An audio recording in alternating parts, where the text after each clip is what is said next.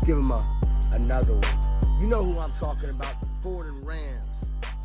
It's been 273 days since we've last seen our Fordham Rams. But when we see them today, it's going to look a little different. Gone is Tim DeMorat, who led Fordham to the best offense in the entire FCS. Gone is Ryan Greenhagen, the program's all-time leader in tackles. But returning is an experienced and deeply talented unit led by a new face. New Mexico transfer CJ Montes. Last year, Fordham clinched an FCS playoff berth for the first time since 2015. Now, they're looking for another one.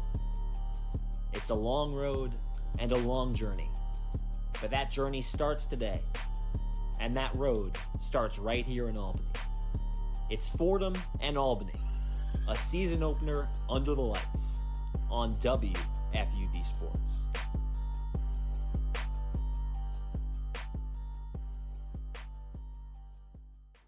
The waiting is over. Fordham football is back. We come to you live from Bob Ford Field at Casey Stadium in Albany, New York, as we get set to bring you this August matchup between the Fordham Rams and the Albany Great Danes. Hello, everybody. I'm Lou Orlando, joined by the great Brian Rabacs. And on behalf of our entire WFUV Sports crew, it's our pleasure to bring you this Fordham football season opener. Fordham coming off a 9-3 season, their best under the Joe Conlin era.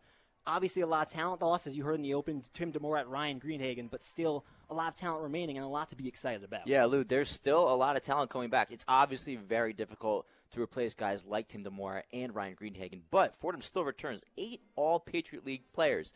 There's still a talented roster on this team. Offense was great last year. They're going to build on defense. They have a new defensive coordinator, so they're looking for improvement in all areas. And like you said, a strong season last year, a playoff appearance. But Colin keeps saying it's hard enough to get there, but it's even harder to stay there. And that's what Fordham's going to look to do in this 2023 season.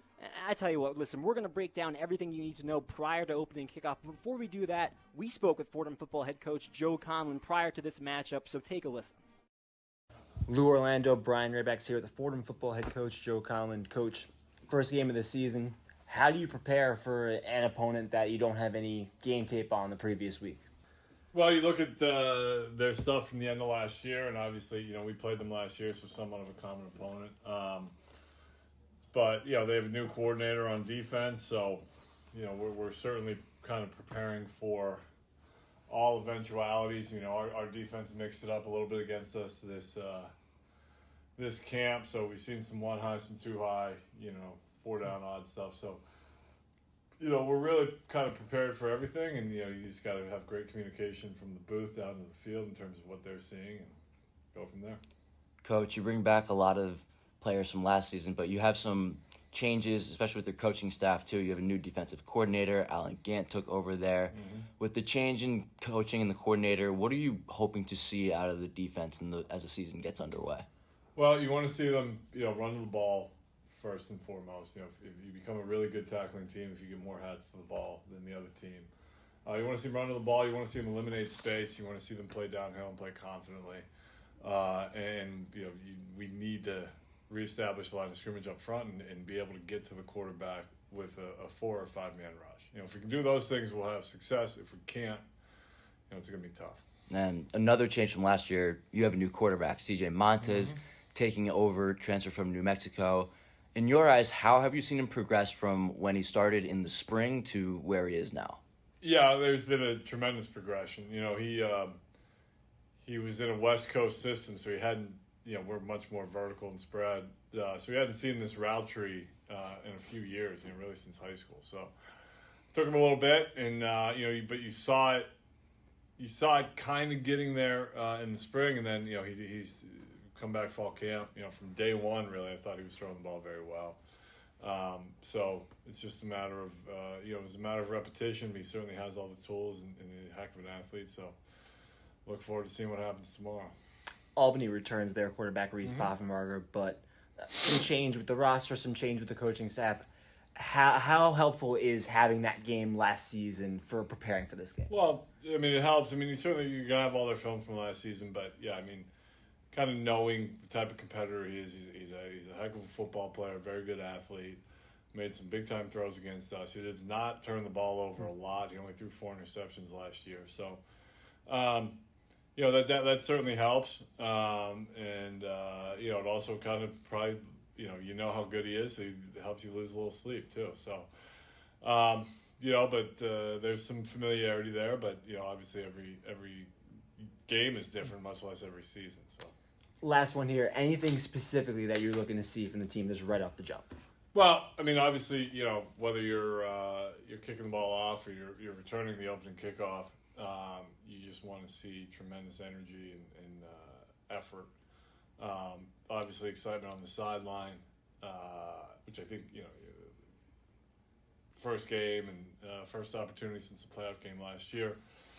These guys will be ready to rock. So I think just energy.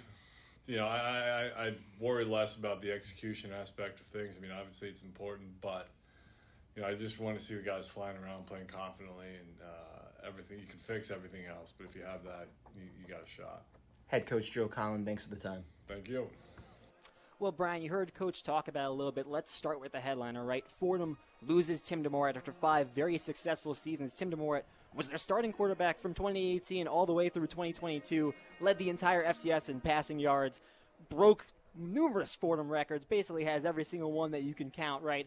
Now the turnover is CJ Montez, New Mexico transfer, not a ton of playing time in an FBS school, only 7 games, doesn't have a passing touchdown yet, but they feel like there's a lot of talent there, but still it's been a lot of work for him to transition into this Fordham offense. Yeah, you heard Coach Colin talking about it, how when he came here in the spring, he was still kind of used to a West Coast style offense, and it takes time to adjust to this style, this new offense that Fordham runs. So it took him a while, but Colin said he likes his progression and he feels he's in a good spot now. He wins the starting quarterback job, and it's just about connecting with the receivers, which he's already done. We've heard about the California trip with his receivers, MJ Wright and company, and it seems that the connection is being established. Obviously, you'll have to see what happens in game action, but so far there's a lot to be encouraged by with how Montez has played in camp and in the scrimmages as well.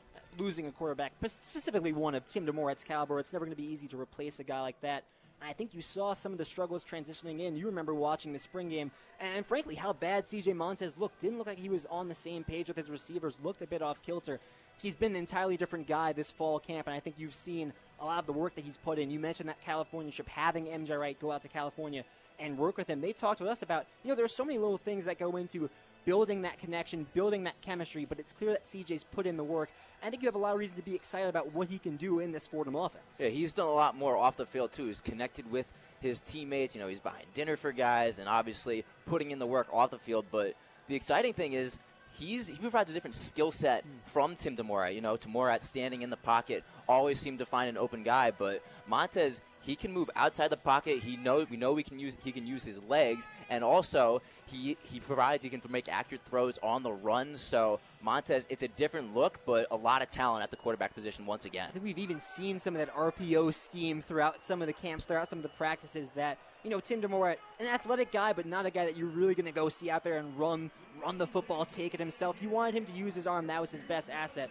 I think you make a case CJ Montez's best asset is his speed. Let's turn it over to Albany. They have another really talented quarterback in Reese Poffenbarger, a guy that won the CAA Rookie of the Year, a fantastic player, a guy that Coach Colin talked about, really hard to game plan against because he doesn't turn over the football, and a guy that excelled as a freshman. You expect him to take another leap as a sophomore. Yeah, Albany is really excited about Reese Poffenbarger. A rookie last year as a freshman, had a great season, a breakout year, just shy of 3,000 pass yards, but like you mentioned, Coach Colin noted the fact that he limits turnovers, great touchdown to interception ratio, 24 touchdowns, 4 interceptions. So he takes care of the football, which is big in an offense. And when you look at him last year, he threw the ball very well, and he can run. So he does a lot of things well. He's got a strong arm, and second year in this offense provides a lot of excitement for the Great Danes. I do think curious to watch this Albany offense. They return essentially their top 4 receivers. They return a lot of their wide receiver room, but they lose a big target in Thomas Greeny, their tight end last year that led them in every single receiving category. Is now playing football for the Cleveland Browns. So was Poffenbarger's favorite target last year, and a guy they no longer have in that offense. Yeah, Greeny, obviously it's no understatement what kind of presence he had in that offense last year. But they still bring back a lot of talent. You look at Roy Alexander; he had a nice season. Julian Hicks caught 6 touchdowns last year. And then you look at other tight ends. Ian Renninger is going to have a chance to fill in for Greeny. Is he going to put up the same production? We'll have to see. But he does provide a lot of talent. He's a big guy, 6'5", 254 pounds, and obviously, similar with what Fordham's dealing with Demora and Greenhagen, it's going to be really tough to replace Greeny, but UAlbany has the talent, and they can still have a good year offensively. And listen, we wouldn't be doing our job if we didn't also talk about the defense. And I think when we talk about Fordham last year, as magical a season as that was, especially from the offensive perspective, you can make a case that the defense was about as bad as it can get. As good as the offense was, the defense really held them back, led up the most passing yards in the Patriot League. On the Albany side, the second worst defense in the CAA, so 2 teams that really struggle defensively. Both teams get new defensive coordinators, and I think interesting to see how both defenses will approach this game and what we might be able to see from them under new leadership. Well, both teams, looking to take a step forward with new coaches at the helm. For Albany, it's Bill Nessett, and for Fordham, it's Alan Gant at defensive coordinator. So both these teams have new looks, new voices in the room. For Albany, they were not great defensively last year. That was something that they're looking to clean up. The solution to that, get a new defensive coordinator, promote a new defensive coordinator, and also bring in some really talented transfers, Deshaun Winston and Amir Hall. Both transferred. They're going to be big presences in the secondary. UAlbany also has a couple CAA preseason honorable mentions, so the talent is there. They're hoping they can bring in new players and make it work, but it's just looking about improvement and hoping to have a better year than last year. Albany returns their entire defensive line.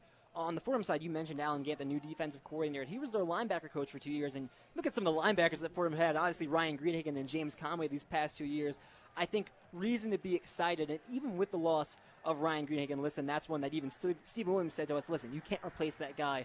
But it certainly helps if you have a guy like James Conway that's led the Patriot League in tackles the last 2 years, only a junior. He's a stud in that linebacker position. Yeah, James Conway, certainly no stranger to playing well on the football field. You look at his Patriot League numbers. Last year, our first-team All-Patriot League player, led the entire Patriot League in tackles, 11 tackles for loss. That was 4th in the Patriot League. So really, when you look at the top 5 numbers defensively in the Patriot League, James Conway was right there with everything. So a real leader on this defense and an ultra-talented player. Obviously, tough to replace Greenhagen, but always nice knowing that you have James Conway, a junior, in your back pocket coming back. I do think the sentiment last year when we talk about the Fordham defense, front 4 is pretty good. The front 7 was pretty good, right? Include the linebackers in there. What really hurt them was the secondary. How do you improve that? They've added some depth. Look at some of the freshmen that we'll talk about later in this game. But Coach Colin said to us he feels as good about his depth as I think he's ever felt in his tenure. Yeah, this is a very deep defensive team, as Colin said. And you look at the secondary, too.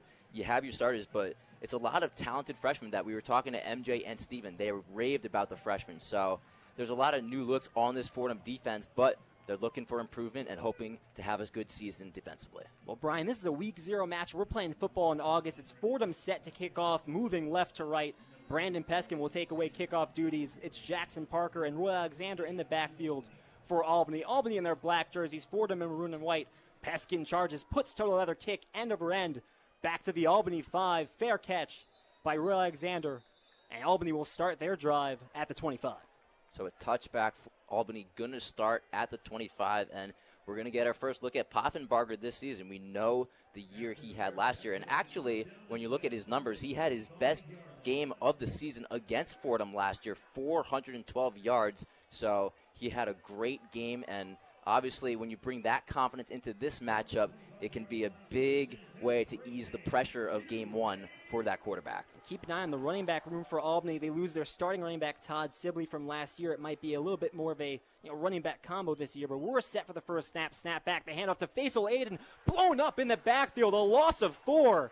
And the Fordham defensive line showing out early. Mark Preto getting an early tackle. Well, Colin was talking about, Coach Colin was saying he wants to see effort. First play right there, they get immediately in the backfield, Mark Preto right there. And Fordham, we know the D-line, talented, bring a lot of players back and got pressure right from the get, a loss of yardage for UAlbany. The first carry in the Albany career for Faisal Aiden, the Utah transfer, goes for a loss of 2. Empty backfield for Poffenbarger, 3 down low, 2 up top.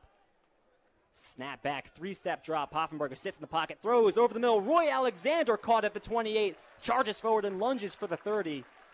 And this sets up 3rd and 5.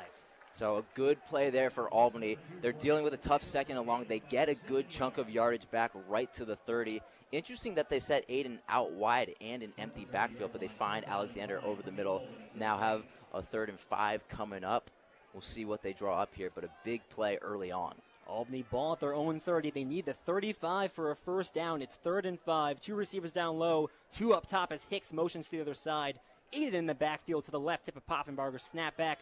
3-step drop, throws, near side, the toe tap and the catch. Roy Alexander, what a fantastic play to pick up the first down. We know the talent that Roy Alexander brings. He had a great game against Fordham last year, too, with his only 100-yard game of the season. But I was really impressed with how Poffenbarger stayed composed in the pocket, had more pressure. Fordham brought an extra man on the rush, but Poffenbarger stays composed. He finds his receiver, Alexander, at the far sideline, and obviously a great catch there by Alexander to make the conversion. Threw it to the far sideline where only Alexander could get it. But now they're going to walk this back, and we'll wait and see what the referee call is. This is going to be a false start. Ball is still placed at the 30. So it looks like they may have called. You saw the referee immediately signal catch, but it looks like they talked it over and may have overturned the call. So what initially looked like a fantastic catch by Roy Alexander instead ruled incomplete. Fordham forces a 3-and-out on their first defensive look of the ball game, their first defensive look for defensive coordinator Alan Gant. And now, barring anything unforeseen on this punt, we'll get a first look at the Fordham offense. The punt away from Tyler Pastula, spiraling back to the Fordham 20. Fair catch by Garrett Cody. And the Fordham offense will take over at their own 18. Fordham, we're going to get the first look at C.J. Montes, but how about that defensive drive to start the game? You were looking for improvement on defense. That was one error they were harping on after last season, forcing a 3-and-out on the first drive. I think that does a lot of way to build confidence for this defensive unit on the first drive of the season. I mean, how good of a feeling is it to see that first play? It's a loss. You see that defense force a 3-and-out. Got to be good vibes on the sideline for the defense. Now we get our first look at C.J. Montes making his Fordham debut. It's Montes in the gun, 2 receivers either side. Julius Luffridge, the back to his left. Montes collapsed to the snap. The give to Luffridge up the middle. Shakes the tackle, working his way outside towards the near side, past the 20. Shakes another tackle and lunges forward for a couple. A tough gain of 7. Julius Luffridge refusing to go down. Luffridge, a strong physical back from Houston, Texas. Had a great year last year, and look at that physical run, Lou. Just shoving guys to the ground, a nice stiff arm, shaking a couple tackles. Ultra-talented back, getting a good, solid chunk of yardage on that first play of the drive. Trips left, lone receiver on the near side is MJ Wright. The snap back, the give, once again, left side. Luffridge charging ahead, gets the first down. As he's taken down right around the 29-yard line. So they've gone to Luffridge on the first couple of plays on this drive. Now have to set up quickly for a 3rd down. Excuse me, 3rd and short as he's just short. Montes in the gun, 2 receivers either side. Luffridge still the back. And we'll see if this gives Montes an opportunity to throw the ball. We know the accuracy he has. Now it's just about showing it on the field. Snap back, Montes, 3-step drop, steps up. He's going to look to run it. Going nowhere is right at the left hash is the Albany linebacker. Knocking him down. This will be 2 straight 3-and-outs, 1 for Albany, 1 for Fordham. Defense is showing up early. Yeah, both defenses wanted to have a strong start to this game, and they got it already. Montes was looking on the near side for Mekhi Felton. That was his first read. It wasn't there, and then the pocket kind of collapsed on him. He had to scramble a little bit, use his legs, but with the Albany defenders swarming on him, not a chance to do much there. Will Hazlitt standing on his own 10. He'll have to put some leg into this one. First drive in the Fordham career of C.J. Montes, 3-and-out, does not complete a pass, does not attempt a pass. The drop kick from Hazlitt. Back to Jackson Parker, catches it at the 26, looking to take it near side. Shakes the tackle and turning it upfield past the 40, stuttering the feet, and taken down by Jaden Allen, the Fordham tight end, at the 42. But good field positioning for Albany on their second drive. Well, a good return from Parker, and Albany really burned Fordham on special teams when they played last season, and Parker was a big part of that along with Roy Alexander. So a good return. You're set up at around the 40-yard line, and that's good for Reese Poffenbarger. Different from starting at the 25, you're a little further back, have to play a little conservative, but now towards midfield, Poffenbarger a chance to do something special. It's Poffenbarger in the gun, 2 receivers up top, 1 down low. 8 in the back, offset left. First, we'll take a quick timeout, our first media timeout of the game. 11 minutes, 30 seconds left in the first quarter, no score. You're listening to Fordham Football on WFUV Sports.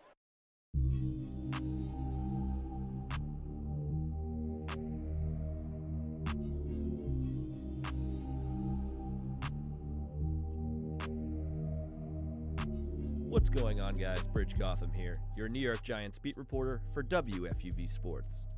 Be on the lookout for weekly reports and game recaps on WFUV's YouTube channel. We'll be covering the action all season long. Feel free to follow me on Twitter at BGBridge for updates throughout the games. For all things Big Blue, stay tuned all season long.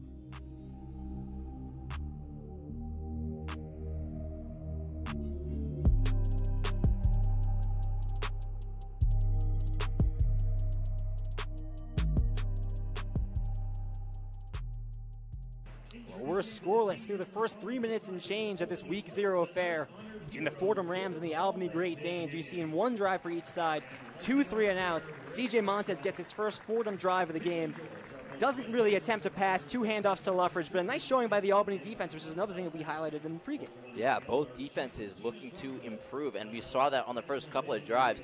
Albany, they were able to collapse the pocket well on Montez a couple of times. Loughran had some strong runs, but they were able to come through when they needed on a big third down and force a punt. Now for Fordham, on their first defensive drive, they got a lot of pressure up front, which has to be really encouraging. And Coach Colin was talking about how he feels this defensive line and this up front unit has a lot of depth and a lot of talent. There's a lot of guys to be excited about. Sam Burkle coming off a strong freshman year, Claudia Robinson, who started a couple of games, Jaworski, Jack Lowe, Eli Armstrong. There's a lot to like, and this even comes without Alfonso Dixon out there, injured to start the season, but there's still a big presence up front. But now it's going to be tough for the defense in a tough position with Albany starting at their own 41-yard line. I think it goes into some of the depth we were talking about, that this defensive line is stacked 2, maybe even 3 deep. It's Poffenbarger in the gun, 2 receivers up top, 1 down low, Faisal Aid in the back to his left. Albany starts this drive, ball at their own 41. Now you talk about the defensive pressure from Fordham, that might work because last year Albany allowed the most sacks allowed in the CAA. Snap back, Poffenbarger, 3-step drop, looking far side, throws far side, the completion to Roy Alexander at the 42, moving towards the left hash, but brought down at the 45 by a scrum led by James Conway. And with that throw from Poffenbarger, he had more time to be composed in the pocket. The offensive line provides a good amount of protection, and the offensive line, another part of this Albany offense that they're going to be looking for, allowed the most sacks in the CAA last year and lost a 4-year starter in Kobe Thomas, but good start to the drive there, getting protection. 2nd down and 6, the low snap to give to Aiden up the gut, but unable to shake the tackle from Matt Jaworski. Read that right away, maybe picks up a couple, but this will set up another 3rd down. Yeah, a lot of physical players on this defense, Matt Jaworski right there. Fordham got a good 3rd down stop on the first drive. At midfield, there's a little more pressure involved here, but still same situation. Carry the confidence from drive number 1 and see if you can get it here. Referees stopping play once again. And we have an injured player on the field for Fordham. Correct me if I'm wrong, is that James Conway? That would be tough if it's James Conway at the linebacker position. We know what he is. You hope it's just a cramp on the field. He's getting attended to right now. This would be a big blow if it's anything serious for Fordham. Looks like James Conway sitting upright right at the Albany logo at midfield. They're helping him to his feet now, walking under his own power with no assistance whatsoever. Takes a little bit of a hop, and it looks like he's okay, but certainly a scare for Fordham. I think they've been okay injury-wise to start the year, outside of the injury to Alfonso Dixon as well as Garrett Williams. This is a unit that's been pretty healthy. Yeah, and that would have been a tough blow if Conway went down, but it seems like maybe he just got tangled up. Someone landed on him wrong. It's going to take a play off the sideline, but that's still a big loss defensively-wise when you're looking at a presence on 3rd down. 3rd down and 4. 10 minutes and 30 seconds as the clock ticks. No score in this game. Poffenbarger in the gun, trips left, Aiden in the back to his right. Snap back, low snap. Poffenbarger throws, far side, the completion. Roy Alexander once again as he turns upfield, now across midfield into Fordham territory. And that's a good route there. It looked like he was running a fly to start. He stops right around the 40-yard line. Good conversion and a big first down. The first down of the game for either team. Albany now in Fordham territory. The snap back, the give. Faisal Aiden tripped up a yard past the line of scrimmage. That will go as just a gain of 1. It's been tough sledding for Faisal Aiden so far. Yeah, I mean, he's getting a lot of pressure up there. We know the talent that Aiden has, but just hasn't been able to break anything. We've seen Mark Preto get up there on a couple of tackles, contributed right away as a freshman, now getting a chance as a starting linebacker and making the most of his opportunity early in this game. 2nd and 9, 3 receiver, 1 tight end set, 2 receivers down low, 1 up top. Snap back, the fake to Aiden. Poffenbarger throws near side, leaping grab by Marquise Dietz along the near sideline. Tackled just shy of the 30 by Cameron Blair. So Fordham, they do press coverage at the line of scrimmage on the wide receivers, but Dietz able to get around the defender, get open, create separation down the field, and pick up another first down on this drive. Well, after Fordham forced the 3 and out in the first drive, we're seeing Poffenbarger put together a steady drive. Ball now at the Fordham 31, 2 backs, 1 other side. It's Faisal and Lopez Quinones, 2 receivers up top, 1 down low. Snap back, play fake, Poffenbarger, 3-step drop, has time in the pocket, end zone shot, near side, just out of bounds. Roy Alexander made the over-the-shoulder catch, but couldn't get the feet in. You look at Poffenbarger, he seemed like he was looking for Roy Alexander all the way on that play, and he did get some leeway down the field. He was calling for the ball. The issue is just a little too far out of his reach and out of the end zone. So a good route from Alexander, but it ultimately resulted in an incompletion. Alexander split Stephen Williams and Damaris Rice Williams. And if that is maybe back in Albany territory, I think he's taken that for 70 yards, but the end zone kind of stops him there. Poffenbarger in the gun, 2 receivers up top, 1 down low. The give to Nate Larkins up the right hash and into the gut of the Fordham defense, holding strong. Down at the Fordham 30. As it sets up a 3rd and long with 8 minutes, 34 seconds left in the first quarter. And similarly so far, they've been giving it to Aiden a lot early on. They give it to Larkins there, but he just, again, similar to Aiden, just hasn't been able to find a lane. This Fordham defensive front doing a great job of bottling up, not creating any holes, and just stopping running backs dead in their tracks. First carry in the Albany career for Nate Larkins, the graduate transfer from Temple. It's trips right, 1 the left, 3rd down and 9. Snap back, the give. 2 Larkins along the left hash, has the first down, taken down by Cameron Blair inside the red zone, knocked out of bounds at the Fordham 15. And if Albany is able to establish the run, that would be huge. We know they've been doing it in the passing game so far, but you see Larkins cutting it to the left side, getting around the defenders and carrying the defender across the trains and getting a first down, and now they're set up in the red zone. The Albany offense carrying this drive into the red zone, a solid mix of run and pass. Poffenbarger in the gun, Larkins behind him, 2 receivers up top, 1 down low, 7 minutes, 40 seconds left in the first. Motioning is Marquise Dietz, and flags fly, a pre-snap penalty, and this should go against the offense. Yeah, it's looking like they're calling a false start, so they're going to be pushed back 5 yards. Little breathing room for the Fordham defense. We've seen them in the scrimmages, Lou. They were working on a lot of goal line situations, and we'll see if it ends up paying off here. They're in a tight, close to the red zone situation, but get a little bit more breathing room with the penalty. Now it's 1st and 15. For the moment, this pushes Albany out of the red zone. Ball at the 22, 1st down and 15. 2 receivers down low, 1 up top. Larkins the back, offset right, snap back. Poffenbarger, far side, end zone shot, incomplete, but a flag flies. The intended receiver, Levi Wentz. Strong coverage by Nahil Perkins, but maybe too strong. Yeah, they've been looking Wentz's way a couple of times, and Perkins was right on him, but they had one-on-one coverage up top. The referees are talking it over. They don't seem so sure about this penalty. There was a little bit of contact. I'm not sure that that's a penalty. I thought that was pretty good coverage by Perkins, but we'll see the call. Listen, you'll see some officials let defenders be physical, allow contact. I think they're going to wave off the penalty there. They pick up the flag. And I don't want to be biased. I think that's the right call. I thought Perkins maybe gave a little bit of contact, but not enough to warrant a pass interference. I thought he played pretty sound coverage there. And listen, there's going to be fighting for the football, but Perkins really stayed on Wentz tightly and guarded him as contestedly as possible. And I didn't see a lot to warrant the flag. They threw it initially, but may have made the right call picking it up. 2nd down and 15, 2 receivers up top. The lone receiver down low, Julian Hicks. Larkin moves to Poffenbarger's right. Now Renninger moves to the left. The low snap, Poffenbarger facing some pressure, dishes it out near side for Larkin. Shakes a tackle, moving up the right hash, shakes another inside the Fordham 15 before he's eventually tripped up, but not before he gets within 3rd down and 10. Yeah, Larkin's getting a bulk of the load on this drive, the transfer from Bentley. We've discussed the running game for Albany, and they're going to provide a lot of different looks. They don't have exactly a clear number one. Aiden and Larkin is going to take a bulk of the load, but we've seen them splitting so far, and now Larkin's catching that pass out of the backfield, taking it close to a 1st down. 3rd down and 6 from the Fordham 13. Trips left. It's Aiden in the backfield. Poffenbarger claps. The Fordham defense jumps. It's just going to be a question of who jumped first. Was Fordham drawn off, or did they go too early? And this will be another discussion by our referees. It's going to be offsides on the Fordham defense, so Fordham giving Albany some free yardage. That will make this a much easier 3rd down. I mean, you talk about a game-changing penalty, Lou. You go from 3rd and 6 to a 3rd and 1.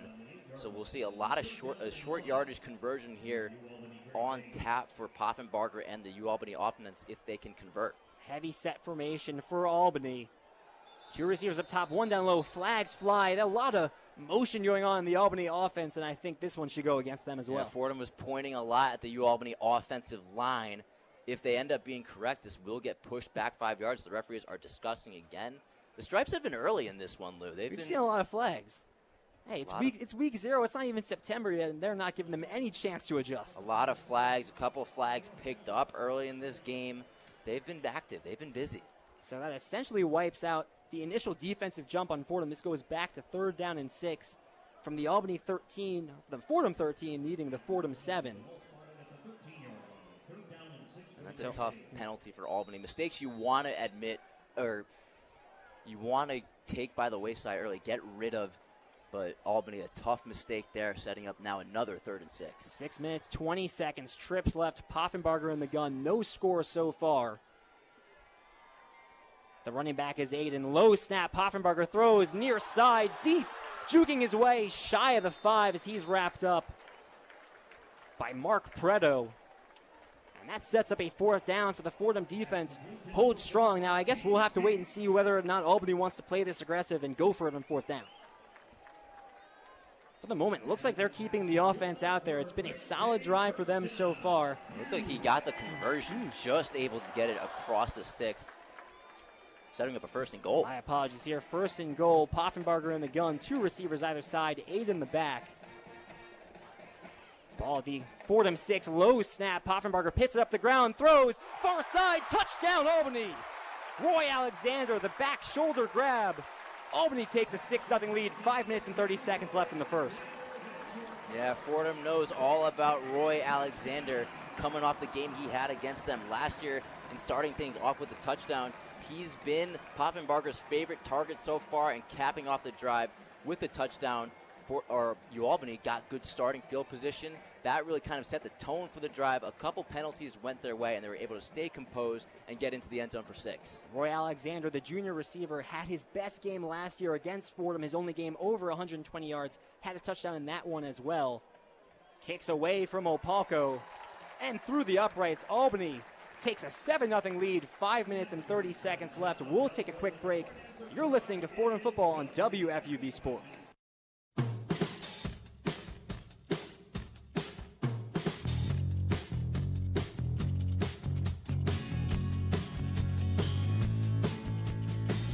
What's up, guys? I'm Julia Moss. And I'm Will Talent. And we're 2 of your hosts for one of WFUV's football podcasts, NFL Friday. Tune in every Friday for all news and updates around the National Football League. Also, we'll be making our picks of the week around the league on every episode. Check out NFL Friday wherever you get your podcasts to catch the action.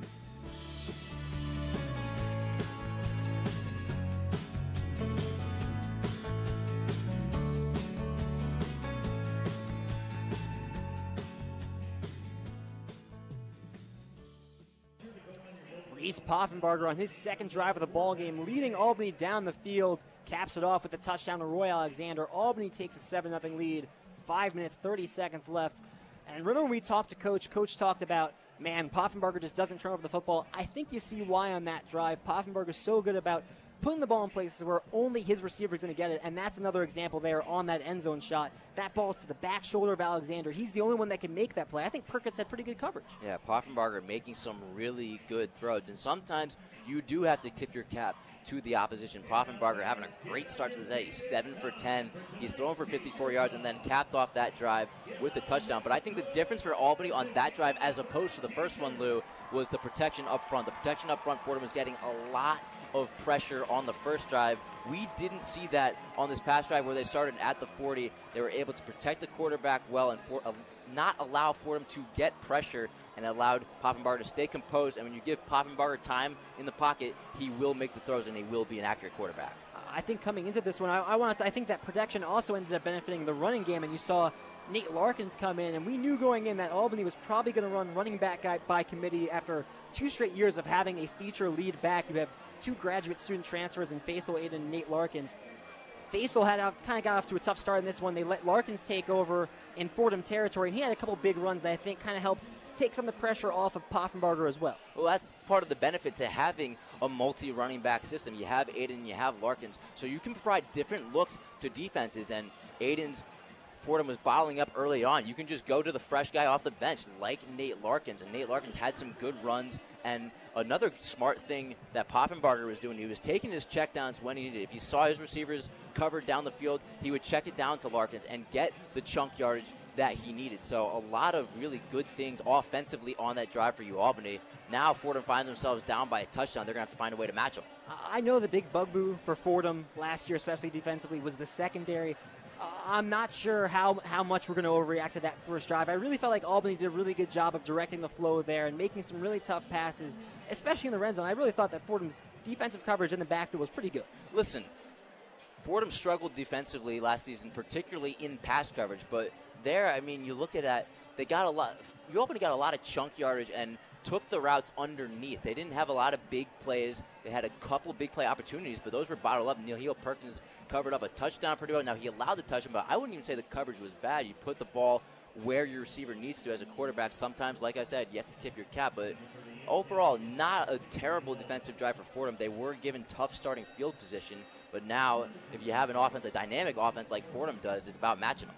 Albany a 7-0 lead with 5 minutes, 30 seconds left in the first quarter. Sam Hogan to kick away, charges, puts toe to leather, the kick back inside the 5. MJ Wright returns along the right hash, gets past the 20, juking forward past the 25, lunges for the 30. A nice return by graduate student receiver MJ Wright. Yeah, MJ Wright. Boy, are the Rams happy to have him back. A captain on this team, a second-team All-Patriot League receiver last year, 1,000 yards, 11 touchdowns. Believe it or not, both of those only third on the team last year, so that just shows the talent that Fordham had in the receiver room last season, but he can do a lot of things. He's got a lot of speed, and a good return there sets Fordham up at their own 30. It was not a guarantee that he was going to come back. He entered the transfer portal, but came back because he believed in the mission here. It's Montez in the gun, getting our second look at him. 2 receivers either side. It's the give along the left hash for Julius Ruffridge, bouncing it outside and yanked down right around the 38-yard line, calling a gain of 7. We've been seeing Loughran get a lot of carries so far. He's averaging about 5 per carry, so he's been doing a good job out of the backfield, being elusive, making defenders miss, and now setting up Fordham with a 2nd and short. 2 receivers either side. Montez in the gun, 2nd and 10. The give once more to Loughran, right up the middle, stuttering the legs and falling forward. And this is going to be a close one. We'll see if they give him the chains. And they will. Just got past the first down marker at the 41. That moves the chains. 2 runs for Julius Loughran and a first down. 2 runs on the drive, picking up a first down. You'd like to see more in the passing game, but on the ground, Fordham doing a great job with Loughran leading the charge. Montez yet to attempt a pass. 2 receivers either side. The play fake. Montez steps up. Now he'll roll to his right. Throws on the run. Connects with Julius Loughran out of the backfield. Taken down at the 46 of Julius Loughran, doing it in the run, now doing it in the passing game, and C.J. Montez 1 pass in the completion. So they ran play action there, and it looked like Loughran was going to stay in the backfield as a blocker for a second. Instead, he runs a short route towards the sticks. Montez didn't see his routes downfield, so he takes the check down and picks up a nice gain. Montez in the gun, ball on the near side hash, dropping back, throws the check down. Loughran far side, has some space, gets past the 50, picks up the first down, tripped up at the Albany 45. But Julius Loughran seemingly everywhere for this Fordham offense right now. Julius Loughran, if they keep doing this to him, he might need a breather on the sideline, but he's been doing a great job. They've been feeding him the football, and every time he's getting the football, he's making magic happen, taking it across the chains for a first down, setting up Fordham across midfield. 3 minutes, 35 seconds. Credit Jaleel Johnson with that last tackle. Montez in the gun, 2 receivers either side. Play fake, handoff, no, up the middle for Ricky Parks. The sophomore back surges forward for 12 yards and a first down. Ball moved up to the Albany 30. That's the first carry for the Fordham career of Ricky Parks. Yeah, Ricky Parks transferred from Utah. Didn't see playing time there in 2 seasons, but his first carry as a Fordham Ram is a big one. Fordham back to the line quickly. Ball at the Albany 30. 2 receivers either side. Clock a tick above 3 minutes. Fordham trailing by 7. Parks motions to Montez's left. The give goes to Parks along the left hash. Breaking a tackle. Still free. Has the first down inside the 20. Eventually taken down shy of the 10. 2 very strong runs by Ricky Parks, the transfer from Utah. I mean, what a way to start your Fordham career. You have a 14-yard run on your first carry, and then you add a 16-yard run after that. Ricky Parks being really explosive out of the backfield to start his Fordham career. Wide receiver stacks on either side. Montez in the gun. It's Parks to his right hip. Now he motions to his left hip.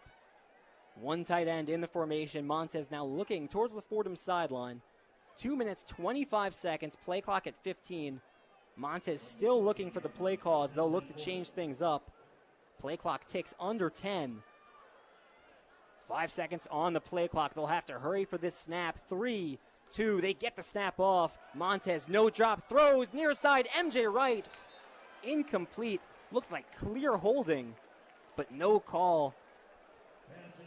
As Kevon Angry got a big grasp of MJ Wright's jersey, but no penalty is called. Call it 2nd and 10 from the Fordham of the Albany 14. Yeah, it looked like there was a lot of tugging on the jersey, but I guess the officials, what they're determining is whether that ball was catchable. Ball was a little high out of the reach of Wright, and they don't throw the flag. 3 receiver, 1 tight end set. 2nd and 10. 2:05 left in the first quarter. The give up the middle to Ricky Parks. This time, not as much yardage there. Tripped up at the Albany 13. Call it a gain of 2. Sets up a 3rd and 8. Well, that's a big stop for the Albany defense. They've been getting burned in the run game all night long to start this contest in the first quarter, but a good stop there. Now you bring up a tough conversion for Fordham on 3rd down. They're in 4-down territory, but you know they'd love to pick up this 3rd down conversion here. Same personnel. Allen motions into the near side slot, so we've got Trips right, the lone receiver up top, Garrett Cody. Ricky Parks still in the backfield. 3rd down and 8. Minute 27 and ticking left in this first quarter. Snap back, Montez. 2-step drop. Throws. Garrett Cody incomplete. Cody looking towards the refs for a pass interference call. He won't get it. And that will send out the Fordham kicking unit. And that was the transfer, Amir Hall in coverage for Albany. One of the transfers that they brought in to make a difference on this defense and in that secondary. Had good coverage on Garrett Cody and forces an incompletion, and now Fordham has to bring the field goal unit out and potentially settle for 3. Brandon Peskin out for the 30-yard field goal. Fordham trails 7-0. 1 minute, 20 seconds left in the first quarter. Snap the hold, kick clears the line. And good through the uprights. Fordham trails 7-3. Minute 16 seconds left in the first quarter. We'll take a quick break. You're listening to Fordham Football on WFUV Sports.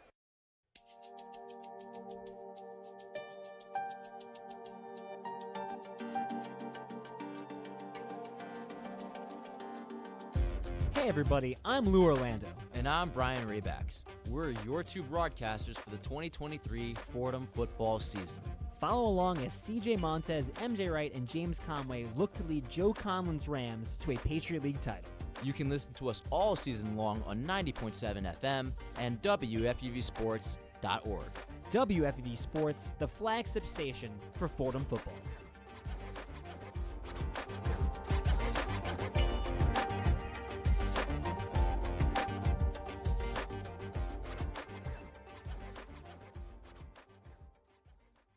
Fordham gets their first points of the ball game. A field goal from Brandon Peskin Albany still leads 7-3. Just a minute and 16 seconds left in this first quarter. Peskin set for the kickoff, charges, puts toe to leather kick, end over end. Back to the Albany 5, set to return. Roy Alexander along the near sideline, stutters at the 20, shakes the tackle, past the 25, up to the 30, and falling just short of the 35 along that far sideline. Another nice return for Roy Alexander. Roy Alexander doing exactly what he did last year against Fordham on special team. A season high 109 yards returning last year against Fordham, and another nice return there. And again, like the last drive, Albany set up in good field position to start. Albany leads 7-3, just a minute, 8 seconds left in the first quarter. Poffenbarger on his last drive led Albany down the field, capped it off with a touchdown to Roy Alexander. It's Poffenbarger in the gun, 2 receivers up top, 1 down low, Aiden in the backfield offset left. Snap back, play fake, 3-step drop. Poffenbarger meanders to his left, throws near sideline, incomplete.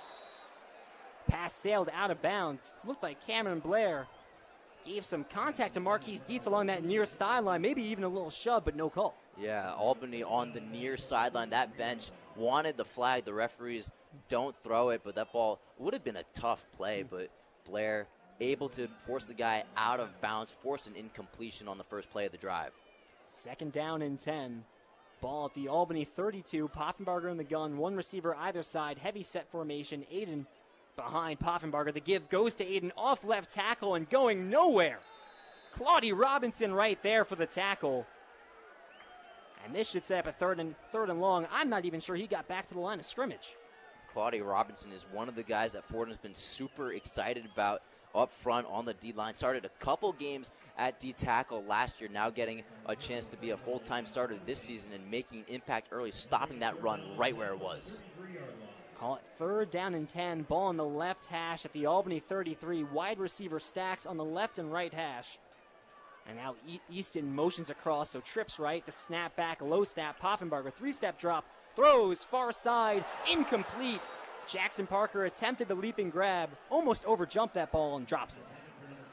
Yeah, it would have been a tough play. Jackson had a chance at it and a nice throw from Poffenbarger, but goes right off his hands, can't fight through the coverage. But Fordham forcing an incompletion, forcing the punting unit for Albany to come on the field. So bouncing back from the last drive, you allow the touchdown with good starting field position.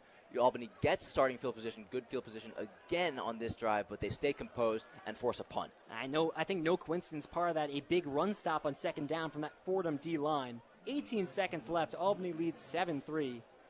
Tyler Pastula ready for the punt, the snap back, rugby-style punt. Back behind the Fordham 15, Garrett Cody out to return. Jukes left, now moves right. He's got space along the near sideline. Past the 30, up towards the 40, still going, finally knocked out of bounds at the Fordham 45. A nice return by Garrett Cody, looking to step into a bigger role this year in the offense and in the special teams unit. Well, they were missing Thornton last year. He got hurt in the Ohio game. Didn't play the rest of the season, but you saw a nice cut back the other way, forcing a defender to miss. And then on the near side, he just had a lot of room to run. A really nice return there from Thornton, who, like you said, has been a depth piece at receiver for a couple of years, but looking to make an impact on offense at receiver and making an impact on special teams early in this game. And even with the injury in the Ohio game, Thornton's 4 punt returns, the most on Fordham last year. I think it tells you that defense didn't force a lot of punts last year. Montez in the gun, 2 receivers either side, just 5 seconds left in the first quarter. Snap back, play fake, 3-step drop. Montez throws near sideline. Jaden Allen, the basket catch, and into the Albany red zone. The biggest pass and catch so far in the Fordham career for C.J. Montez connects with his tight end, Jaden Allen. And Fordham moving right into Albany territory. Well, that was a really nice route from Jaden Allen, getting separation down the field, and Montez realizing it immediately. And Jaden Allen's one of the tight ends that Coach Colin was saying he was really excited about this season. They have a lot of talent at the position, and Allen worked at tight end in special teams last year, caught a touchdown against Albany last year, and burning them at the end of the first quarter today. Well, Fordham moves into the red zone, but unfortunately we have to take a quick break. That's the end of the first quarter. Albany ahead 7-3 after 1. You're listening to Fordham Football on WFUV Sports. The one-on-one scoreboard. We'll start things off by highlighting Notre Dame's football's victorious return from Ireland. The Fighting Irish sank Navy's battleship in the Aer Lingus Classic as they took down Navy 42-3. Sixth-ranked USC kicks off their season against San Jose State as the two teams are set to square off starting at 8 o'clock. Shifting over to professional football, the starters are in. The showdown in MetLife has the Jets, led by Aaron Rodgers, up over the Giants with a score of 14-10 as the second quarter dwindles down. It's halftime in FedEx Field, and the Cincinnati Bengals lead the Washington Commanders with a score of 10-7. Two of Florida's finest teams are currently matched up as the Dolphins lead 3-0 over the Jaguars after one quarter of football. The Tampa Bay Buccaneers and the Baltimore Ravens are tied, and both teams have 7 apiece. Earlier today, the Buffalo Bills eked out a win at Soldier Field as they beat the Bears 24-21. Another AFC powerhouse triumphed as well as the Kansas City Chiefs got one from the Cleveland Browns with a final score of 33-32. For your one-on-one scoreboard, I am Michael Matuch.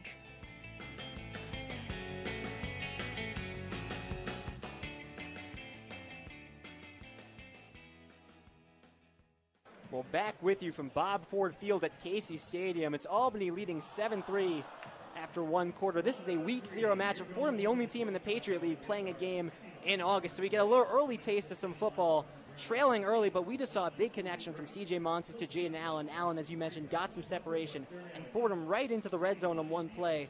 Safe to say, the best throw of C.J. Montes' career so far. Yeah, C.J. Montes hasn't made a lot of them so far. They've been running the ball a lot in the first quarter, but he ends the first quarter with a big play to Jaden Allen. You look at the talent at receiver, Lou, with M.J. Wright, Mekhi Felton, Garrett Cody, and on the other side, Hicks, Alexander, Parker. Who would have thought that Jaden Allen, the tight end, would have the longest reception of the day so far, 38 yards. A huge play for Fordham, setting them up in the red zone already. They weren't able to convert in the red zone the first time around, hoping for a difference and to get in the end zone this time.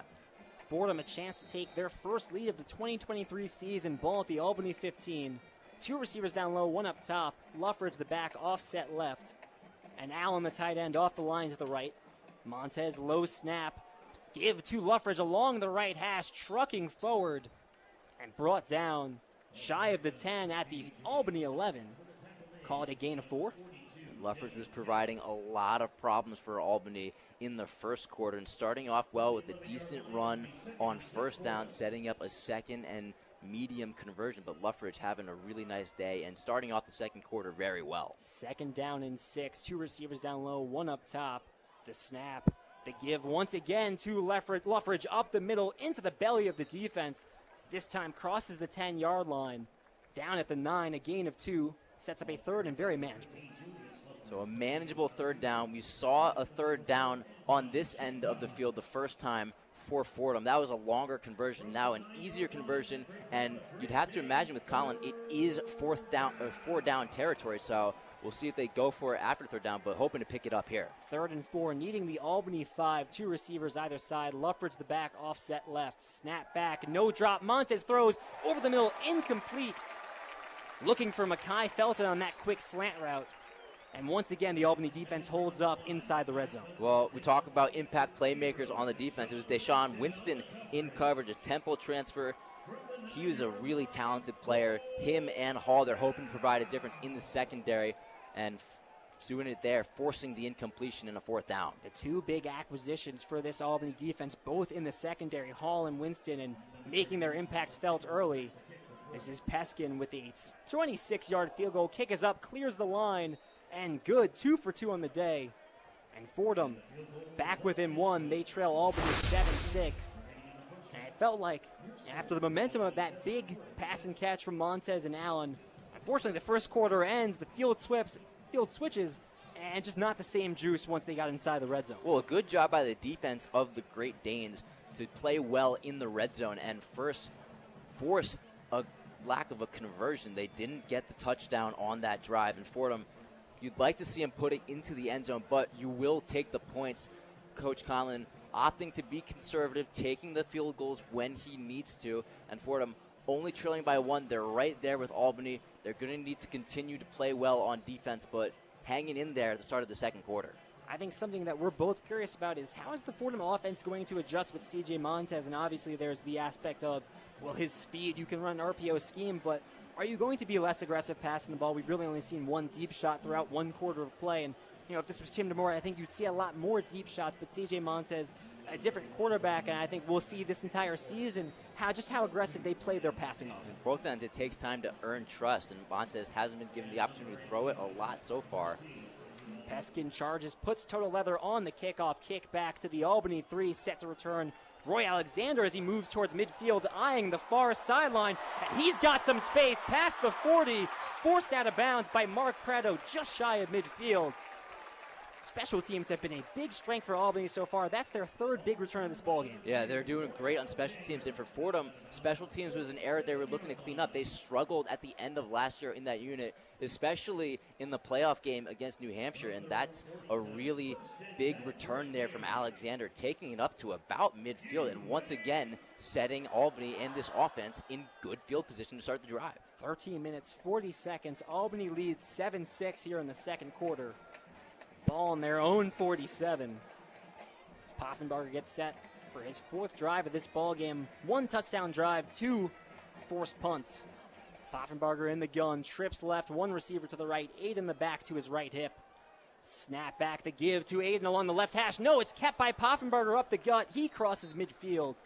Taken down by Preto at the Fordham 49. So this was something that Joe Colin said he was going to look out for. Poffenbarger can run the football as good as he can throw it. He can be a threat with his legs too, and you see it there, faking the handoff to Aidens and pulling back, taking up the middle for a couple yards, but now we know that Albany has that play in their back pocket. Poffenbarger in the gun, 2 receivers down low, 1 up top, 2nd down and 6, 13:07 left in the second. It's 8 in the back, offset right. Low snap, play fake. Poffenbarger throws left side, deflected by Matt Jaworski. And that will force an incompletion and a 3rd down and 6. And Matt Jaworski, a disruptor up front, had a great season last year and already making noise today with a pass breakup too.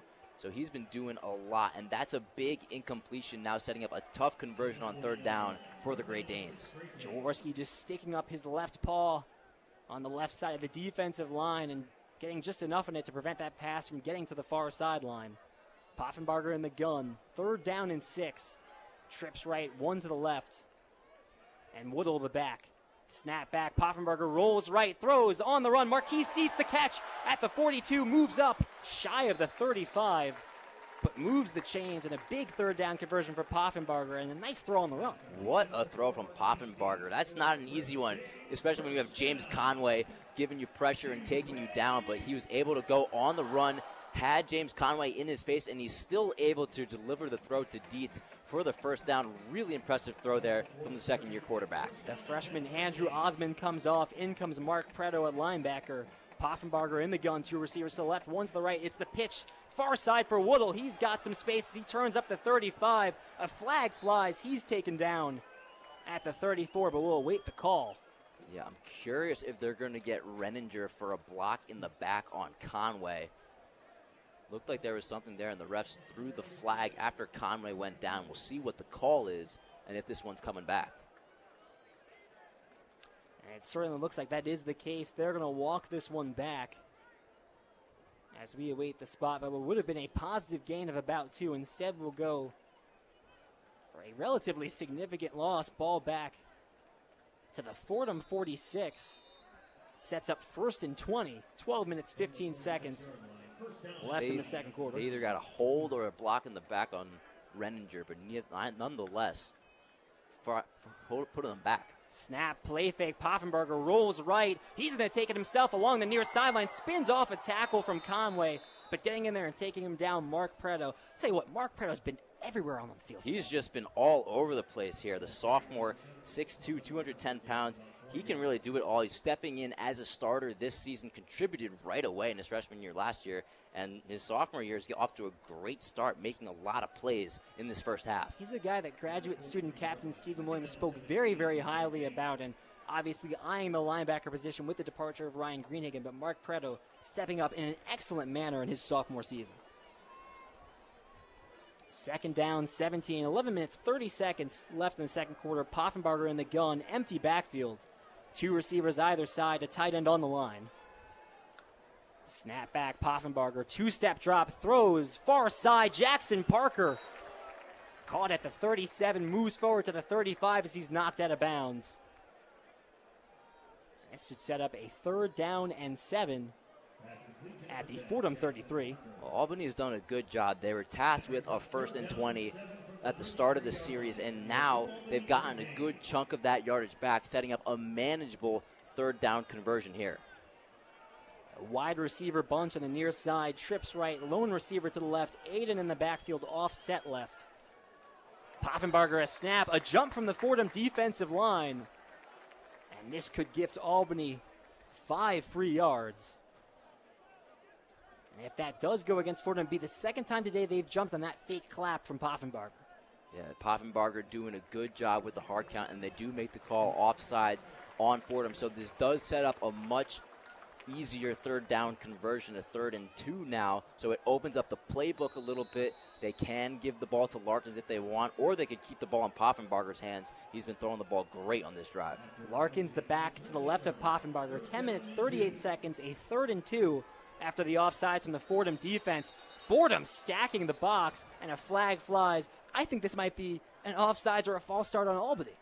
So if this goes on Albany, this would be the 2nd time that they get a penalty on Fordham, and then immediately it's erased by an Albany false start. A tough mistake there, and that's exactly what it is. You said it, Brian. The 2nd time today that, almost the exact same manner. The first time it was a defensive jump on the clap from Poffenbarger. Immediately, a little bit of confusion in the Albany offense. A false start resets to 3rd and 7. Some sloppiness here with August college football. So we're back to 3rd and 7 from the Fordham 33. Clock ticking, 10 minutes, 30 seconds. Albany leads 7-6 here in the 2nd quarter. And this would be a huge stop for Fordham on defense. Albany nearing field goal range. If they can limit yardage here and get a 3rd down stop, it would be a big play for this defense. 2 receivers down low, 1 up top. Larkins the back. Alexander motions. It's a fake and a take by Poffenbarger. Pitches to Roy Alexander out of the backfield. And he picks up the 1st down. Some trickery on the RPO by Poffenbarger. Yeah, really nicely designed play. Had the Fordham defense fooled as they were able to get it to the outside. A really nice effort from Stephen Williams making that tackle. They're going to rule Alexander just short, so he got up to the Fordham 27. They needed the Fordham 26. I thought he got out of bounds just ahead of the chains. Instead, it sets up a 4th and 1. Well, you talk about that tackle from Williams, making it right at the sticks, forcing a lack of a conversion. Now, I'll be interested if Albany snaps this ball or they actually run a play. Heavy set formation. Poffenbarger under center. QB sneak lunging into the belly of the defense, and he's going to be just short. Really nice pressure up front. Before the play, it looked like, are they calling a timeout? Is this an Albany timeout? I think you're right, Lou. They just call a timeout. Albany gets the timeout right before a QB sneak that would not have picked up the 1st down on 4th and 1. So Albany gets a chance to get their heavy set formation out there, see what Fordham's going to match with. They call the timeout right before the snap.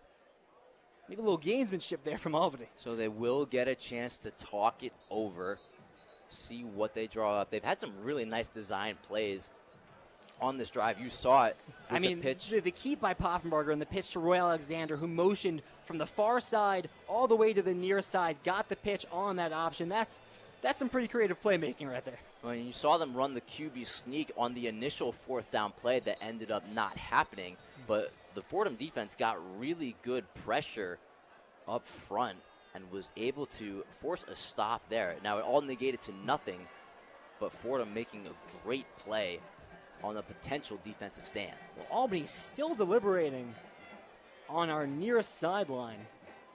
It's confusing. They looked like they were going out for a second to run a play, and now they're going back to the sidelines. And when they went out, it did not look like a heavy set formation at all. It looked like your standard 3-receiver tight end set. So curious to see what they do here. And I wonder if they're going to talk this over, because they look dead set on running the offense back out there. But you see John Opalco, the kicker for Albany, he's warming up a little bit. If he's prepared to kick a field goal in this situation, it would be a tough field goal here. This would be a long field goal. It would be a 40-plus yarder. His longest is 36. I think it would be nice to keep the offense on the field if you're Albany. You're in Fordham territory, and you have a short conversion coming up, so maybe trust your offense. They've been doing great things on this drive, getting a lot of good conversions and now maybe roll the dice, get another one here. I think definitely let Poffenbarger operate out of the gun. He's been so creative there. He can make something happen with his legs. He's made things happen with his arms. That's probably your best bet, but we'll see what they run out there. Looks like this will be Poffenbarger in the gun. 2 receivers down low. Larkin's the back to his left. A couple tight ends on the line. 7 on the line. And now both tight ends, Renninger and Moses, motioning to the right side. So a strong right formation. A snap and a jump by the Fordham defense. Fordham insists that this is a false start against Albany. The refs will deliberate. From my eyes, it looked like a false start on Renninger. And it will be a false start on Ian Renninger. That is a really, really killer penalty there. So now you have a 4th and inches, a 4th and 1. You take that back to a 4th and 6. Now you're not really in field goal range. This would be about a 49-yard attempt. So you're at the 32. You're going to have to run the offense out there and hope for a conversion. And it looks like that's exactly what they're going to do. 4th and 6, needing the Fordham 26. This is kind of no man's land. You can't punt from this territory. You can't kick a field goal. Have to keep the offense on the field here, and that's what Albany's going to do. 4th down and 6. Poffenbarger in the gun. Larkins to his left. 2 receivers down low, 1 up top. Snap back, 2-step drop. Poffenbarger throws. Far side, incomplete. Looking for Levi Wentz. It went through his hands on the curl route. Fordham forces a turnover on downs. Fordham had 2 defenders in the area, and Cam Blair was right there, forcing the incompletion, and that's a big confidence booster for this Fordham team, forcing the turnover on downs. Now the offense is going to start at their own 32-yard line. Solid starting field position. They've gotten points on their last 2 drives. Now it'll just be a matter of whether they can put it in the end zone, but a really nice stand from the Fordham defense. The Fordham offense will take over from their own 32, 9 minutes, 22 seconds. They trail by 1 here in the second quarter. Montez out in the gun, 2 receivers either side. Luffridge the back to his left. Collapse to the snap, play fake for Ricky Parks. Montez steps up and he's taken down. A.J. Simon, the senior defensive lineman, getting in there, getting the first sack of the year for Albany. So it looks like they ran a spy there with Winston, and he was able to see Montez moving up in the pocket and then just came up there from the safety position. A really nice play on defense for Albany. 2nd down and 16, ball on the Fordham 25. 2 receivers either side. Parks in the backfield to the right of Montez. And now a flag flies. And this should be false start and move the Fordham offense back even further. Yeah, so if the sack wasn't enough, now you're going to have a 5-yard loss. Put it at about 2nd and 20, 2nd and 19. So we'll see how this changes the game plan from Coach Colin and the rest of the Fordham offense. Do you play it more conservative now that you're backed up in your own territory and almost seem a mile away from the first down? 2nd down and 21, 8 minutes, 40 seconds left in the second quarter. Montez in the gun, 2 receivers either side. The give to Ricky Parks up the middle, only gets a couple. Gets past the line of scrimmage, but right into the teeth of that defense. Taken down by Jaleel Johnson at the Fordham 22. Ricky Parks had a couple of really nice drives early on. They were hoping that he was able to get a chunk of that yardage, not able to do it. 3rd down and 28 minutes, 15 seconds in the second quarter. Montez in the gun, throws near side, leaping grab. MJ Wright, did he get the feet in? He did. Still, it won't be anywhere close to the first down as that reception down at the Fordham 29, and just a little bit more breathing room for the Fordham special teams unit and punter Will Haslett. Yeah, Hazlett's going to have more room to punt the football, and MJ Wright been very quiet in this first half. That was his first catch of the night. Not anywhere near a first down, though, and Fordham's going to punt. Right, one of 3 receivers last year with 1,000 yards. Only 7 receivers in Fordham history have a 1,000-yard receiving season. The punt's away, back to the 21-yard line, returning it. Jackson Parker along the right hash, dances outside the near sideline and pushed out of bounds right at the 40-yard line. Special teams continuing to impress for Albany, and this time they'll start their drive right at their own 40. Yeah, Fordham not doing great on special teams today. They're allowing an average of 36 yards on kick returns, and then before that punt, an average of 52.5 yards on punt returns. So special teams is definitely going to be an area that Fordham's going to clean up. Now, they were kind of backed up in their own territory, so odds are Albany was going to start in good field position anyway, but they're at the 39-yard line hoping to score on the drive. Poffenbarger in the gun. Running backs flank him on either side. 2 receivers up top, 1 down low. Lopez Quinones motioning out of the backfield. Snap back, thrown over the middle, brought in by Roy Alexander. Charges forward right to midfield. And right at the first down marker, he's got enough to move the chains. So 1 pass for 10 yards moves the chains. And Albany right at midfield. Albany taking advantage of the field position. Roy Alexander had been Poffenbarger's favorite target today. His 4th catch, that leads the receivers, and another catch from Alexander gives them another first down. Same formation. Poffenbarger flanked by Lopez Quinones and Aiden. Poffenbarger steps up. He'll adjust the play call. 2 receivers up top, 1 down low. Ball at midfield, 1st and 10. 6 minutes, 47 seconds left in the second quarter. Snap back. It's a give to Aiden. Far side. Breaks the tackle. Spins forward into enemy territory. Falls forward past the 50 for a couple. But Fordham can get a stop here. 2nd down and long, excuse me. Fordham defense has come up big on the last couple of drives, recovering from the touchdown that they allowed in the first quarter and a huge 4th down stop on the last drive to first force a turnover.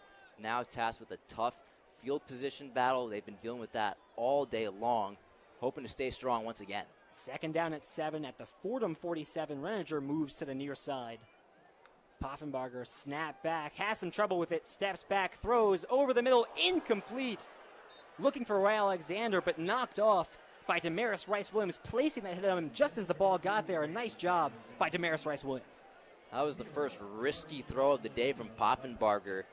He tried to fit it into the receiver, but there were a lot of white shirts around him. You said D. Rice-Williams right there, jarred the ball loose and almost deflected into another Fordham defender for an interception. So tried to fit into a tight window, Poffenbarger did, and just not able to do it. Well, Brian, I jumped the gun in the last play, but now Fordham has a chance for a stop. 3rd down and 7 from their 47. 2 receivers either side. Poffenbarger in the gun, needing the Fordham 40. Low snap. A flag flies on the snap. Could be a free play. Poffenbarger rolling right now, steps up, he'll move and take it to his left, tucks it in along the left sideline, has the first down, takes himself out at the Fordham 35, but picks up the first down, and now we await and see what the flag is. Yeah, it looks like they had a free play. Poffenbarger was waiting a long time for the receiver's routes to develop, and it is offsides.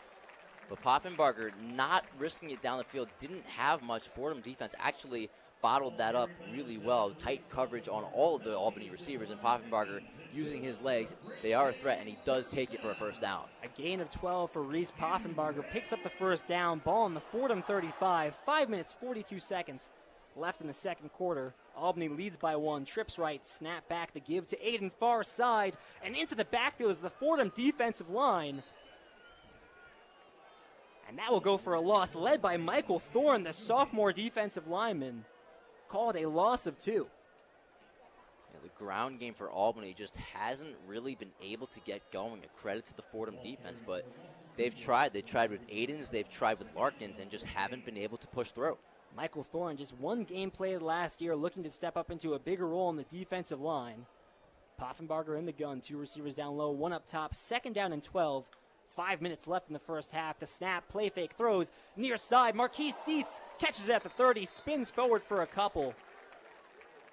And that sets up a 3rd and short. Looks like 3rd and 3 at the Fordham 28. The objective of that play, throw a screen, get a couple of yards, set up an easier 3rd down conversion. So they were able to do just that. Now you set up a 3rd and 2 and give more flexibility with Albany in the play calling and what they draw up here, but a much more manageable 3rd down. Poffenbarger 2 yards away from 100 passing yards in this one. Trips left, couple tight ends on the line, snap back, handoff to Aiden up the middle, falls forward for the first down. That was Nate Larkins, picking up the first down at the Fordham 24. Only a gain of 3, but enough to pick up the chains. Well, that's all you need, right, Lou? And Albany put in Renninger and Moses, a couple extra blockers on the line, looking to set up a lane for Larkins and able to pick up the first down. Larkins comes out, Faisal Aiden comes in. Poffenbarger in the gun, 2 receivers down low, 1 up top, 3 minutes, 55 seconds left in this first half. Ball on the Fordham 24 as Ranger motions towards the near side.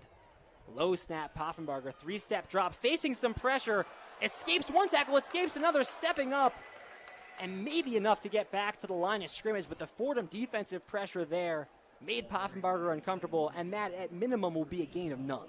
Well, it was a great effort from Poffenbarger, but all he gets is just taking it back up to the line of scrimmage. So Fordham had that play recognized right away and not allowing Poffenbarger to make anything happen. It's officially a loss of 1, ball at the Fordham 25.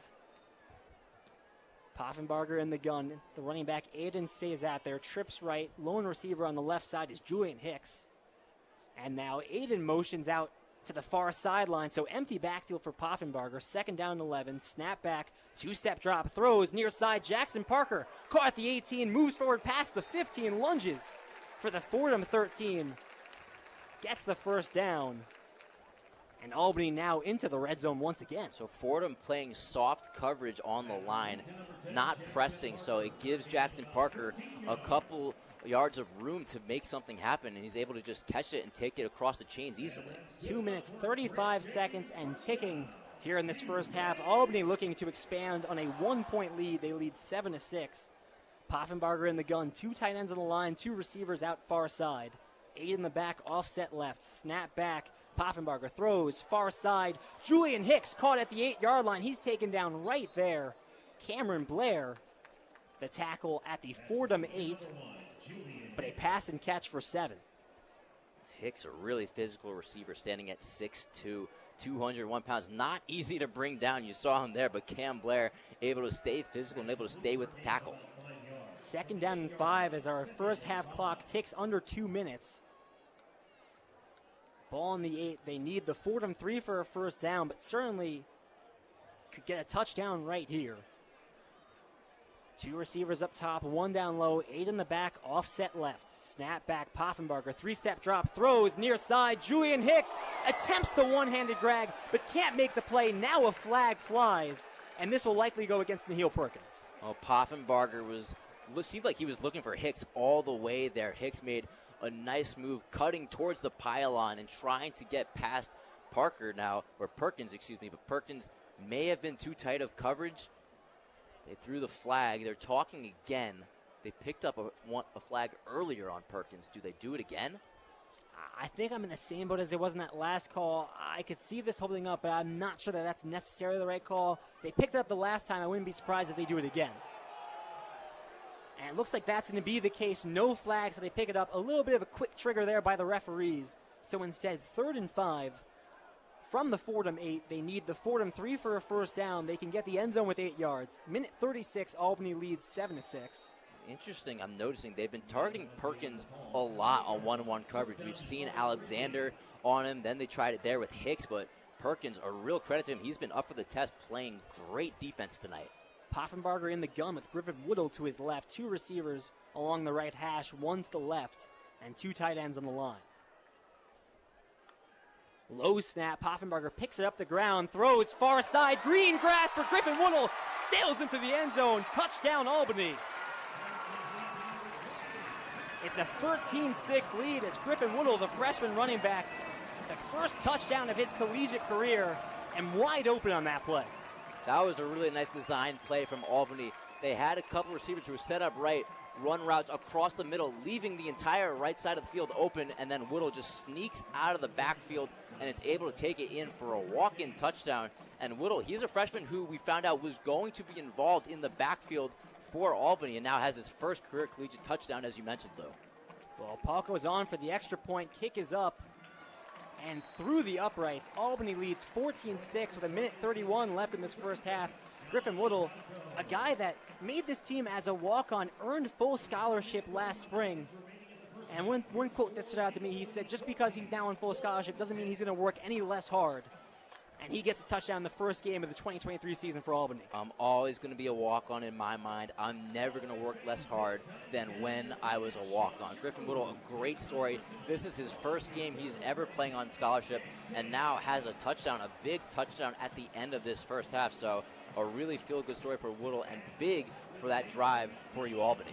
First game he's playing on scholarship, first collegiate career game he's ever playing. He was on the team last year but didn't play, so redshirted, still eligible as a freshman. And here in the first game of the season, he gets an 8-yard receiving touchdown. It's Albany up 14-6. And the more you watch this game unfold, the more you think that if this Fordham offense doesn't get going, it's going to be really tough to stop Reese Poffenbarger. I think the Fordham defense has actually done a pretty admirable job, but the Fordham offense is going to have to keep up, or this one's going to get out of hand quick. The Fordham offense, they've had opportunities. They've had a couple third down conversions to potentially convert. The issue is Fordham hasn't converted any of them. They're 0 for 4 on third down. Now on the other end, Albany 7 for 10. So they've been completing their third down conversions and getting the job done and getting the big plays when they need them. We just haven't seen that from Fordham yet in that first half. Now they have 90 seconds on the clock. They have a chance to get points on the board or put it in the end zone when they take it to the half, but this would be a big momentum swinger if they can get points to end the half.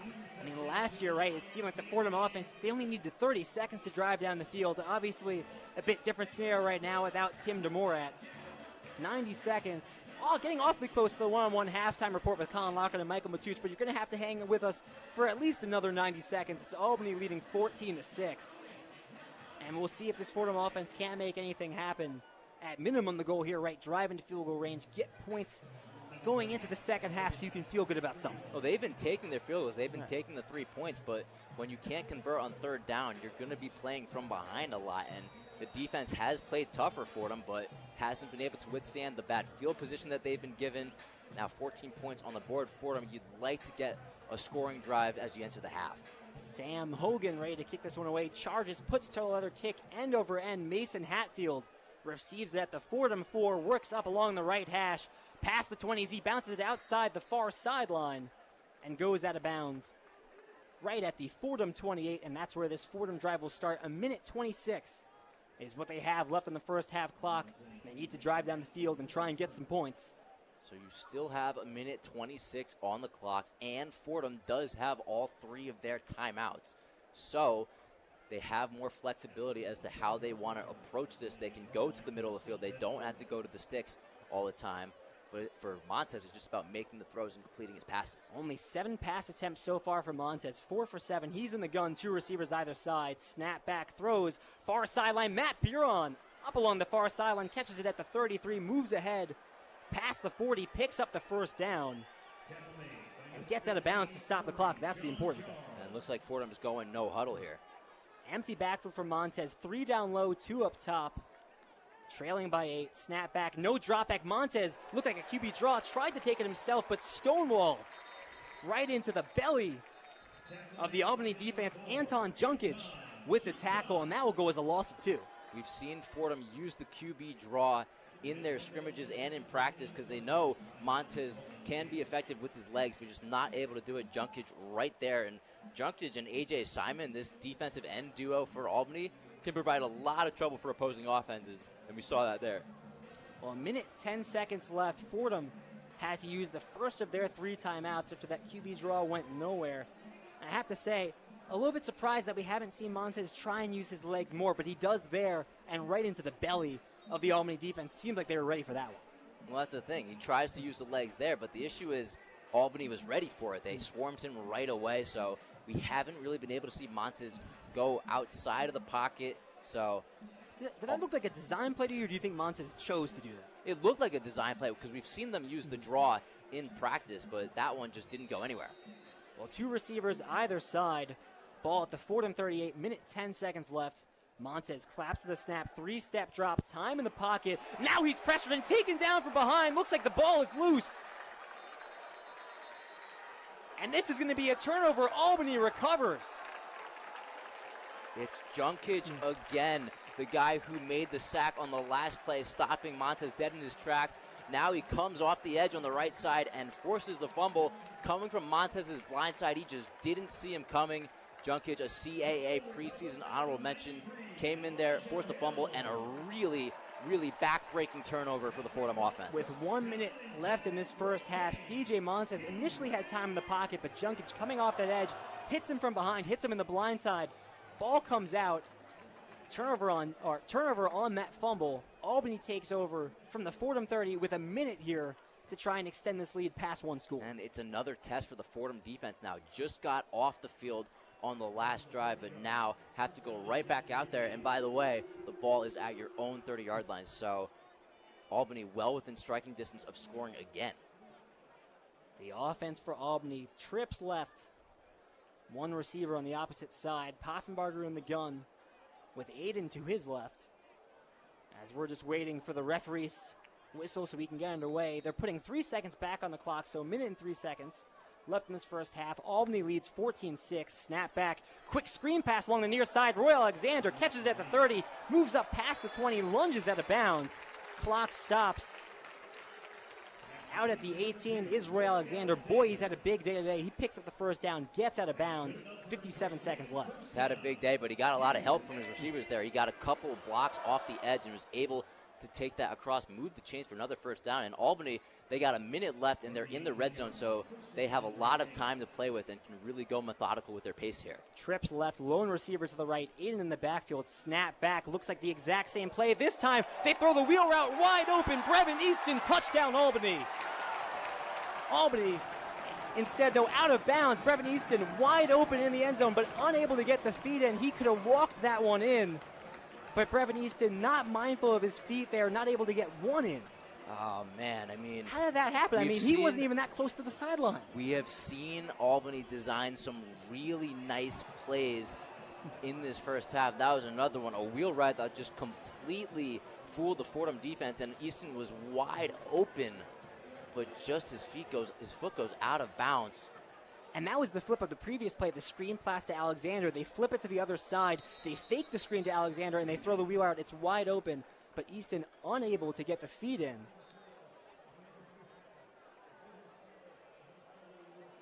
And now they're going to go review this play. I'm not so sure that he didn't get at least 1 foot down. Yeah, it looked like it from here, but the call on the field was incomplete. I was really surprised to see the referee signal that one out of bounds.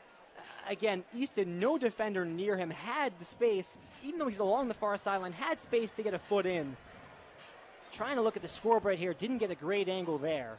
So we will have a look at it on the scoreboard. And yeah, Fordham just completely fooled on it. And you just need 1 foot in bounds in college, if you remember. And it looked like he got that foot down. If you look at the purple, does it scrape? It's tough. We can't see the toe. So Easton's body spun around towards the back pylon as he was running that wheel route and trying to make the leaping grab. Poffenbarger just threw it a little bit up where he had to leap for it. And he turned back towards out of bounds, and that momentum kind of carried him. He tried to sneak the right foot down into the end zone. I think the big determination is going to be, did it completely come clean in the end zone, or was it on the line a little bit? It's very close. Yeah, it is very close. So you'd have to imagine that they are going to take an extensive look at this. We're not getting great angles from this scoreboard right now, but we're doing our best. To the naked eye, I think that was a touchdown. It looked like it from here, but looking at this replay, it looks very awfully close.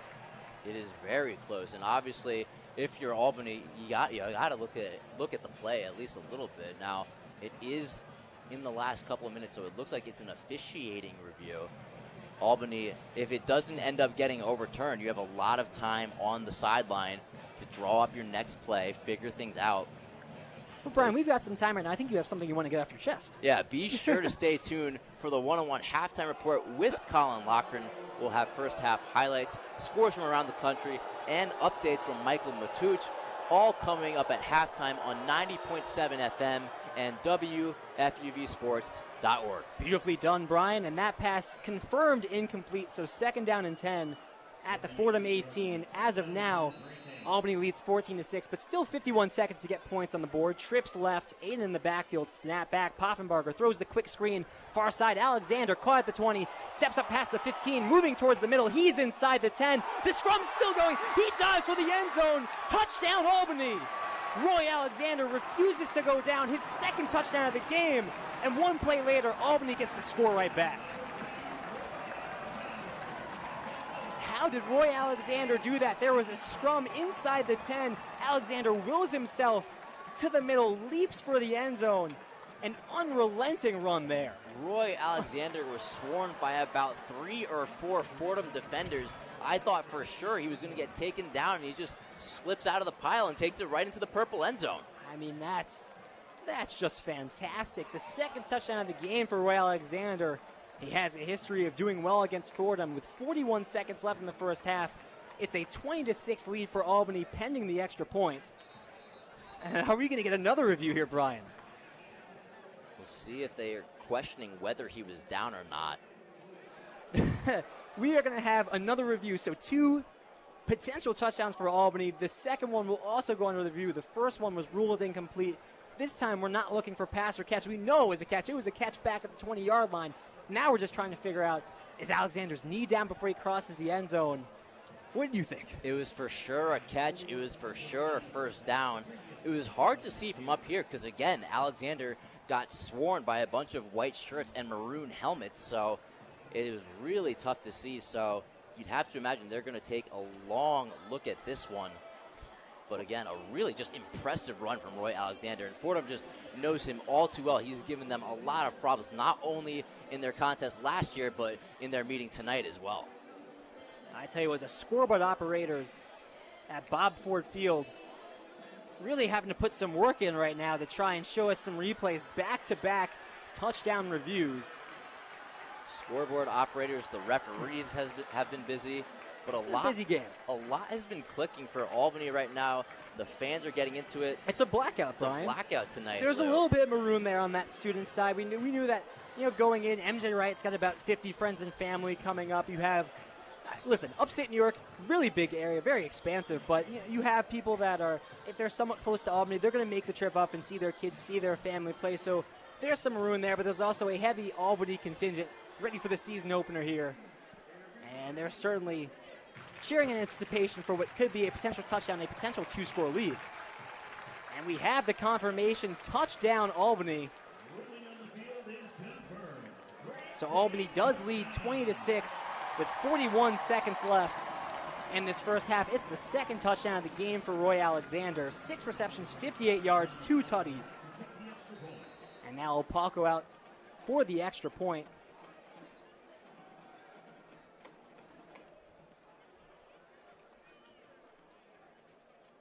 The snap, the hold, kick clears the line and right through the uprights. Albany leads 21-6, 41 seconds left here in the first half. And call me crazy, I think Fordham might play it conservative when they get the ball back. Yeah, so you're looking at 40 seconds left on the clock, and especially coming off of the fumble on the last drive, it might just run a couple plays, take it into the half.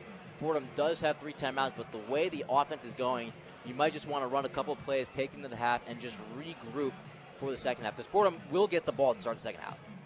And uncharacteristically, at least compared to previous seasons, it just feels like we haven't seen a ton of the Fordham offense so far. They've had some quick 3-and-outs. They've had some unsuccessful drives that you look at this Fordham offense, Montez 5 for 8. There's only been 5 receptions by receivers so far in this first half, and especially coming off a year last year where it felt like the quarterback and the receivers just got about everything that they wanted, even though there's been a solid running game on the floor. 14 rush attempts for Fordham. They've led the way with their rushing. Lufford just looks solid. Ricky Parks has looked solid, but it hasn't been enough. Yeah, they just haven't been able to move the ball downfield. They've been getting solid gains and taking their routes underneath when they are throwing the ball, but just not able to get it downfield. Well, Hogan's set to kick it away. It's a squib kick back to the Fordham 25. It takes a Fordham bounce and lands in the arms of Ricky Gonzalez. And now, thought we might have had an injury for the moment. And you might have a Fordham player being a little hobbled, but Mark Preto walking a little bit with a limp. Yeah, Mark Preto took right a knee. shot there, yeah. He's going to sit down, and looks like he's going to get attended to by the trainers. I think we will need an injury timeout, and I think Preto trying to get out of bounds, knowing that under 2 minutes, that's going to charge his team a timeout. But unfortunately, listen, if we were at Fordham, maybe he's able to limp towards the sideline. He'd only be about 5 yards away, but Fordham on the far sideline, and Preto certainly in some pain. Looks like that right knee. Yeah, and Preto, it's tough because he's been having a big game tonight. He's been all over the field. He's been leading Fordham in tackles, was tied for the team lead in tackles tonight, so he's been a real big playmaker and just now down on the field. Gotta hope he's okay. Preto, the sophomore linebacker, as we mentioned earlier, looking to take a much larger role in this defense. Played 12 games last year, 15 tackles, a tackle for a loss, and interception. Had a very solid freshman season, but obviously some blockage behind Greenhagen and Conway. But with Greenhagen graduating, openings in the linebacker room, and again, guys like Stephen Williams just spoke so highly about Preto coming into this season, and man, he came out like he was running out of a cannon coming into this one, all over the place, making tackles, as you said, leading the team in tackles so far. And this is one that really is going to hurt to watch. He's still down, lying on his back at the near side numbers, right past the 26, getting attended to by the Fordham training staff. And now he's sitting up. Looked for a second like he was going to be helped to his feet, and he will. So with some assistance, he'll walk off the field, walking very gingerly, walking under his own power, but doesn't look great. Again, he took a shot on that kickoff return. Hogan does that. I guess you call it a little squib kick, a little sky kick, that maybe even a pooch kick. I don't know. One kicking word. Normally, Preto's not in a situation where he's going to be close to the ball. Right. He's on the third line of that special teams. You have your returners. You have your first line of guys in front of him. And you have that second line that's like tight ends, linebackers. He's on that line. That kick landed at about the 26, and he's right there, tries to pick up the ball, and just gets blown up. Right. He's got blown up. And you hope for Preto, a guy who's been contributing a lot today, it's just to get the wind knocked out of him, take it to the half. Walking around on the sideline seems to be in solid shape. Play resumes, 41 seconds left in the first half. Fordham trailing Albany 21-6. Trips right, lone receiver on the left is Garrett Cody. Loughran the back to the left hip of Montez. Claps to the snap, three-step drop. Montez facing some pressure from Junkish, shovels forward for Julius Loughran. And he'll charge forward past the 25, down at the 27. Fordham will use their second timeout of this half. So after a gain of about 5, it sets up 2nd and 5, 34 seconds left. And it does look like Fordham will try and get into field goal range here. Yeah, I am interested to see Fordham using their timeouts and trying to stop the clock. That looked like a play that was designed to just get a couple of yards, maybe take it into the half, but no, Colin looking to use the timeout, so the clock is going to stop. Now you're still at 34 seconds left, so there's still not a lot of time after you opted to use the timeout. Fordham still in okay field position if you want to make a play down the field. The issue is they have to be able to do it, which they haven't done tonight. I should clarify, I'm bad at math. Fordham does have 2 timeouts left, so that's important to note. Ball on their own 27, same formation. 34 seconds left, snap back. Montez, 3-step drop, facing pressure again, and taken down. This time, A.J. Simon coming off that right edge. Looks like he got some contact on Montez. Looked like he was maybe going to stumble out of it, but falls down, and another sack for this Albany defensive line. Yeah, Albany getting a lot of pressure off the edge tonight. We've seen Junkage be a real disruptor in the latter parts of the first half, and now Simon gets in there as well. And it looks like Fordham will just let the clock run down after that sack. No timeout, 5 seconds and ticking. They're looking towards the far sideline. That's going to be the last play of the first half. One half of play, Albany ahead, 21-6. Some frustration right now for the Fordham offense. Yeah, and that's not a sentence that we're used to hearing when we're talking about the Fordham offense. It seemed like when you had Demora, you always knew you were going to be firing on all cylinders, scoring touchdowns, putting points on the board, but we're not seeing that tonight. Fordham yet to put it in the end zone. They have a couple of field goals, but just not able to do much, and they're trailing by 15 going into the half. And they're putting a lot of pressure on a Fordham defense that, again, is trying to recover from a pretty bad season. They've looked all right today, but you keep putting them in bad field positioning, and eventually you're going to get got. I think that's kind of what's been victimizing the Fordham defense so far. Yeah, the defense, they've been put in a lot of tough spots. The special teams unit has allowed a lot of big returns, which leads to good starting field position for Albany. And field position, when you get good field position, you almost win half the battle. Now you cut the field in half, and you see the end zone a lot closer, seeing the purple end zone or the yellow end zone, whichever direction you're going. So it's been tough for the Fordham defense. They've been doing their best, but Albany putting it in the end zone 3 times. One half of play, Albany leads Fordham 21-6. We are going to send it back to our Rosehill studios for the one-on-one halftime report with Colin, Loughran, and Michael Matuch. But before we do that, we've got an extended halftime. There are rumors of some fireworks, so we're going to play an excerpt from an interview with MJ Wright and Stephen Williams. Brian and I sat down with them in the studio to discuss the upcoming 2023 season. That's coming up right now. Here's a listen. Talk about a culture change and how it's a different Fordham team this year. You guys have a new quarterback this season, CJ Montez, transfer from New Mexico. I guess this question's more towards MJ, as you've probably worked with him a lot as a receiver and working with him. Just what have you seen with him through camp right now, and how have you guys been able to establish like a good connection from a receiver to a quarterback? Yeah, for sure. He came here in the spring semester, and he moved in with us, and then just seeing us build that bond, starting from there, and then going into spring ball, trying to get that connection down, and then going into the summer. I kind of talked about this in the interview. We went over there to California, and then we trained with his dad. Shout out TNT facility. I always got to give him a little shout out over there. But we trained with him just days in, days out, long nights, 6 a.m.s, just getting that connection down. And then leading into summer, fall camp, just how he's just bringing along just everybody, young guys, old linemen, just bringing like watching extra film at nighttime, even when it's not mandatory.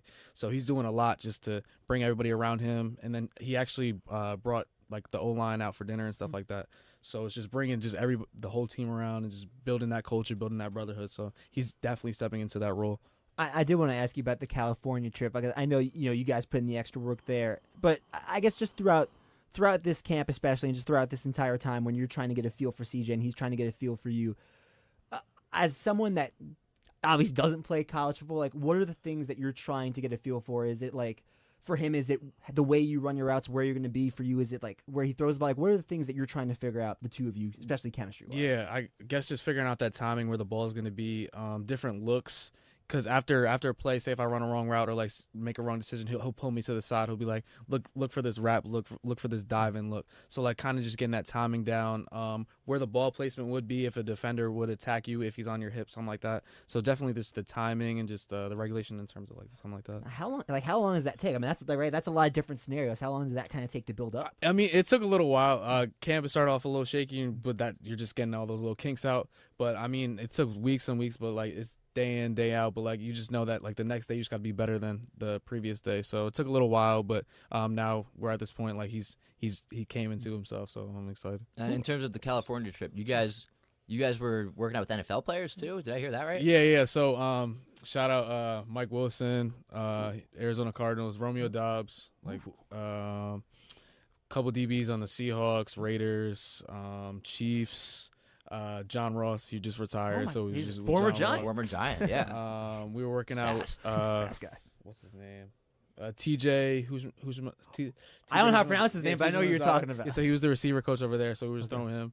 And then a bunch of NFL quarterbacks. CJ Stroud was over there. Really? Yeah, CJ Stroud was over there too, so it was a good experience. Were they like coaching you up? Did you get to pick up? No, we were running like ones and like it's regular to CJ, so I'm like, oh wow, I never experienced this, but yeah, just learning from them, learning from the receivers over there, which was good, and just taking what they do on like the NFL level, and then I could try to just translate it to the college level. It was a couple other Fordham guys up there with you, right? It wasn't just you two. Yeah, it was me, Nick Pascarella, Alfonso Dixon, Cam Blair, and Niall Perkins. So they were all getting work, DB working, D-line work. So it was a good trip.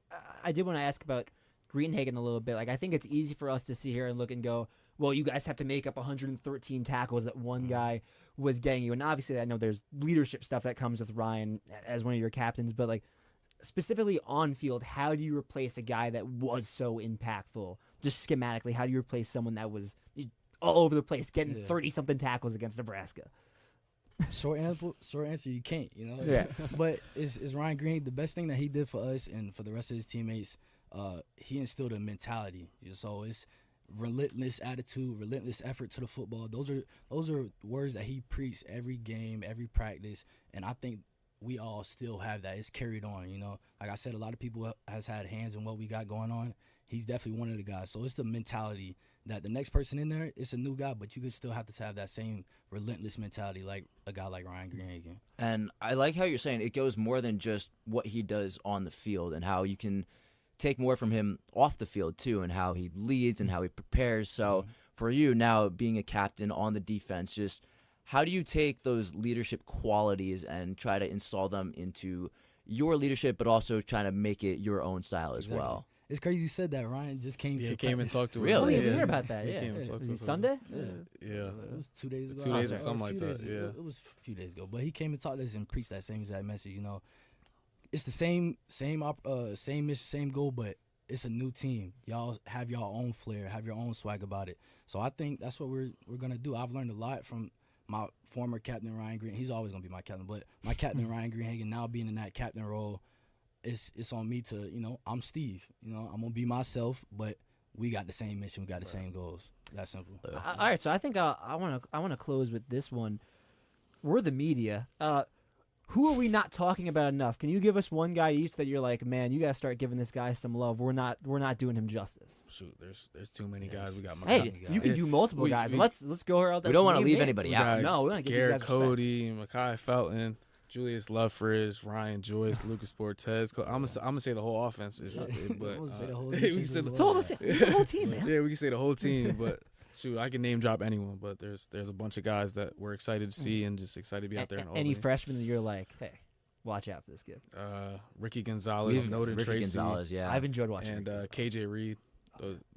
That's on the receiver all standpoint. the DBs yeah. I mentioned in my room, and I'm dead serious with it too. Like Nate Lindsay, Nathaniel, Andrew Osmond.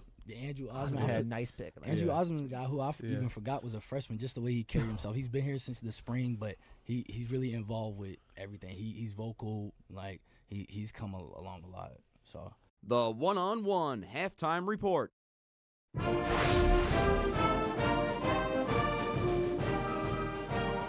Welcome to the one-on-one halftime report. Your score at the midway mark of this one is the Fordham Rams 6, the University of Albany Great Danes 21.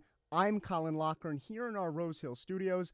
The first game of the Rams season has not gone as crisply as they would have liked, but with a new quarterback and a defense that has not yet found its identity, one should expect some bumps and bruises.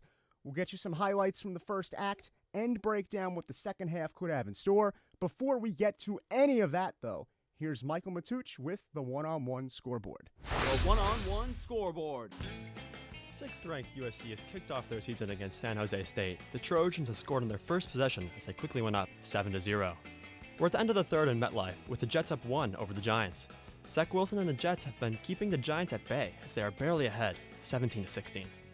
The game has resumed in FedEx Field, and the Washington Commanders have taken a lead over the Cincinnati Bengals. As the third quarter trails, Washington leads 21-13. Dolphins have lost their lead, and the Jaguars have reclaimed it as Trevor Lawrence has cashed in throughout the second quarter. Jacksonville has taken a commanding lead, 17-6 at the half.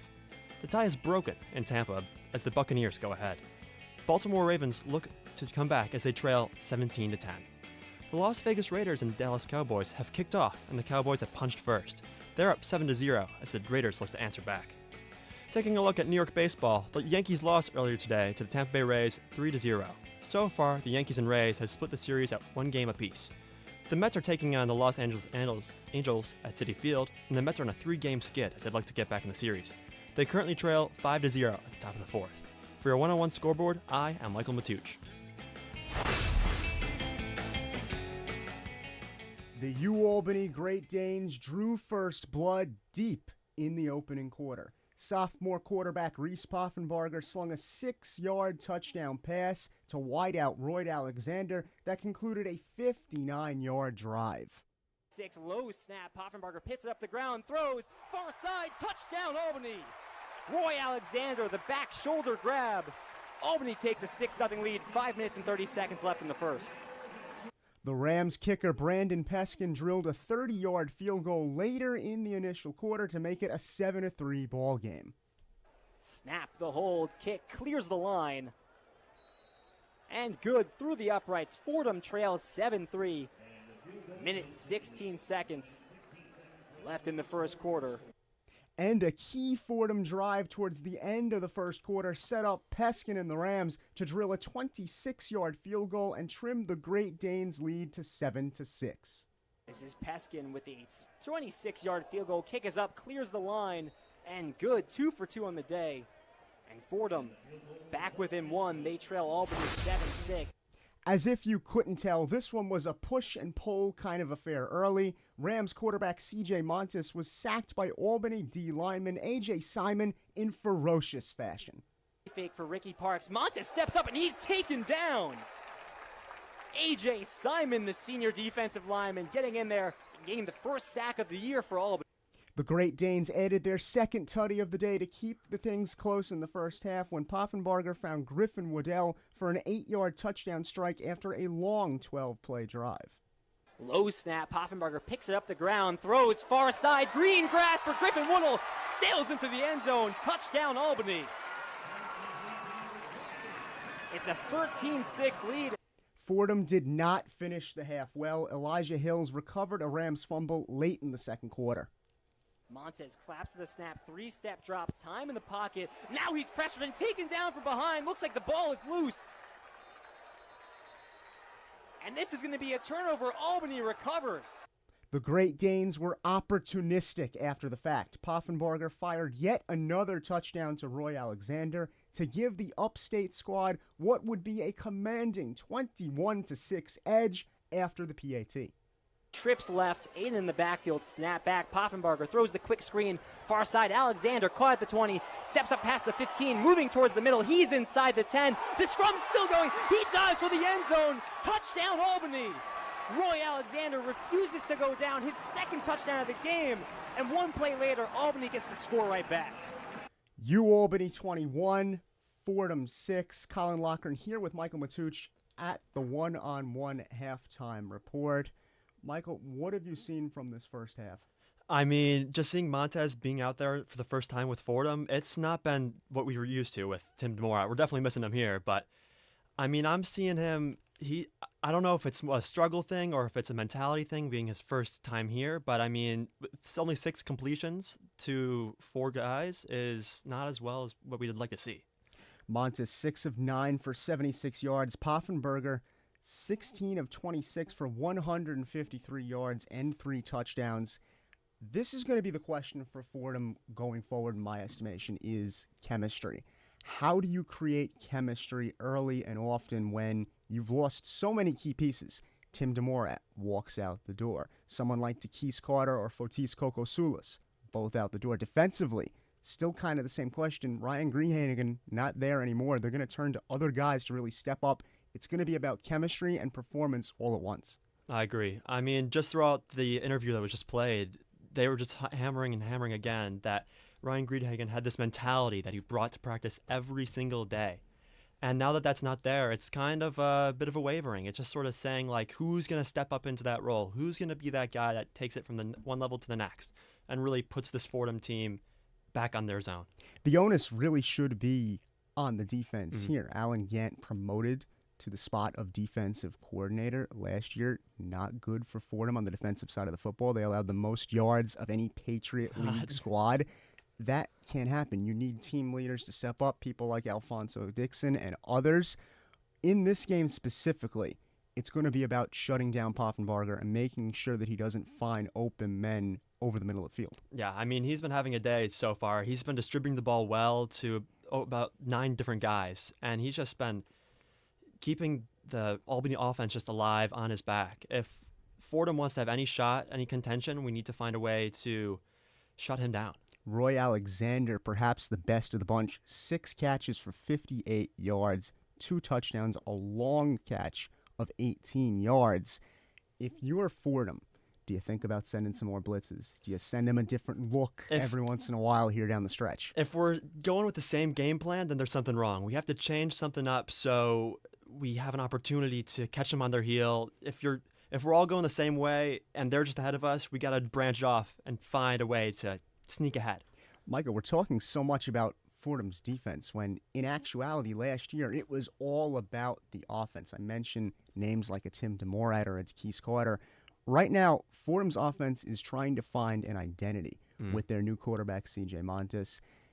Top of the show, top of the broadcast, I should say, Lou and Brian speaking about how Montes is more of a West Coast style quarterback, not really a stay in the pocket and fling it type of guy. Does that affect play calling for this bunch? In my mind, it should affect the play calling. You should have liberty to be more creative. In this game alone, Loughran and Parks have both gotten carries, 10 between the two of them. Montes has rushed 5 times, hasn't gained any yards. That might not be by design when you look at it at the stat sheet, but new type of quarterback. I'm not sure if the Tim DeMorat playbook, as I'm going to call it, will work for someone with Montes' skill set. You can't just take a playbook that you've had for years and just force it on a guy with this West Coast style of offense. You have to.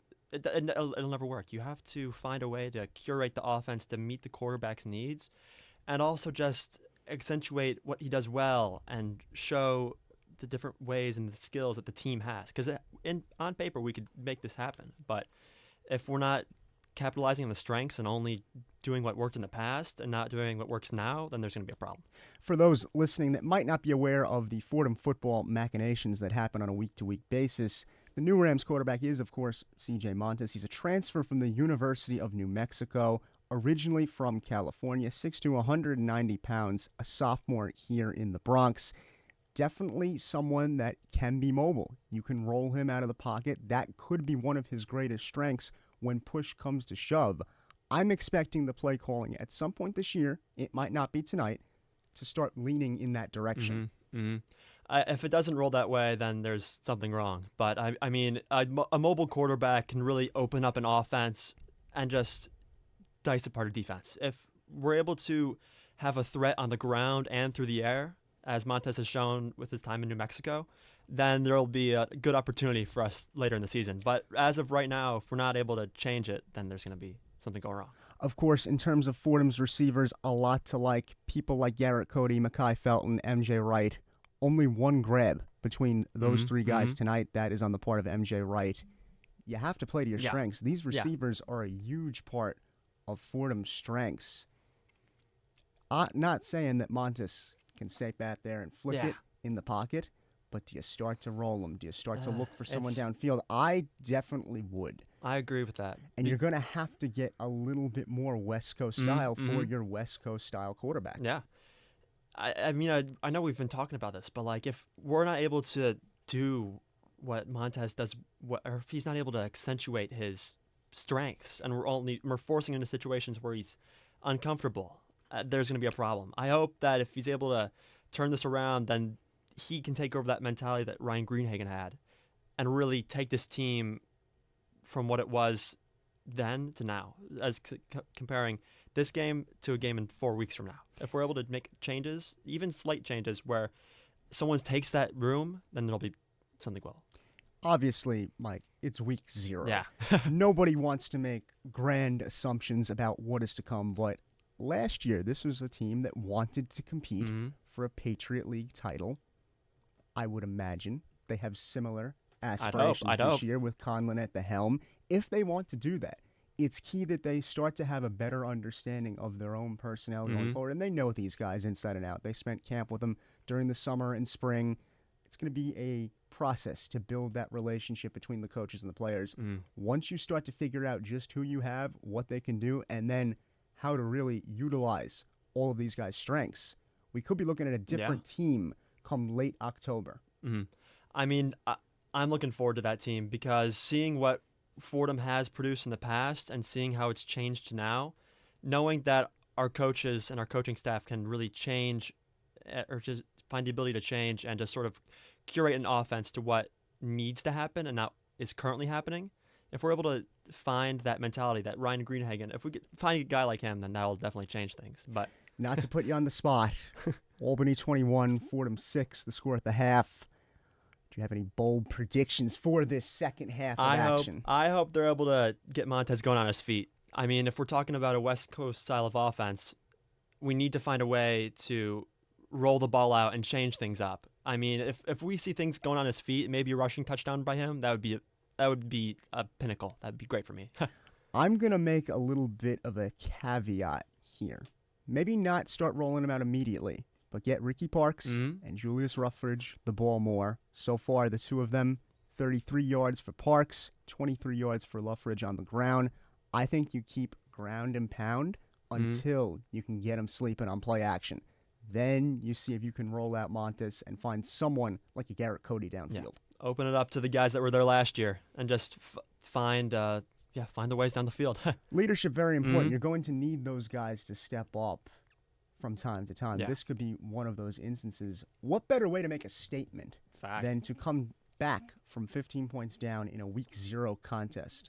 Not a Patriot League game. I'd argue if it was a Patriot League game in some universe, that would be the best possible statement that they could make. But out of conference, on the road, first game of the year, it could still speak volumes in my estimation.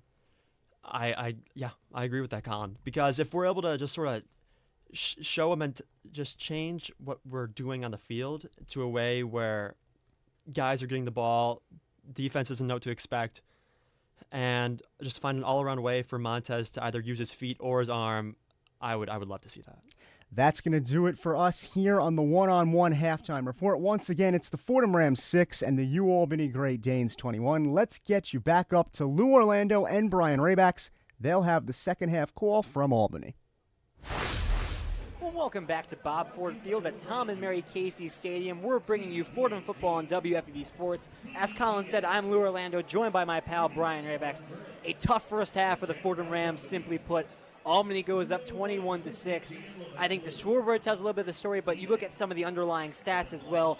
Albany just dominated that first half, and really tough sledding for Fordham offense. Yeah, towards the end of the half, it was looking like a close game. Fordham was staying in there 7-6, and then a punt, and then you look at the drives at the end of the half. Albany gets in for the touchdown, but you're still at a 14-6 one-score game, and then it kind of starts to spiral out of control from there. The fumble in their own territory sets Albany up really well for another touchdown, and then on the last drive, Fordham not able to move the ball very much at all to get any points. So offensively, they've had turnovers. They've been struggling to get the ball down the field. MJ Wright's been very quiet, so it is the glaring thing. The offense is going to be what needs to improve in the second half of action. I think it's ironic. What was the story all of last year was that the defense kind of let down the offense. You had this historic offense, and the defense just couldn't keep up. Right now in this game, it's the offense letting down the defense. I really think that the defense has looked very solid. Obviously, you're going up against a very talented quarterback in Reese Poffenbarger. And for most of that first half, they hold that offense to 14 points. They force some 3-and-outs. They force some punts.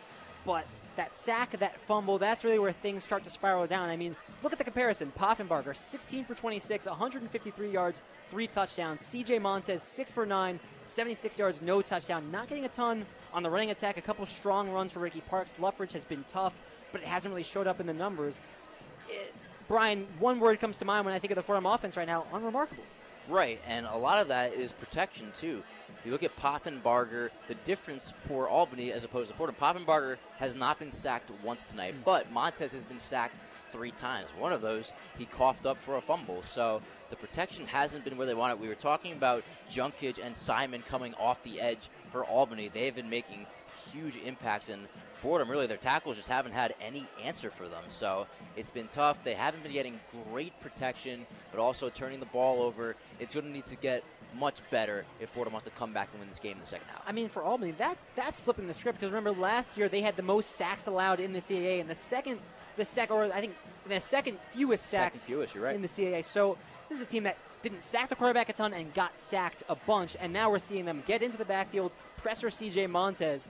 Fordham not really getting to Reese Poffenbarger as much. No, they're not. And Poffenbarger's using his legs effectively, which Montez has the ability to do the same, but just hasn't really been able to do that. But Poffenbarger, when you get better protection, and if your routes don't develop, you know what? I can just take it out of the pocket and take it myself. So Poffenbarger's been having a really strong night, and he's making a lot of accurate throws. Fordham's running a zone defense, too, and he's kind of picking that apart, where guys like Alexander and Hicks, we've seen them find soft spots in the zone and take advantage of it. So the defense has been playing well, but Poffenbarger and the U Albany offense has taken advantage of the opportunities when they presented themselves. I want to highlight the difference in time of possession. For Fordham, it's 10 minutes. For Albany, it's 19. And it really feels like Albany has really dictated the pace from the beginning, right? They get on the board first, and really ever since then, Fordham has a couple good drives, but it always feels like Albany's been in the driver's seat. Right. I mean, you look at the discrepancy in the time of possession, the score shouldn't surprise you at 21-6. Albany has controlled the game, and they've been able to extend their drives much longer. We've seen a couple 3-and-outs from Fordham, not a lot of first downs, haven't been able to convert well on third down. Albany, on the other hand, they're doing a great job. They're converting 70% of their third downs tonight, and they've been able to extend drives and push it into the end zone, and you can't say the same for the Fordham offense. Colin mentioned in the halftime show considering adjusting the offensive style a little bit. Remember, Coach Colin mentioned that he ran a West Coast style back in New Mexico. What do you do to try and unlock CJ Montez here? Because it does seem like he's struggling in an offense that, at least from a structure standpoint, looks like they're trying to run similar to what they did with Tim DeMore CJ Montez obviously a bit of a different quarterback. Well, I think a lot of what Montez needs to do, he has to trust his receivers a little bit. They're playing great coverage, and Winston and Hall, the transfers for Albany, they're making a big difference. But you still have MJ Wright coming back, a second-team All-Patriot League receiver, 1,000 yards, 11 touchdowns last year. He's got just one catch tonight, so he had a very quiet first half. So you'd like to see him get more involved.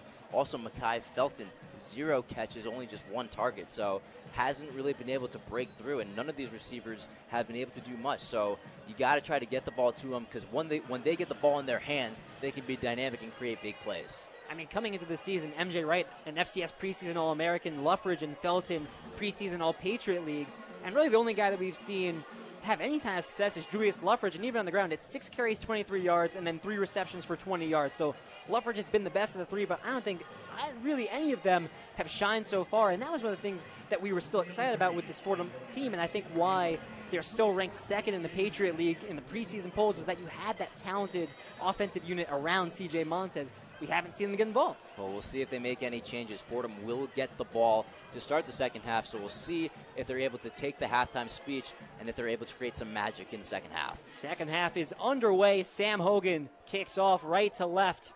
The return from KJ Reed, the freshman, at the near side 10, bounces outside around the 25.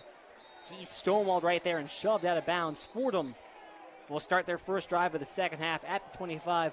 I think this is a nice thing at the very least, right? Fordham trails 21-6, but they get to start the second half on offense and maybe have a nice drive down the field. That completely changes the vibes right now. They get to set the tone early. You know, after the first couple of 3-and-outs, Albany came right out after that with a touchdown and really set the tone for the first half. Now Fordham with a chance. They're getting the ball to start. A big drive here would be huge for the second half of action. But Fordham, they're going to have to take matters into their own hands and set the tone. Trips left. MJ Wright, the lone receiver on the near side. Montez in the gun. Loughran offset left. Ball at the Fordham 24. 10 seconds on the play clock. Snap back. The give to Loughran. Up the gut. Fights forward for 5. Lunging forward at the 30. Call it a gain of 6 on the first play from scrimmage in the second half. So we've seen Loughran have a couple of good carries tonight, and he has done well. Physical runner, taking up close to the sticks, just a couple of yards short, but a good run. Same formation, but Loughran moves to the right hip of Montez, claps to the snap. The give to Loughran, left side, tripped up. No, it's Montez that keeps it, takes it right up the gut, but it will go for a loss of 2. So the read option there between Montez and Loughran, but the Albany defense stays home. Yeah, Fordham has the read option in their playbook this year, and we saw it work well in a couple of the scrimmages, but we've seen Montez try to run it on some design runs, and Albany's been ready for it every time. 3rd down and 5. Needing the Fordham 34, ball on their own 29. 2 receivers either side, and Loughran's the back offset left. Snap back, 3-step drop. Montez throwing deep near side. MJ Wright running with Bill Hackett, and there's the flag. Pass falls incomplete, but a flag flies on that tight coverage. And it looked like MJ Wright held all the way by Hackett. Yeah, that's going to be an easy call for the officials. They had MJ Wright on Hackett in one-on-one coverage, and Hackett, you know, coming into his first year as a starter, looking to break through. But MJ Wright, just a great route runner, running just a straight go route, gets right past him and forces the pass interference. So Fordham going to move the chains to start the drive. And pass interference, not a spout foul at the collegiate level, but it does move Fordham up 15 yards, just shy of midfield. Looks like the refs will blow a whistle and deliberate a little bit further. Ball will be placed at the Fordham 44. It was funny if you saw towards the sideline, MJ Wright and Hackett almost kind of shook hands. Maybe that was a Hackett saying, hey, you had me beat. But game recognizes game right there. MJ Wright, just an ultra-talented receiver working on Bill Hackett, who had a great year last year. Wide receiver stacks either side. 1st and 10, 13 minutes, 48 seconds left in our third quarter. Loughran moves to the right side.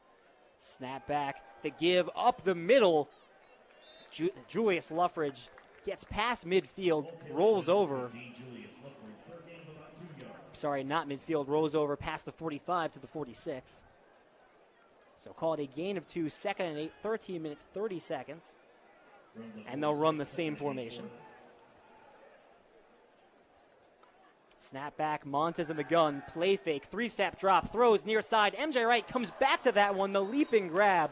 ahead of the chains, gets his second reception of the game, and gets the first down. Well, we're talking how we want MJ Wright to get involved in the second half. He's been active early. He could have had a touchdown route early and now has a catch, a nice curl route coming back to the football. That pass, a wobbly ball from C.J. Montez, but Wright comes back to it. It did give time for Hackett to come back and lay a hit on him, but he holds on to it. Same formation, wide receiver stacks either side, Luffridge the back. Luffridge motion to Montez's right hip. Snap back, Fordham in enemy territory. The screen pass, MJ Wright near side, caught at the 40, moves up towards the 35. And just like that, back-to-back receptions for MJ Wright after you mentioned only one reception in the first half. Yeah, he has been active early in the second half. They're getting yardage now, focusing on getting the ball to their top target, and so far it's been successful, already in Albany territory. Ball on the Albany 34, 2nd and 2, ball along the right hash, same formation. Snap back, play fake, Montez, 3-step drop, now scrambling right, throws on the run, catch MJ Wright past the first down, caught at the 25. The throw sailed over the head of Jaden Allen, who looked to try and catch that ball. Wright catches it at the 25, now a flag flies. Nonetheless, an impressive throw there from Montez. I legitimately don't know if he was throwing for Allen or Wright there. It could have been either one. Maybe Allen might have been held a little there. They might be getting a pass interference penalty on the defense, but MJ Wright's the one who reels it in. Now 3 catches to start the second half, and Fordham, if this play stands, they will end up moving the chains. It's pass interference on the defense. That's Brian Abraham. And we'll see where they spot the ball. Wright caught it at the 25. Just a really impressive throw from Montez. Kind of had his legs taken out by the defender and was still able to get that away, and it falls right in the hands of MJ Wright for a first down conversion. So it looks like they'll keep the spot of the reception. I believe Fordham declined the penalty. Yep. So ball at the Albany 25, 2 receivers either side, Luffridge offset right. Montez stands at the Albany 30. Luffridge motions out of the backfield, snap back, Montez throws, incomplete, batted down from the defensive line, getting right in there, Anton Junkage.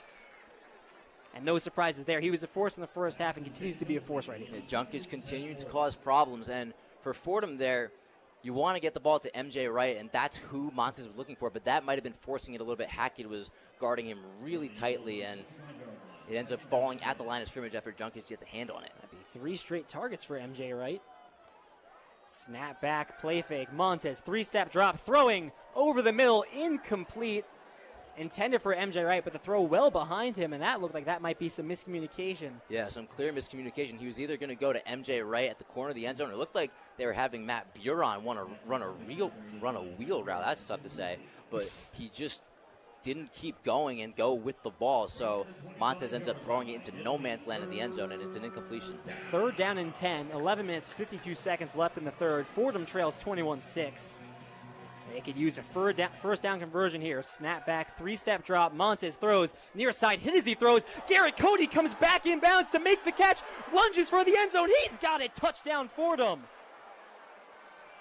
Garrett Cody, a fantastic leaping grab. Someone is down. An offensive lineman is down back by the Albany 30. And frantically calling for trainers is David Evomenya, the left tackle. Still trying to see who the injured player is. There was a lot of contact on that throw. I don't know how Garrett Cody made that catch. Making the play in the end zone. Cole Thornton. My apologies, Cole Thornton. Cole Thornton looked like he was kind of pushed out of bounds initially. But yeah, Cole Thornton came back from out of bounds, inbounds to make that catch. Still able to work his way back and make the catch. It looks like Coach Gattuso on the Albany side is fired up about the officiating, because normally if you go out of bounds, you can't be the first person to come back in and touch the ball, and that's what happened with Cole Thornton there. So Fordham might have gotten away with one if they don't review this. The injured player is Ryan Joyce back at the Albany 30. As it stands right now, it's the first career touchdown for the senior Cole Thornton. Man, that's got to feel good for Cole Thornton. You know, all the time that he missed last year, and now looking to see an increased role this season. Great catch, and a great feeling. Further deliberation. Refs are discussing along the near side. confused as to what's being done here. It looks like they are going to review it. So if they are going to review whether or not Cody was forced out of bounds, or excuse me, Thornton. Garrett Cody, there you go. Goal Thornton certainly was out of bounds, came back to make that catch, then reached for the end zone. If they're reviewing that, if they're reviewing whether he crossed the goal line, guess we'll find out in a matter of minutes. 11 minutes, 45 seconds. As it stands right now, Fordham trails 21-12. We'll take a quick break. You're listening to Fordham Football on WFUV Sports.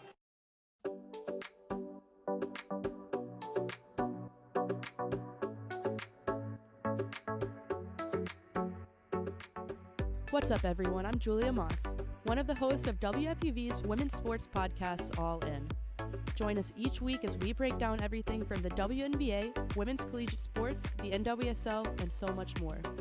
We're also joined by recurring hosts including Maddie Bamonte, Taylor Masetta, Sam Bohr, and Annabelle Watson. All In is a production of WFUV Sports.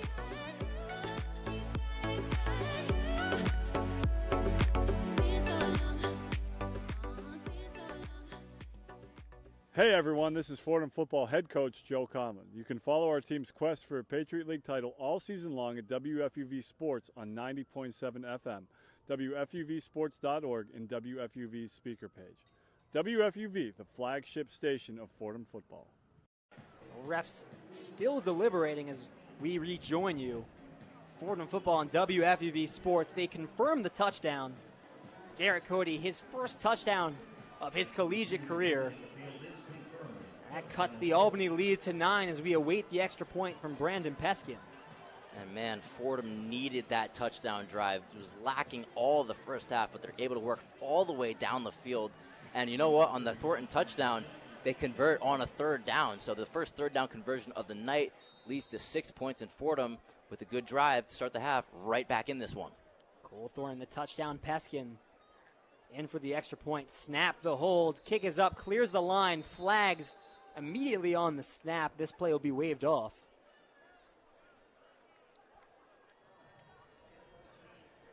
False start against the Fordham offense. That will make this a little bit of a deeper extra point. Still well within range for Peskin. Yeah, Peskin, 76 of 77 on PATs last year. This one a little tougher, you know, not your usual yardage. Now you're pushed back 5 yards. And with the electric Fordham offense, those 76 PATs led the Patriot League by a good margin.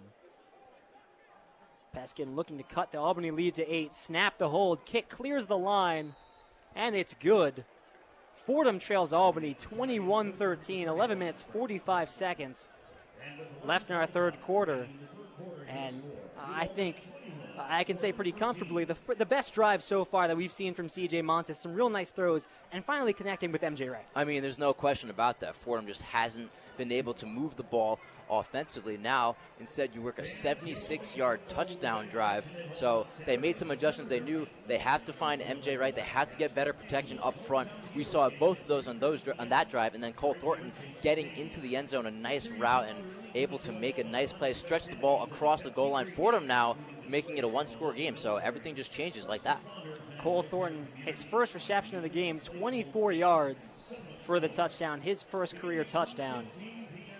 And as you said, Brian, just like that, Fordham back within one score, and I think, you know, we talked about it a little bit at the beginning of this half that it's a good thing Fordham's getting the ball to start this half, and if you work off a good drive, you get a score, all of a sudden the momentum and the feelings about this game really change. I think a lot good to work off there with seeing C.J. Montes on that drive. Well, it would have been a huge momentum killer if Fordham carried over what they did in the first half, where they weren't moving the ball and they weren't able to get good protection, and they're having a lot of short drives. Now they were able to extend that one.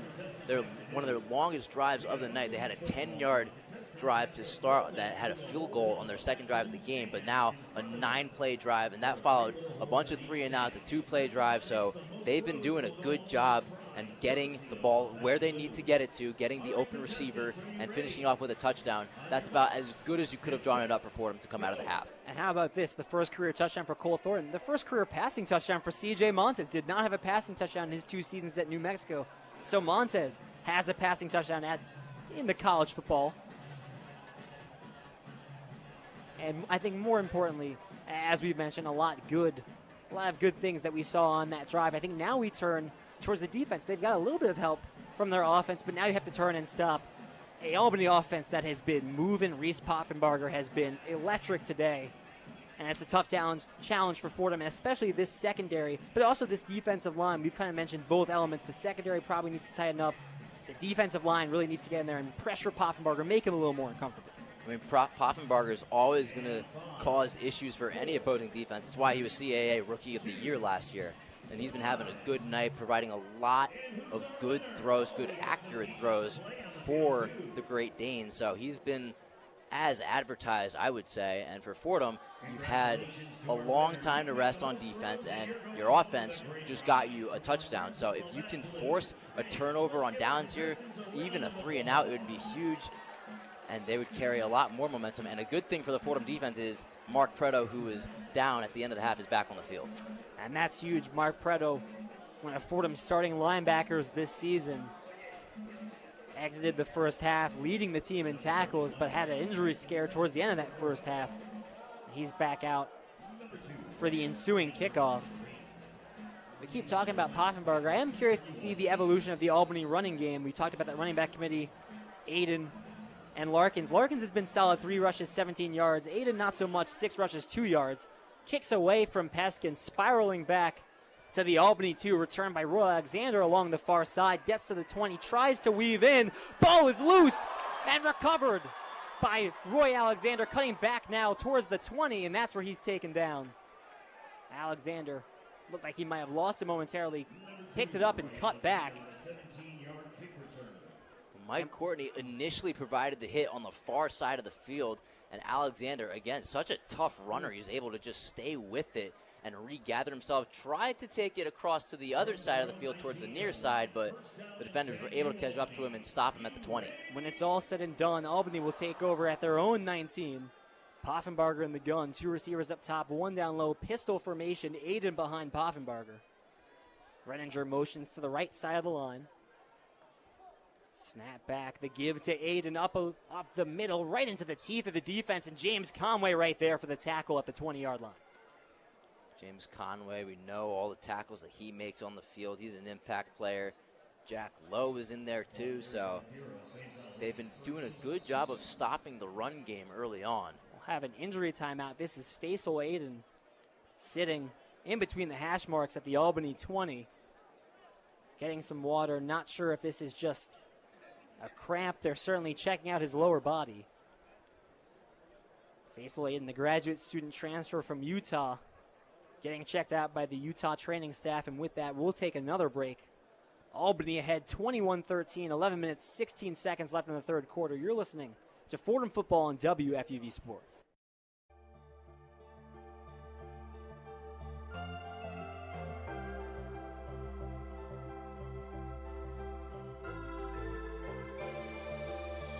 Hi, this is Mike Breen, WFUV class of 1983. WFUV is the flagship station of Fordham Athletics with live coverage of Fordham football, Fordham men's and women's basketball, in addition to Saturday one-on-one. Stay right here on 90.7 FM for all things WFUV Sports.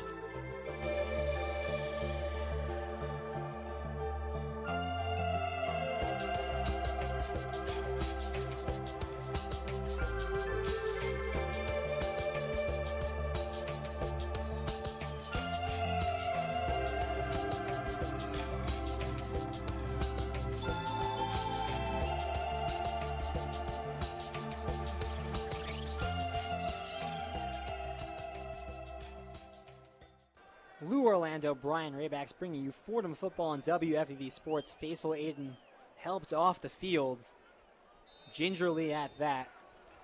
Play will resume. Poffenbarger flanked by 2 backs, 3 receiver set, snap back. Poffenbarger steps up, unloads deep along the right hash, overthrowing Brevin Easton. Easton had the step, but falls incomplete on the overthrow. Yeah, Brevin Easton, he did have a step. And Poffenbarger took a shot, but just overthrown, so a missed opportunity there for the Great Danes. Freshman corner Nate Lindsay in coverage there. Stephen Williams, who we talked to in studio, and I think you heard an excerpt of it during the halftime show, spoke very highly about the DB room and especially the freshmen who, at least according to the depth chart in the game notes, are all the backups, and we might see them play. We see Lindsay out there right now. Easton had the set, but Poffenbarger overthrew him. Hicks motions to the near side. It's 2 receivers either side. Larkins in the back to the left of Poffenbarger. 3-step drop, facing some pressure. He'll run to his left, tuck it and run past the line of scrimmage, out of bounds at the Albany 27. So Poffenbarger a yard short of the first down. And on third down, that will force the punting unit out there. They're not going to go for it on 4th and 1, up by 8. Good stand defensively for Fordham. Albany just not really able to get out of their own territory, not able to move the ball down the field. So a really encouraging start to this second half for Fordham. They get the touchdown drive, and now a good defensive stand to start out in defense. The punter, Tyler Pastula, stands at the Albany 14, but he's got quite the leg. A long of 73 last year, rugby-style punt. Thornton waves it off, but it'll roll down at the 40 out of bounds. So the Fordham offense will take over pretty good field positioning coming off their first touchdown drive of the game. And you know what? They've led a 76-yard touchdown drive last time out. This one, the ball is going to be placed at about the Fordham 37. So if you do the math, that's about a 63-yard way to go. Nice math, dude. Mathematician. Really So it's going to be interesting to see if they can keep going from what they did on the last drive. Montez, his best drive of the night, but it's all about consistency, and let's see if he can continue it. 3 receiver set, a tight end in the backfield as a blocker. Montez, the snap, play fake, 3-step drop, facing some pressure, and he'll go down. Indecisive and getting into the backfield. That's Junkage once again. Excuse me, that's Dylan Kelly in for the sack. His first sack of the ball game. The linebacker, a preseason all-conference honorable mention in the CAA. Loss of 6, 2nd and 16. 9 minutes, 45 seconds left in the third quarter. 2 receivers up top, 1 down low. Montez in the gun. Luffridge the back. Snap back, play fake. Montez throws over the middle. MJ Wright, the sliding grab, right at the 45.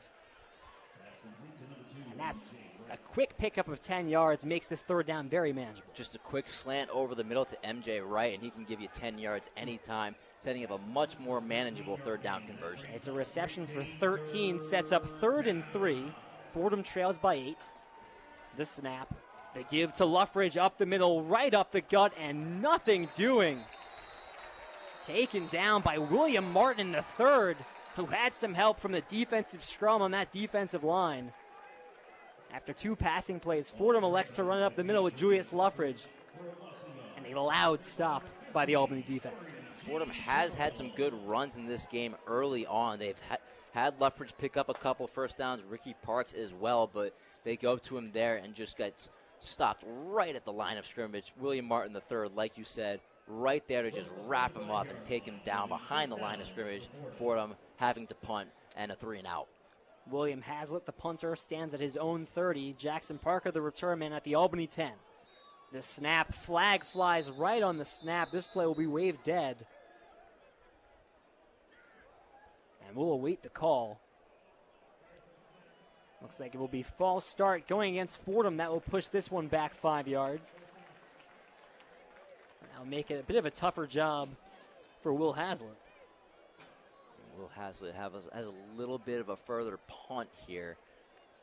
Got a good kick away off on the last punt that ultimately got called back.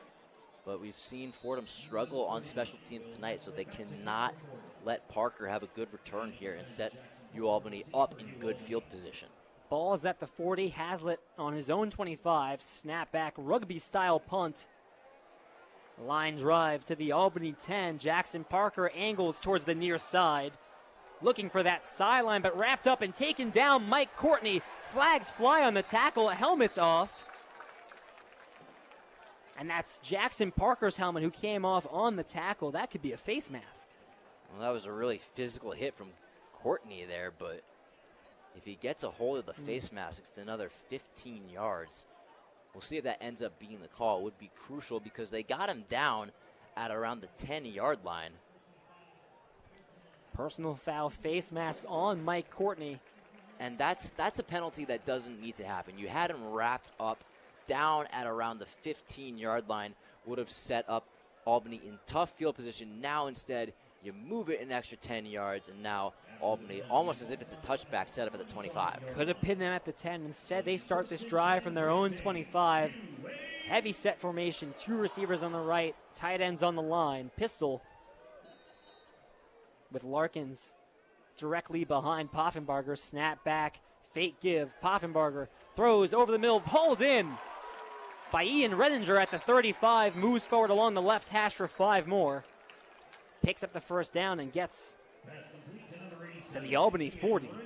Albany's going to need to look for a way to fill the hole of Thomas Greeny after he graduated, their top target at the tight end position last year. Renninger set to get the start at tight end this season, and having a couple of nice blocks early in this game and now going out there, leaking out as a receiver. Poffenbarger looked towards the far sideline and ends up just darting it back to the middle, misdirecting the Fordham defense and picking up a first down.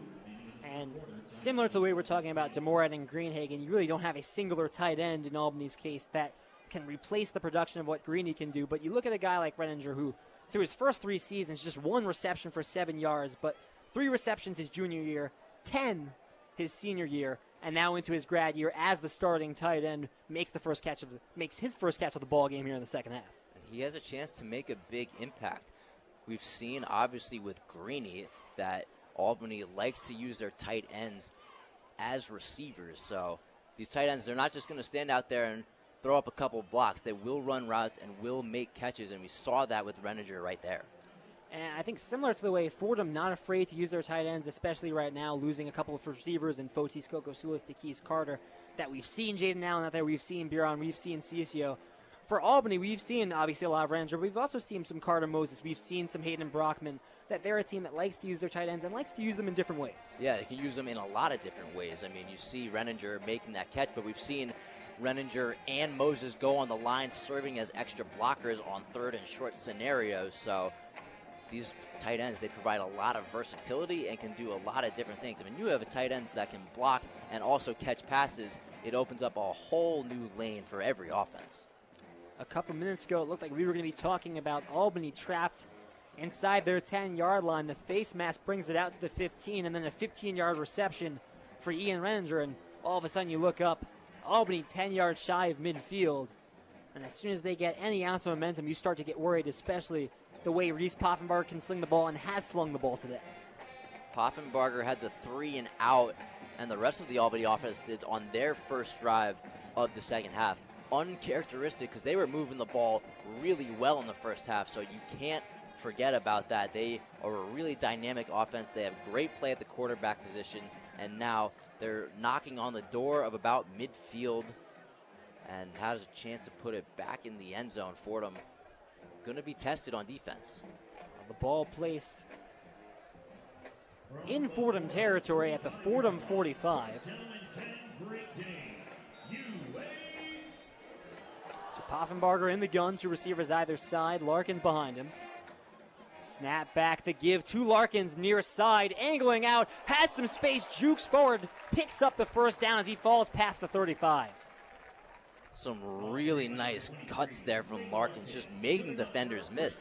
No one seems to know where he's going. He was just tripped up at the end of that run. If he didn't get tripped up, he might have been running in for a touchdown. Came into this one expecting running back by committee between Faisal Aiden and Nate Larkins. Aiden now hurt, but Larkins, even before that injury, had been the better back and seeing lead back duties right now. Ball on the Fordham 35. Poffenbarger in the gun, 2 receivers up top, 1 down low. Larkins still the back as Renninger now motions to the left side of the line. Snap back, the give to Larkins once again, flying in for the tackle right at the line of scrimmage. Stephen Williams making an impressive play. Well, they run the corner blitz there with Williams just running right in there. They send the extra man on the rush, and they try to run it again to Larkins, but with the extra man coming in from the far side, no chance of that play going anywhere. Called a loss of 1, 2nd down 11 at the Fordham 35. 6 minutes, 23 seconds left in this third quarter. Albany leads 21-13. Low snap, Poffenbarger, 3-step drop, steps up, now rolls right, throwing on the run, far side catch, and knocked out of bounds. Marquise Dietz right at the Fordham 30. And Poffenbarger just saw nothing downfield. Saw D. Rice Williams and Heel Perkins had the routes downfield covered very well, so Poffenbarger had to run outside the pocket and just throw on the run to the sideline, a modest gain, and now Fordham set up with a third down. Not an easy conversion for Poffenbarger in the offense, so we'll see what they draw up. 3rd down and 7, leading the Fordham 24. 5 minutes, 46 seconds left in the third quarter. 3 receivers out left, 1 out right. Larkins the back, offset left. It's the give to Larkins up the middle, shakes the tackle, shakes another, lunges forward right at the first down marker. An impressive run once again by Nate Larkins. Shifted past 2 tackles and gets enough to move the chains. I think Albany knew there that they were at around the 30-yard line, kind of in no man's land as to whether they punt the ball, kick a field goal, keep the offense on the field. So they opted to give it to Larkins in the event that he gets a couple of yards and sets up a 4th down. And Larkins just says, hey, I'll take it across the chains for a 1st down. So a great run, and Poffenbarger continues to drive for this Great Dane offense. Pistol formation, Larkin the back, 1 receiver either side, 2 tight ends, 1 on either side of the line. Snap back, fake give. Poffenbarger rolls out to his right, shifts past a defensive end, throws it left side, caught. Carter Moses right at the Fordham 3, fell to his knees making that catch. If this is the NFL, I think he could have gotten back up and run into the end zone.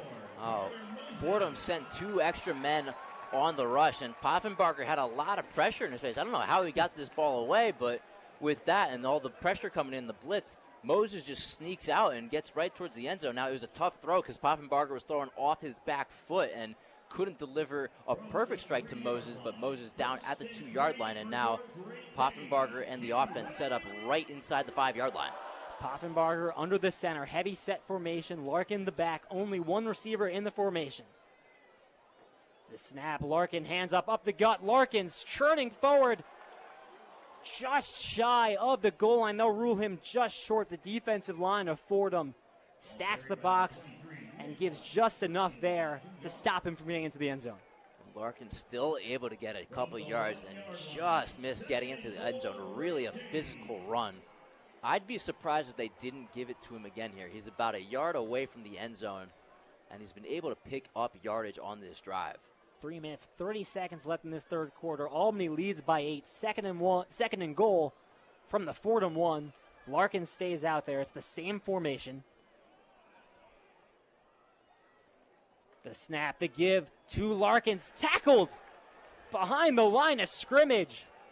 Colby Spencer called a loss of 3, and that will set up a 3rd and 4. Spencer was in there. Aiden Jeter, the freshman, who's able to get reps on this defensive line. He was right in there on the tackle too, so Fordham able to get pressure, and Larkin not able to get into the end zone. 3rd down and goal from the Fordham 4. Clock ticks under 3 minutes here in the third quarter. Albany looking to extend on their 8-point lead. And Albany, on the last couple of plays, they had a couple tight ends in there with just Wentz out wide. Now they got a couple receivers out there, 2 to the right, so they drawing up the possibility of throwing this football now. All right, now we got Lopez Quinones the back out there, but before we do, we'll have a stoppage of play, a timeout. And with that, we'll take a break of our own. Albany leads 21-13 with 2 minutes and 32 seconds left in the third quarter. They're driving in the red zone. You're listening to Fordham Football on WFUV Sports.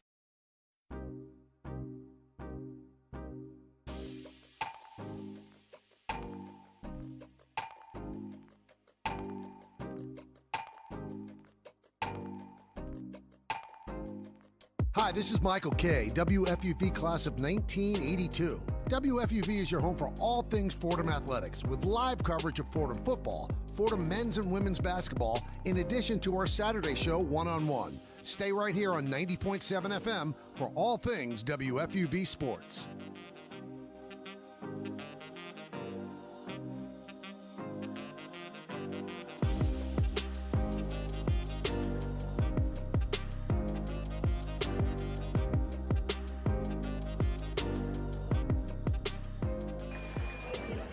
Back with you, Lou Orlando, Brian Rabacs. It's Fordham Football on WFUV Sports, a Week 0 matchup in August between the Fordham Rams and the Albany Great Danes.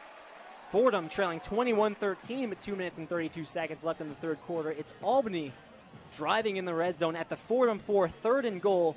2 straight runs to Nate Larkins. And now we'll see whether they run it again or whether they opt to pass. You look at the scoreboard, Lou. 21-13 game. Albany leads 2 minutes and 32 seconds left in the third quarter. And you look at Albany inside the 5-yard line, a 3rd and goal situation. This is a huge play in this game. Really could make a difference between which direction this game ends up going. Fordham, probably the biggest defensive play of the game so far. Poffenbarger in the gun. Lopez Quinones to his right. 2 receivers to the right, 1 to the left. The ref's whistle and play will resume. 3rd and goal from the 4. The snap, Poffenbarger rolls right. Still rolling right. Now fades away, throws into the end zone, out of the hands of Roy Alexander. Had it in his mitts, bobbled it, and couldn't come up with it. Poffenbarger just rolling right, waiting for Alexander to break open. I think he got him open, but Alexander couldn't complete the catch. That was really good coverage and play recognition from the Fordham defense. If you saw, Alexander went into motion from the right side and then cut back and ran a route towards the pylon, but Fordham had that covered up right away. That's where Poffenbarger wanted to go with that football. That wasn't an option, so he had to roll out, hope for Alexander to somehow get open. Not able to do it. A great stop from the Fordham defense. Fordham bends but does not break. It's a 21-yard field goal attempt for John Opalco, his first field goal attempt of the season. The snap, the hold, kicks up, and through the uprights, Albany extends their lead to 11, 24-13 with 2 minutes and 20 seconds. With that, we'll take another quick break. You're listening to Fordham Football on WFUV Sports.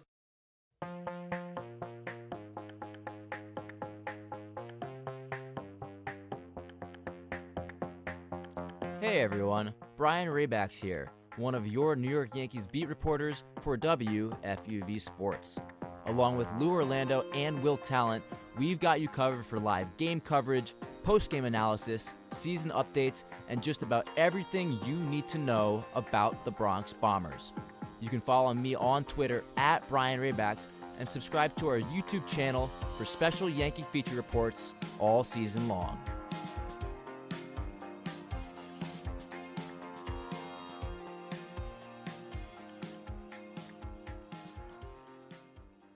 How about a little Brian Rabacs on the promo? He's standing right next to me. I'm Lou Orlando. Look at that. Albany, a 24-13 lead after that field goal from John Opalco. 2 minutes, 20 seconds left in the third quarter. We'll get another look at the Fordham offense after a touchdown drive, the best drive so far from C.J. Montez.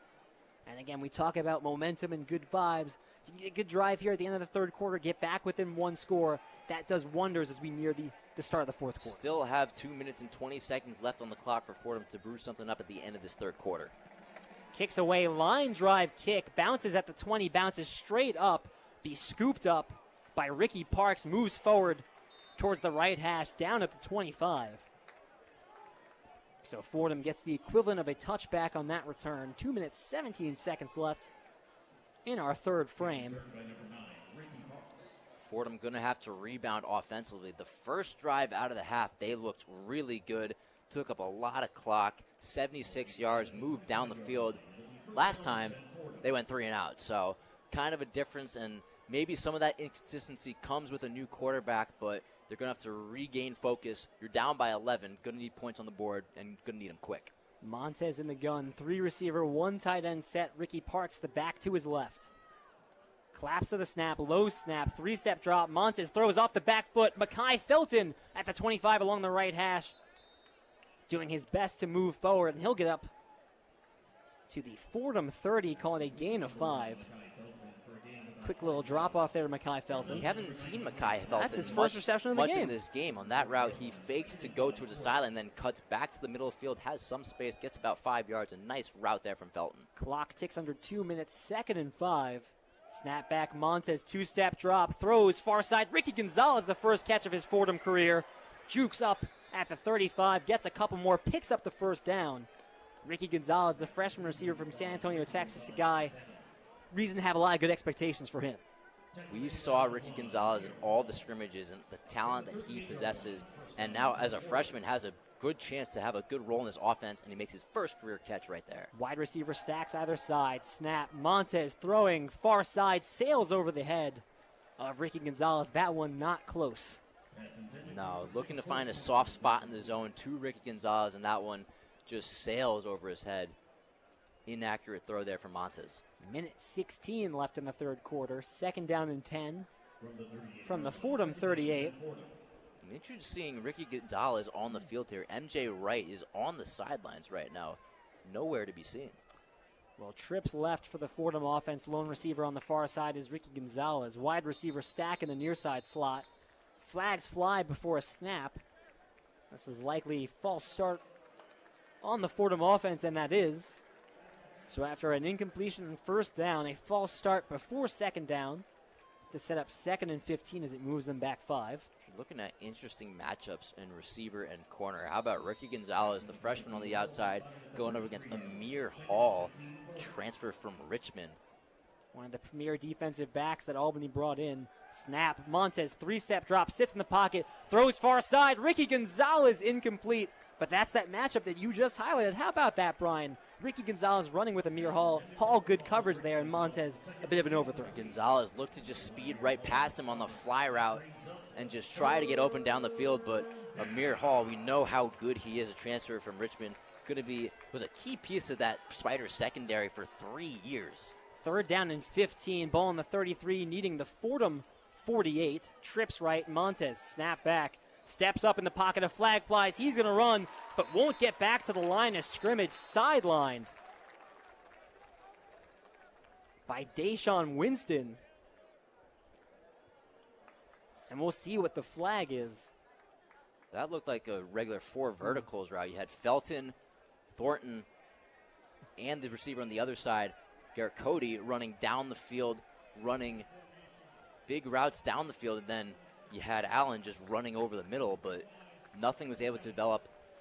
Albany had that covered all the way. It's an illegal formation penalty against Fordham, but not before the snap, so Albany can decline the penalty.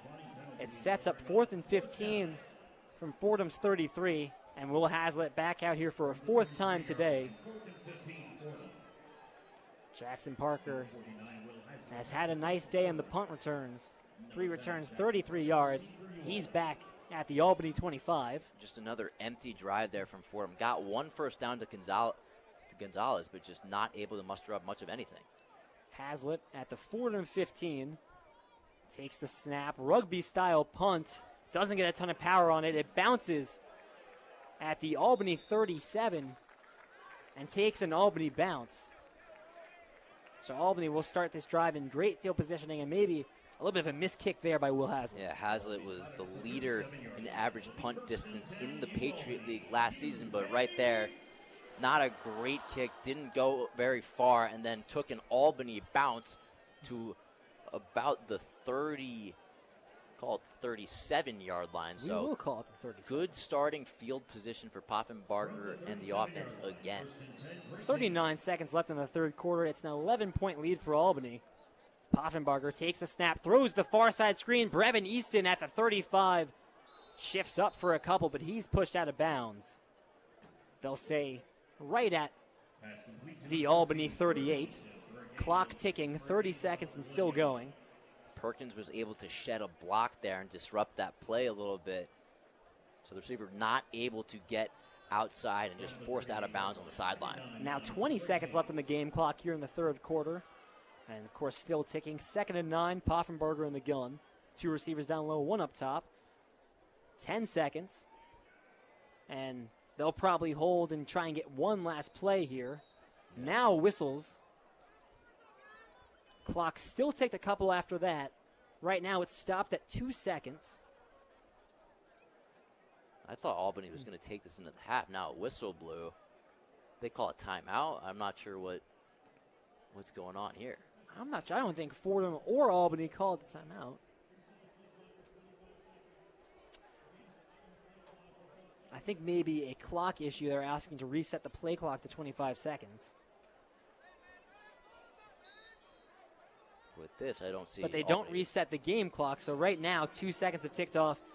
A confusing end to the third quarter, as Albany will not run a last play. After 3 quarters of play, Albany leads 24-13. We'll send it back to the Rosso Studios for a one-on-one scoreboard update with Michael Matuch. The one-on-one scoreboard. 6th-ranked USC continues to dominate over San Jose State. The Trojans continue to ward off San Jose as they keep a 21-14 score. The New York Jets triumph over the Giants in their 32-24 victory. Aaron Rodgers has won his first game in a Jet uniform. The Commanders close out their game in FedEx Field with a victory. The Cincinnati Bengals were unable to come back as they fall 21-19. The Dolphins still trail to the Jags as they're down 2 scores as the game comes to a close. The Jaguars are up 31-18. The Buccaneers still retain their lead, but the Ravens are looming nearby. Baltimore only trails 3 in the beginning of the fourth quarter. Tampa Bay has 23 to Baltimore's 20. We are at halftime in Dallas, and the Cowboys have the lead. Dak Prescott is calling plays on the sideline as the Cowboys pull ahead over the Raiders 21-13. The Mets are still fighting at Citi Field, but they trail 5-3 as they look to get back in the series.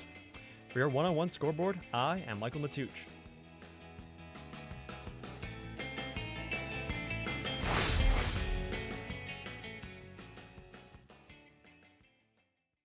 Thank you, Michael. The punt, pass, and kick challenge on the Albany field just about wrapping up. And we are somewhat close to wrapping up this one. 1 quarter of play left to go. A week 0 matchup between Albany and Fordham. Albany taking a 24-13 lead into this fourth quarter. And we saw a spurt from the Fordham offense in that third quarter, but still too much inconsistency. Yeah, just haven't been able to get in a consistent rhythm. They started off the quarter with a great touchdown drive, but since then, just haven't been able to move the ball. A lot of the issues that we saw in the first half of action, not really being able to get the ball down the field, forcing quick turnovers, and then that sets up a tough position for your defense.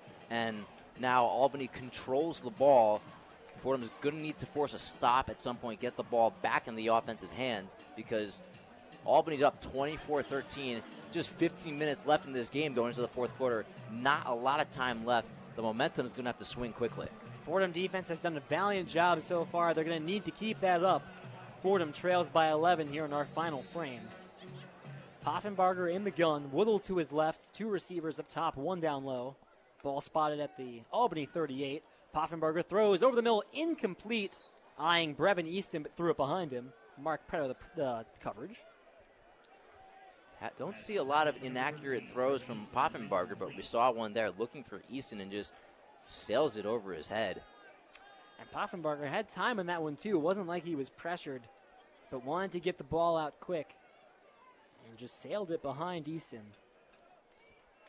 Nonetheless, Poffenbarger having a great night, completing 60% of his passes, 204 yards, 3 touchdowns, building off a strong rookie year in his first game of his sophomore season. 3rd down and 9, needing the Albany 47. Trips left, 1 to the right. Poffenbarger, the snap. Rolling right as he faces some pressure, jukes a couple tacklers. He'll tuck it and run, and green grass ahead, picks up the first down into enemy territory, slides at the Fordham 40, and steps over Stephen Williams after that.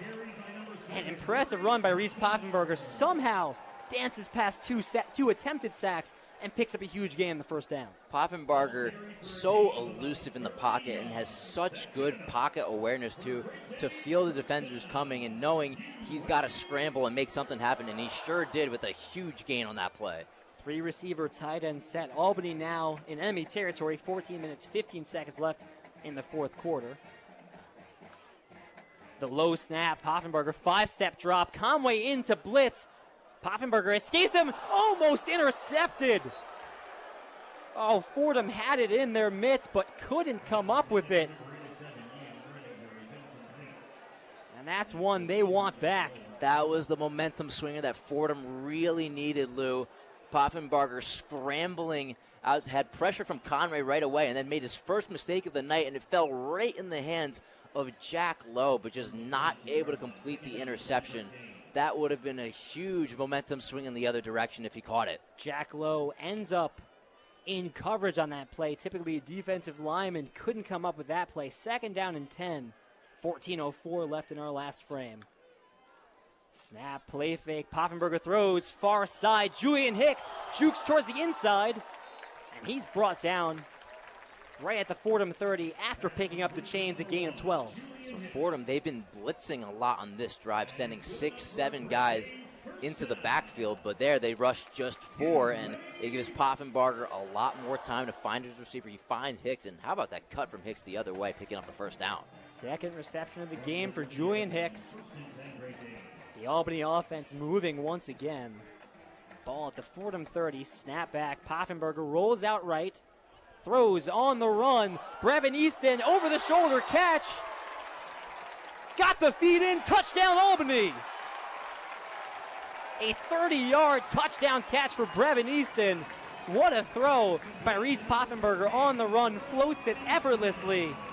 Easton, the over shoulder the grab, gets the feed in. Albany up 30-13. What a throw from Poffenbarger, and good awareness too, waiting for the route from Easton to develop. Easton was cutting towards the middle of the field and then worked his way back to the pylon, and from there, Poffenbarger was just able to loft it up there, and an easy catch for Easton, and a big touchdown for Albany. I'm still in awe. It looked like he just flicked that ball and it flew out of his hands. He's going on the run, working to his right too, and he just floats a perfectly placed ball to Easton. No problem. Poffenbarger, a really good quarterback, and looks like he's due for another big season. Well, you can now, tell why they like him so much. For a third time today, though, a touchdown is not going to be immediately confirmed. We need further review. And this is another one I think you heard in the call, right? We're waiting for the referee to signal. Now, I think the referee was waiting to see whether or not Brevin Easton kept control through the ground, but I think this review will be to see whether or not he got a foot in. Well, you never know what exactly constitutes as a catch. Crazy, isn't it? It looked like he got his feet in. Now, he went to the ground afterwards. I don't know if they're going to look at whether or not he maintained control of the football, but I mean, I'm still in awe of that throw from Poffenbarger. Just a perfectly placed football, doing it on the run, too.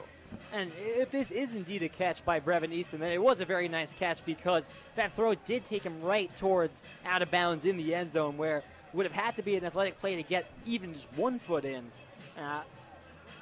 I think that is what they're reviewing, because it did seem to the naked eye like the ball survived the ground. Well, if the play stands, it will be Poffenbarger's 4th touchdown of the night, tying his season high from last year. He had 4 touchdown games against Hampton and Stony Brook, and Fordham just no answer for him. He had a big game against the Rams last year at Jack Coffey Field and burning them again. Not for as much yards. He's got 246 on the night. Yeah, I think I'm a little bit surprised. It feels like he's had a bigger day, at least yardage-wise, than he actually has, only the 246 passing yards, but he's been so efficient and has been so good. We're waiting the call now. He got helped out a little bit. He had one drive where he was set up at about the 25 after the fumble. And confirmed touchdown Brevin Easton, his first of the season, a 30-yard touchdown grab. Albany goes up 30-13 with 13 minutes and 23 seconds left in the fourth. And now John Opalko on for his 4th extra point of the day. Perfect so far, 3 for 3.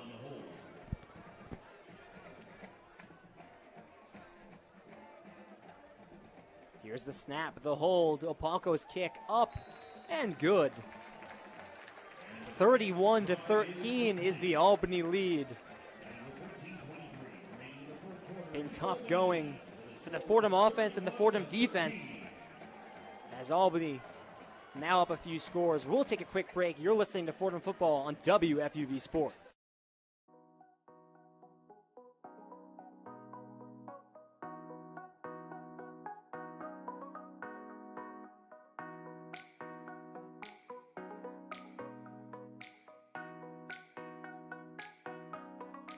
Hey everybody, Sam Davis here. Check out WFUV Sports on Twitter, YouTube, and Facebook at WFUV Sports, and Instagram at WFUV_sports. There you can find all of our content from our beat reporters covering all the New York professional sports, as well as clips and full shows from One on One, New York's longest running sports call-in show. For everything WFUV Sports, follow us on our socials. Well, back with you. Albany leads 31-13. I'm Lou Orlando, joined by Brian Rabacs. Annabelle Watson, our on-site producer. 13 minutes, 23 seconds left in this fourth quarter. Albany has just taken a pretty substantial lead. Sam Hogan ready for the kickoff, puts toe to leather, kick end over end back to the Fordham 5. Taken up the near sideline by MJ Wright, table-topped past the 25, falls down at the 27. For Fordham, you find yourself down by 18 points in the fourth quarter. Not an envious position to be in, but especially the way this offense has been playing so far. If you're going to work your way back into this game, even amidst the offensive struggle like you just mentioned, you're going to need a big play. Their biggest play of the day was a 38-yard pass to Allen earlier in the game, and they just haven't been able to drop a big play since then. Wide receiver stacks on either side. Loughran to the right of Montez. Snap back the give to Loughran up the middle.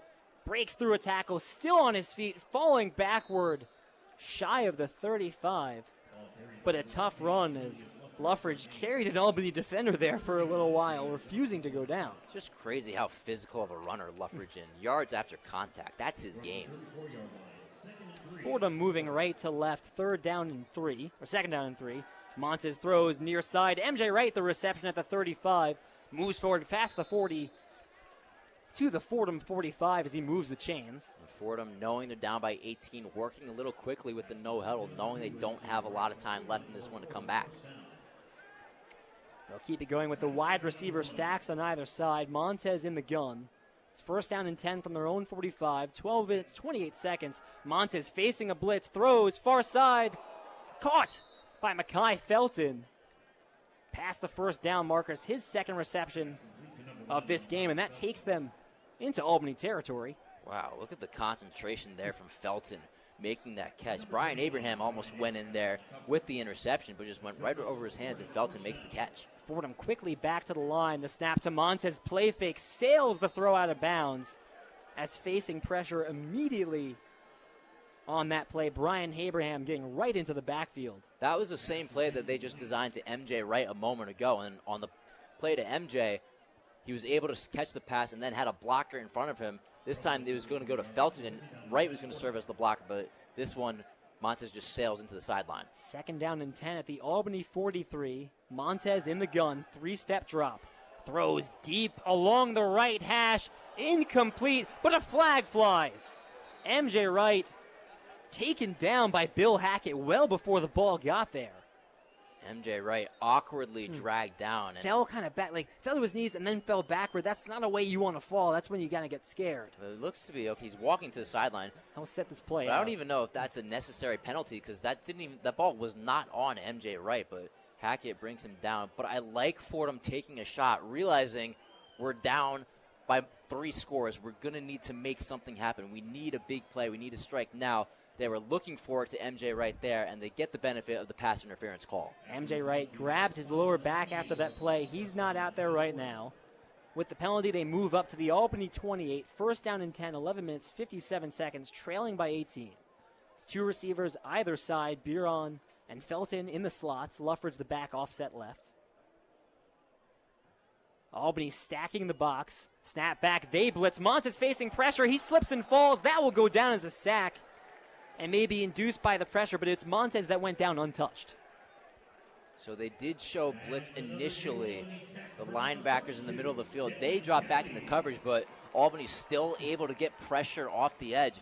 I believe it was Junkage again. Abraham got in there as well. They do a good blitz, and Montez just goes down in a heap. Loss of 7. Montez's feet just fell out right from under him again, untouched there. Second down and 17, now back at the Albany 35. Montez play fake, 3-step drop, now rolling right, throws deep over the middle, looking for Garrett Cody, and incomplete. And that's been a running theme on those deep shots that C.J. Montez has been overthrowing his receivers by a step or two. And the good coverage there from Hall, too. He was right there with Cody, running the route with him, and Fordham still taking shots at the end zone, knowing they need to make something happen quick. But now they have a very long third down conversion coming up. I don't know if they're going to go underneath and go to the middle of the field, try to pick up a chunk of yardage, but either way, down by 18, you have to figure it's 4-down territory. Third down and 17, ball at the 35. They need the 19.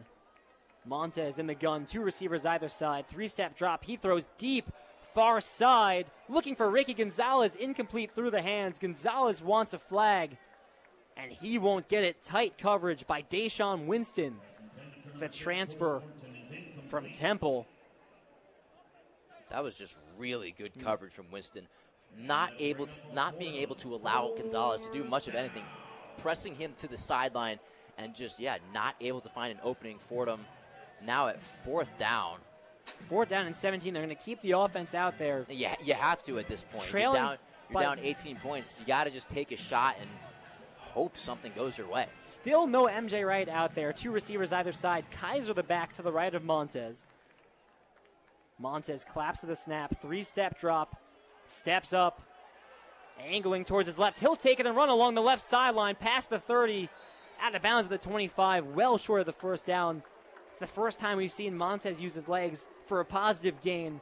Would have been a great play on 3rd down, but on 4th down, not enough to pick up the chains. Well, that's a result of this new look Albany secondary with the 2 transfers in there, and then you also return Walker and Hackett, and there was just great coverage down the field. Obviously, would have been a near miraculous situation if Fordham was able to convert that 4th and 17, but Montez, there was no receiver open down the field, tried to take a shot with his legs, and just unsuccessful.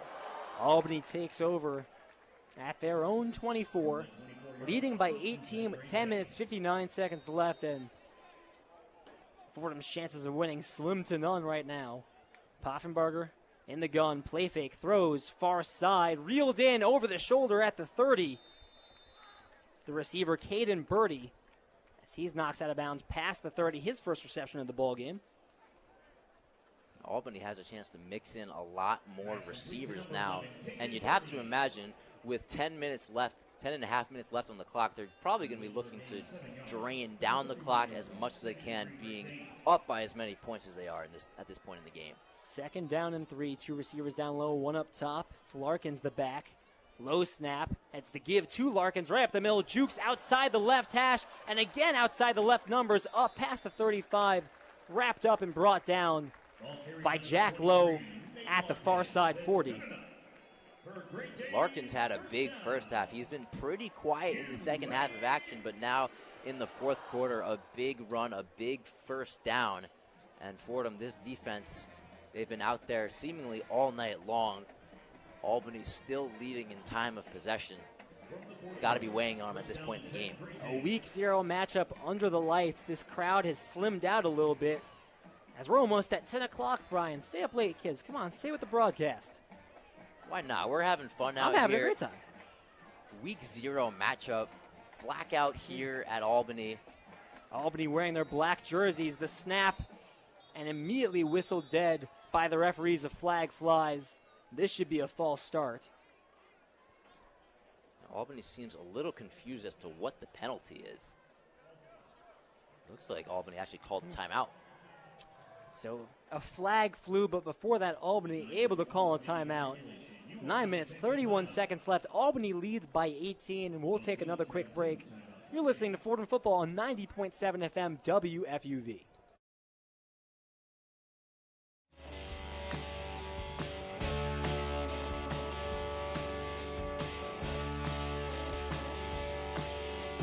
Brian Gregory here, joined with Michael Calamari and Andrew Galata, 3 of your hosts for Nosebleeds, WFUV's only baseball podcast. Tune in every week as we recap the latest from the Bronx and Queens, as well as news from around the MLB.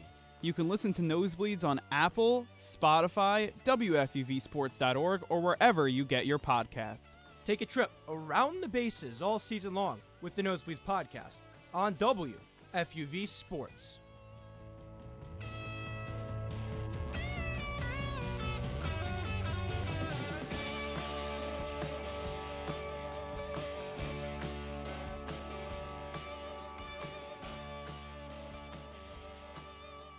Well, we're back with you. Fordham Football and WFUV Sports. Lou Orlando, Brian Rabacs, Annabelle Watson, our on-site producer. Albany at their own 40, 1st and 10, 9 minutes, 31 seconds left in our final frame. Poffenbarger the give to Larkins. Nothing but green grass. Run up the middle, gets past the 40, jukes forward the 30, falls down at the 30-yard line. A huge run by Nate Larkins takes it into enemy territory. a 30-yard run. Nate Larkins has really impressed in his Albany debut. Oh, I'm sure Larkins' eyes lit up on that play, seeing a huge hole open up on the right side. He hits it immediately. Good instincts, and then just had, like you said, nothing but green grass in front of him. A huge gain, and he has been having a really strong night in his first game as a U-Albany Great Dane, and you have to be encouraged if you're this U-Albany coaching staff and if you're offensive coordinator Jared Ambrose, seeing how you don't have a set running back, but you're going to use a couple different options, and Nate Larkins, a really good first impression in his Albany debut. The transfer from Bentley, where he spent 4 years, that's a D2 school. A big run there. Poffenbarger in the gun, play fake, sits in the pocket, throws over the middle, incomplete, looking for Birdie. Nice coverage there by Damaris Rice-Williams, who's slotting into a starting safety role this year for Fordham. Yeah, they went to Burton earlier on the drive, tried to go to him again, but D. Rice-Williams with just really good coverage, played in 11 games last year and had some nice plays, a couple pass breakups, but like you said, working from a backup safety to now this year coming in as a starter, and really nice coverage there. Shows you the talent that he possesses. And you know I'm a big fan of him. I told you as much on the football preview show that, I mean, he just looks so good in camp this year. He's been so physical, and a really nice play in coverage there. Poffenbarger in the gun. 2 receivers down low, 1 up top, Lark in the back behind him. Play fake, it's the give to Faisal instead. Up the left hash, breaking through, past the 20, into the red zone, finally pushed out of bounds, inside the 10.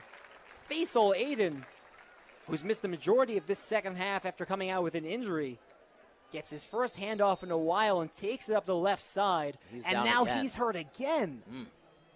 An impressive run by Aiden there, takes Albany inside the 10. But he's banged up, sitting upright along the Fordham sideline. It was an injury that pulled him out of this game towards the end of the first half. That kind of paved the way for Nate Larkins to get the majority of the carries here in the second half.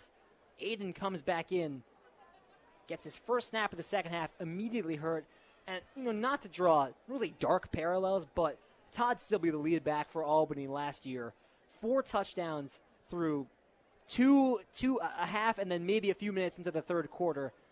Then gets hurt against Fordham, tried to come in a couple times, kept getting hurt, eventually pulled from the game. This is the second time we've seen Faisal Aiden, and again he's hurt. Yeah, it looks like a lower body injury that he keeps nursing.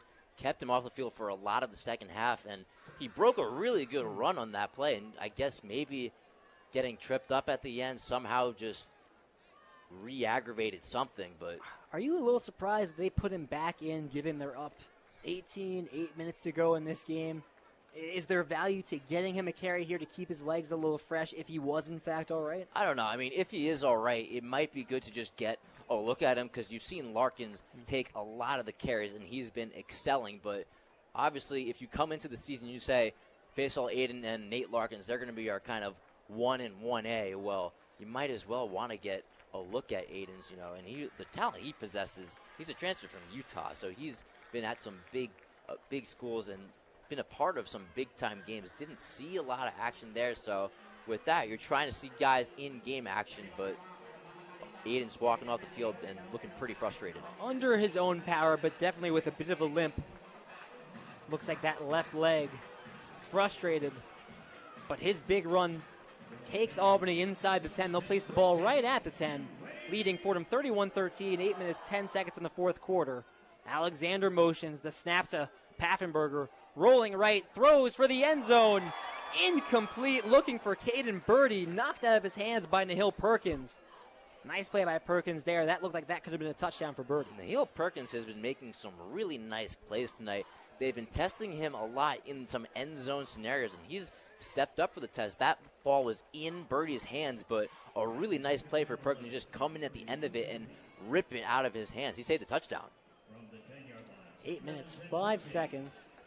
Fordham trails by 18. Second down and 10 from the 10, so this is a second and goal scenario. Poffenbarger in the gun. Little behind him. It's the give to Larkin up the middle. Gets one, but knocked down at the Fordham 9.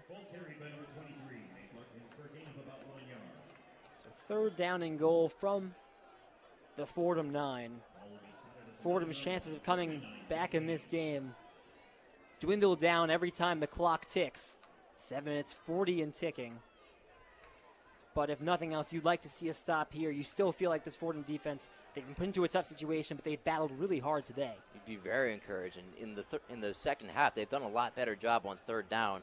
Albany just 1 of 3, now getting their first chance on a third down conversion in the fourth quarter. Couple tight ends of the line, one receiver either side. Poffenbarger, end zone shot, near side. The attempted leaping grab by Levi Wentz.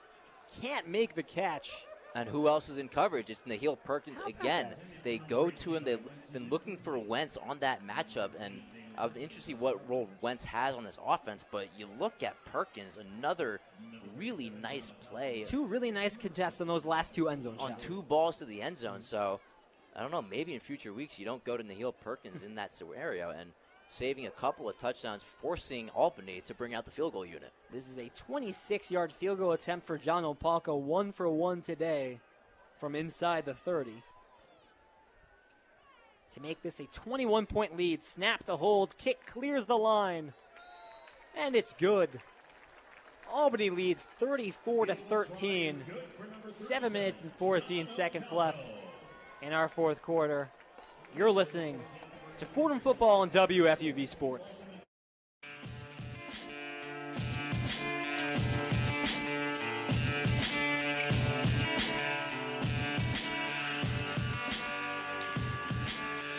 What's up, everyone? I'm Danny Scott. I'm Tyler Hu, and we're 2 of your hosts for WFUV's College Gridiron. We'll discuss all the best games from around the world of college football.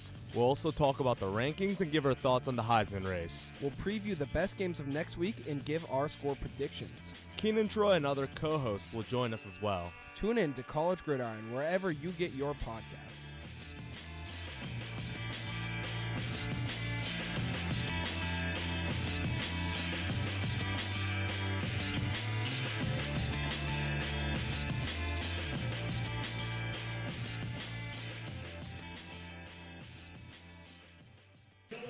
Lou Orlando, Brian Rabacs, our on-site producer, Annabelle Watson. Brian, I'm going to hit you with the Nick DeLuca line. Our entire WFUV Sports crew. Albany gotta pay homage to Nick DeLuca. Have to. Albany leads 34-13. 7 minutes, 14 seconds left in this final frame, and this season opener less than ideal for the Fordham Rams so far, but at minimum, barring a turnover on this special teams kickoff, CJ Montes and the Fordham offense will get one more drive, if nothing else than to work out some kinks and set yourselves up better for next week against Wagner. Right, you still have to play the rest of this game out. Even though you're down by 3 touchdowns with 7 minutes left to go in this contest, you still got to play the rest of these minutes out. So Montez and the rest of the offense, they're going to have another crack at it and have a chance to show something, go out with a fight towards the end of this game, but ultimately just hasn't gone Fordham's way, and they find themselves in a deep hole in the fourth quarter. Albany went 3-8 last year. It's been a tough go of things. They were really dominant in the back half of the 2010s. Were ranked in 2016, ranked as high as 16th, and were ranked for a 5-week stretch back then, but the last few years, they've fallen on some tough times. Greg Cattuso, as head coach, has really seen the highest of highs and the lowest of lows here at Albany. Kicks away. Hatfield to return along the near side hash, past the 20, past the 25, jukes forward past the 30. A flag flies in the backfield, and the positioning of that flag makes you think maybe this is going against Fordham. Yeah, normally when you see a flag on a kickoff return, it almost, I want to say maybe 98% of the time it goes against the return team, and that's exactly what we have. Blocking the back for Fordham, so solid return from Hatfield, but it ends up coming back. Oh, a nice return by Mason Hatfield, the sophomore running back. Getting his first career kick returns in this ball game. Did not return a kick last year. But a talented sophomore, very athletic. Unfortunately, with a block in the back, that's going to set Fordham back inside their own 10. Right at the 10-yard line. Trailing by 21, but take over 7 minutes left here in the fourth. Trips left, one receiver on the right. Montez claps to the snap. It's a give to Loughran right along that right hash. Moves forward past the 15, down at the Fordham 17. strong first down run from Loughran there, gaining about 7 yards. He's been running physical all night long and continuing to move the pile. Same formation, low snap. Montez picks it up off the ground, and now he'll take a sack. Guess who? Anton Junkage.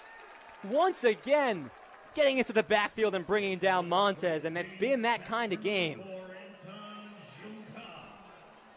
Junkage, that's his second sack, and for Albany, it's their 7th sack of the night. So they've been getting pressure and disrupting Montez in the backfield all night long. 3rd down and 11. They need their own 20. Ball at the 9. Wide receiver stacks either side. 6 minutes, 15 seconds left. Snap back. Montez at the 1-yard line. The quick check down over the middle to Julius Loughran. Jukes outside the numbers. He's short of the 20. And a valiant effort there by Julius Loughran. He'll be a yard, maybe 2 short. They'll call it 2 short of the first down. I think no reason not to go for it here. Yeah, you might as well. I mean, look at the way this game has gone. Might as well have a 4th down, give the team a 4th down opportunity, and just do anything you can to keep the offense on the field. And they will go for it with 5 minutes and 40 seconds left. Wide receiver stacks either side. Loughran the back. The snap, the give to Loughran up the middle, moving forward, and picks up enough to get the first down. It's right at the chains. Referee currently standing at the 20. That's where the first down marker is, so that should be enough to move the chains, and it is. Wide receiver stacks other side. MJ Wright back in the game after coming up a little hurt on that last drive. Snap. Montez facing some pressure and brought down. Junkage again. 2 sacks on this drive, his 3rd of the game.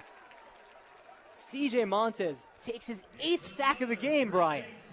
Yeah, Junkage has been in his face all day long, and Fordham's aware of him too. If you've noticed on the last couple of plays, they've had 2 blockers on him, but it seems like it's not making a difference. Junkage just keeps getting back there. He's an animal as a defensive end for this Great Danes defensive unit. He's given left tackle David Ebomenya a lot of trouble today. 2nd and 18, Montez in the gun, 3-step drop. Someone's helmet is off. That's A.J. Simon. Montez will take it and run along the near side. He'll slide short of the 20 down at the 18. A little bit of a scary sight. A.J. Simon's helmet came flying off in that pass rush. Man, always scared to see someone's helmet come off, and A.J. Simon's going to come off the field for a play. But if you're looking at Fordham, and you're going to analyze the tape of this game, I mean, the offensive line play has to be better. You can't take 8 sacks and expect to win a lot of football games. So that's definitely something Fordham's going to need to improve on as the season progresses. And the offensive line, coming in, we thought was a strength. Lucas Portes, Ryan Joyce, David Obamenya returning. Snap back, Montez in the gun, floats one down the left sideline for Garrett Cody, nearly intercepted. A nice play by Amir Hall trying to jump that pass. Got his hands on it, but the ground knocked it loose. We've been calling Amir Hall's name a lot tonight, and rightfully so. Fordham's gone his way many times, and he's just maintained tight coverage on these receivers. And part of why he came to Albany is that he sees the program trending in a positive direction and wants to see them go from a struggling program to a winning program, and Albany winning their first game of the 2023 season tonight. Transfers Deshaun Winston and Amir Hall coming in, immediately taking over starting positions and immediately impressing, making a huge impact in this game. Hazlitt's punt is away, back behind the Albany 40. The fair catch by Jackson Parker at the Albany 39. You brought up the O-line. I do want to harp on that a little bit. David Ebomenya played right tackle last year. Guess who was left tackle? That'd be Phil Sala, who was a first-team all-conference offensive lineman. One of the best offensive linemen on that line, and obviously for a right-handed quarterback, left tackle really important, and that's where a lot of the sacks have come from, right, that blind spot. And it really feels like Junkage and Simon, who have kind of swapped on that right defensive end position, have both given Ebomenya a lot of trouble. Yeah, and when you're Ebomenya, moving from right tackle to left tackle, it's a tough transition for an offensive lineman, and we're seeing him struggle in his first opportunity there this season. Poffenbarger in the gun, the snap, the give to Woodle, right up the gut. This time nothing doing there. A wall led by Jack Lowe, who's now given a bit of a shove to Griffin Woodle. And it seems to be getting a little physical out there. I mean, Fordham the game hasn't gone their way. You have to imagine a lot of these players are very frustrated, not the way that they wanted to start this season, and seems to be blowing over here towards the end of this game. Jack Lowe has been visibly frustrated in this fourth quarter. There was a play earlier where he kind of gave a shove to an Albany player at the end of the play, and there again getting in the face of that Albany scrum. And I mean, needless to say, right, trailing by 21, they've really gotten it handed to them so far, and this is a Fordham team that comes in with massive expectations. Hey, yes, they lost Tim DeMore, they lost Ryan Greenhagen, but they've said it themselves. There's still a lot of talent on this team, but they're the ones that have to prove it. And so far they haven't done it in this game. Obviously it's a long season, but this is a team that still thinks they can contend and win the Patriot League title or contend for an FCS at-large bid. Obviously this is not the start that they want. I mean, you look at the preseason poll, Fordham ranks second in there, so the expectation level, not even just inside that locker room, but outside, they're still expecting a good season from these Fordham Rams, and obviously not the start to the year that they won. But Albany's got expectations too. They're coming off a 3-9 season, and their defense struggled, but they bring back a lot of guys who were first-year starters last year, so maybe that played a role into their struggles defensively, and tonight, defensively, they look outstanding, obviously with the 8 sacks, and they weren't getting any pressure on the quarterbacks last season, so come out firing with 8 sacks. A great night for Albany, who looked to improve this year, but Fordham also looking to maintain their excellence of last season. We just haven't seen that tonight. I know the Albany record last year, 3-8. This team is better than 3-8. I'm not making excuses for Fordham. I think they should be able to compete with this team. But Reese Poffenbarger, in his second season, looking to take a step. They've bolstered their secondary, new defensive coordinator. But you look at Albany the last 3 years, 1-3 in the spring season in 2020, 2-9 2 years ago, 3-8 last year. But you have Poffenbarger, you have a very talented unit. I think this is the start of an upswing for Albany and maybe getting back to the heights that they were at the back half of the 2010s. Set for action to resume after a little bit of a scrum. 3 minutes, 58 seconds left. Albany ahead 34-13. Poffenbarger in the gun. Wide receiver in motion. It's the give to Larkins right into the backfield. Sam Burkle called a loss of 2.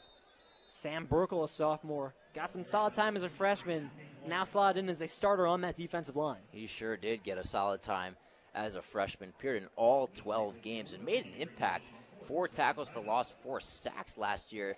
If you remember his monster 3-sack performance against Colgate, so he made a great first impression in his freshman year. Now expected to take a step forward as a sophomore, moved into a starting position after a couple of injuries, but he's a guy that they're really excited about up front on that defensive line. Well, Fordham will use their second timeout. They're not going to let Albany run the clock out here, so the clock stops at 3:53.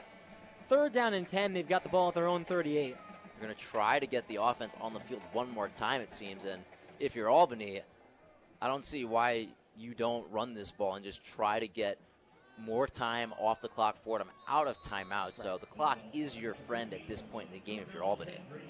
Poffenbarger in the gun. Woodle to his left. 2 receivers down low, 1 up top. The tight end right. Poffenbarger rolling right, facing some pressure. Conway tripping up alongside Matt Jaworski, and Poffenbarger will fall down shy of the 40, well short of the first down. A little bit of confusion after this play. Poffenbarger exchanging some words with the refs. They wanted a late hit on Poffenbarger. Looked like Jack Lowe and Burkle, someone fell on him at the end of the play after he went down. Conway and Jaworski combining for the initial tackle.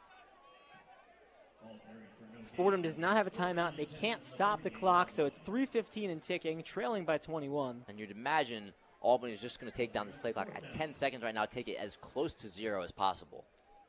They might even call a timeout at 0. Pastula doesn't really seem ready to receive the snap. Or just take a delay of game at this point. They do call a timeout. They'll call the timeout right as the play clock hits 0. So the clock stops at 3 minutes and 1 second. Albany with 1 timeout left. Not that they'll really need to use it. Up 21.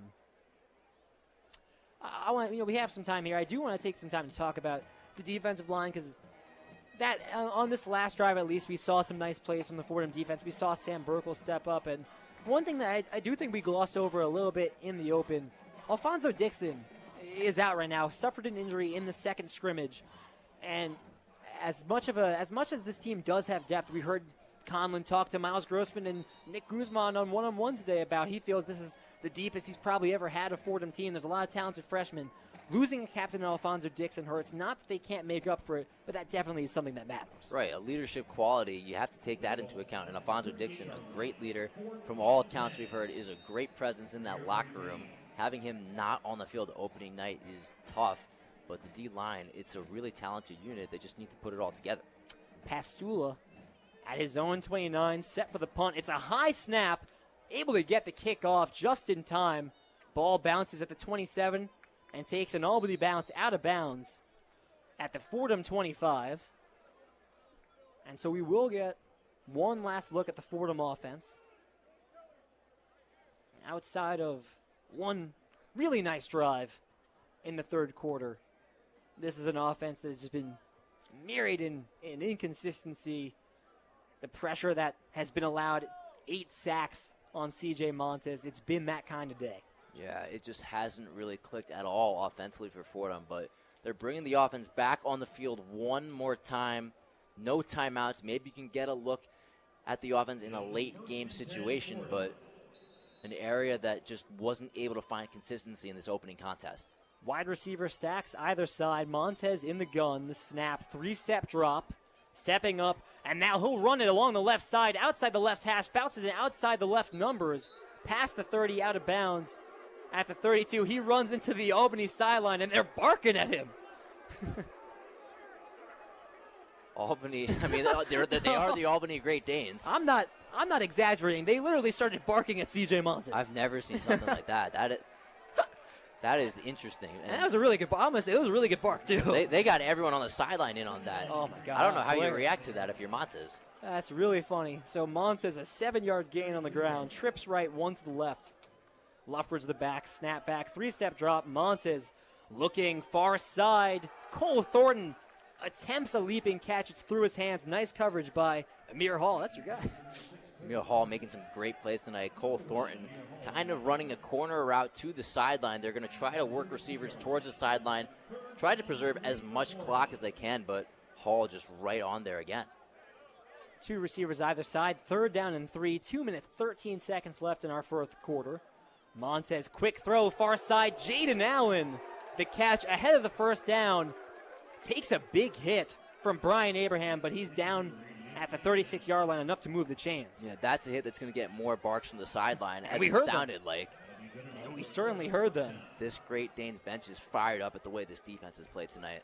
Montes, 3-step drop, sits in the pocket, now steps up, he'll run right, shovels to Julius Loughran right over the middle, receives it at the 42-yard line. He's brought down right there. Dylan Kelly in for the tackle. Dylan Kelly, a name we haven't really called all that much And that tonight. might be my bad because he's got 11 tackles today, leads the team. And he was a great tackler on the team last year. He led the team with 97 last season. Snap back, Montes in the pocket, shifting his feet. Now he'll run for it again, shovels forward. Incomplete to Julius Loughran. Takes a big hit as the ball flies out. Massive hit by Michael Lucian, the junior linebacker.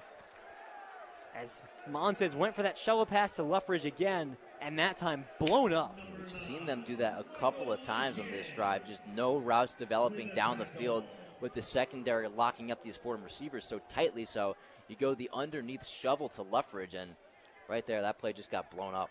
3rd down and 5. Minute 17 left in this one. 2 receivers either side. Kaiser the back to the left.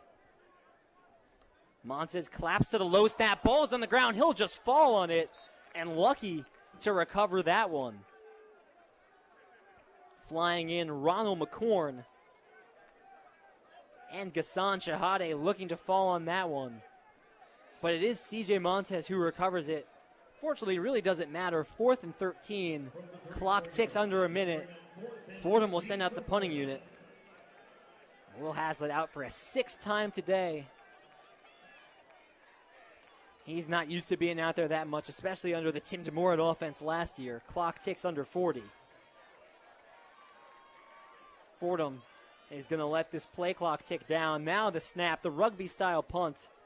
Fair catch by Jackson Parker at the Albany 25. 30 seconds left in this ball game. Albany ahead 34-13. And I'd be surprised if this isn't just a QB kneel, one play, and we're done. Yeah, we're at that point in the game. Even with the clock winding down, I'm really liking the energy that this Albany sideline is bringing. It's a really tight-knit unit, as it seems like, and these players really excited for what this season's bringing, even coming off of last year, and they're really anticipating a good season with a new look on defense, and we've seen a more physical brand of football on defense from Albany tonight. Victory formation for the Albany Great Danes. Boffenberger goes down to a knee, and that will wrap this one up. A commanding 34-13 win. Albany over Fordham. Only thing left is for the clock to tick down. This game is over. Our coverage isn't. Stay tuned for the one-on-one post-game report after this. But first, Brian, let's stay here and break this one down a little bit. A disappointing loss for the Fordham Rams. The offense struggles. Defense gets put in a tough spot. Clock ticking down. There's the whistle. It's official. A really tough loss to start this season. Certainly not the way you wanted to start the 2023 season if you're Fordham. We've seen them get off to good starts. Last year they started out undefeated for a while, and now they just haven't been able to keep it going.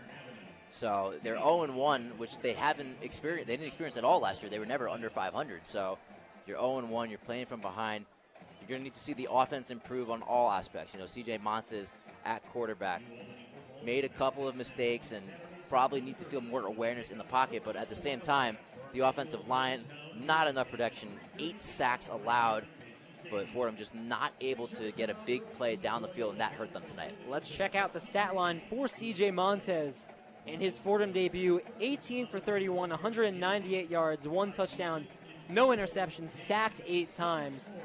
A really tough debut for C.J. Montes. Had some tough throws, didn't really sense the pocket all that well.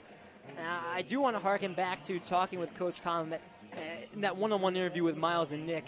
C.J. Montes is the starter. That doesn't rule out that we might see Jack Capaldi this year.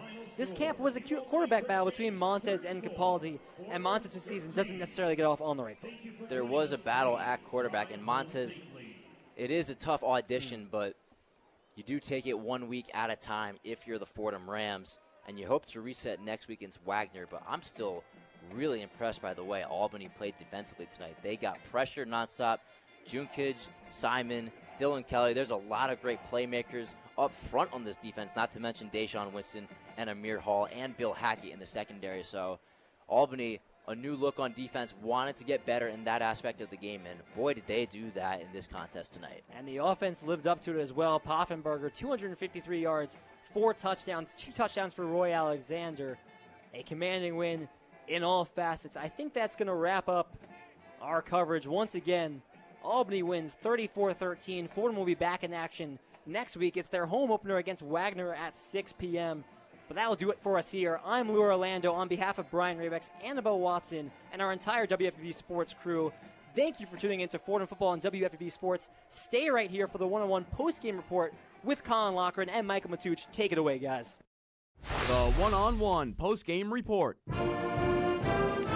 Welcome to the one-on-one post-game report. Your final score is the Fordham Rams 13, the University of Albany Great Danes 34. I'm Colin Loughran here in our Rose Hill studios. The first game of the Rams season ends with a loss. Ultimately, the boys from the Bronx could not overcome a solid outing from Reese Poffenbarger and his Great Danes. We'll get you some highlights and a one-on-one scoreboard from around the world of sports.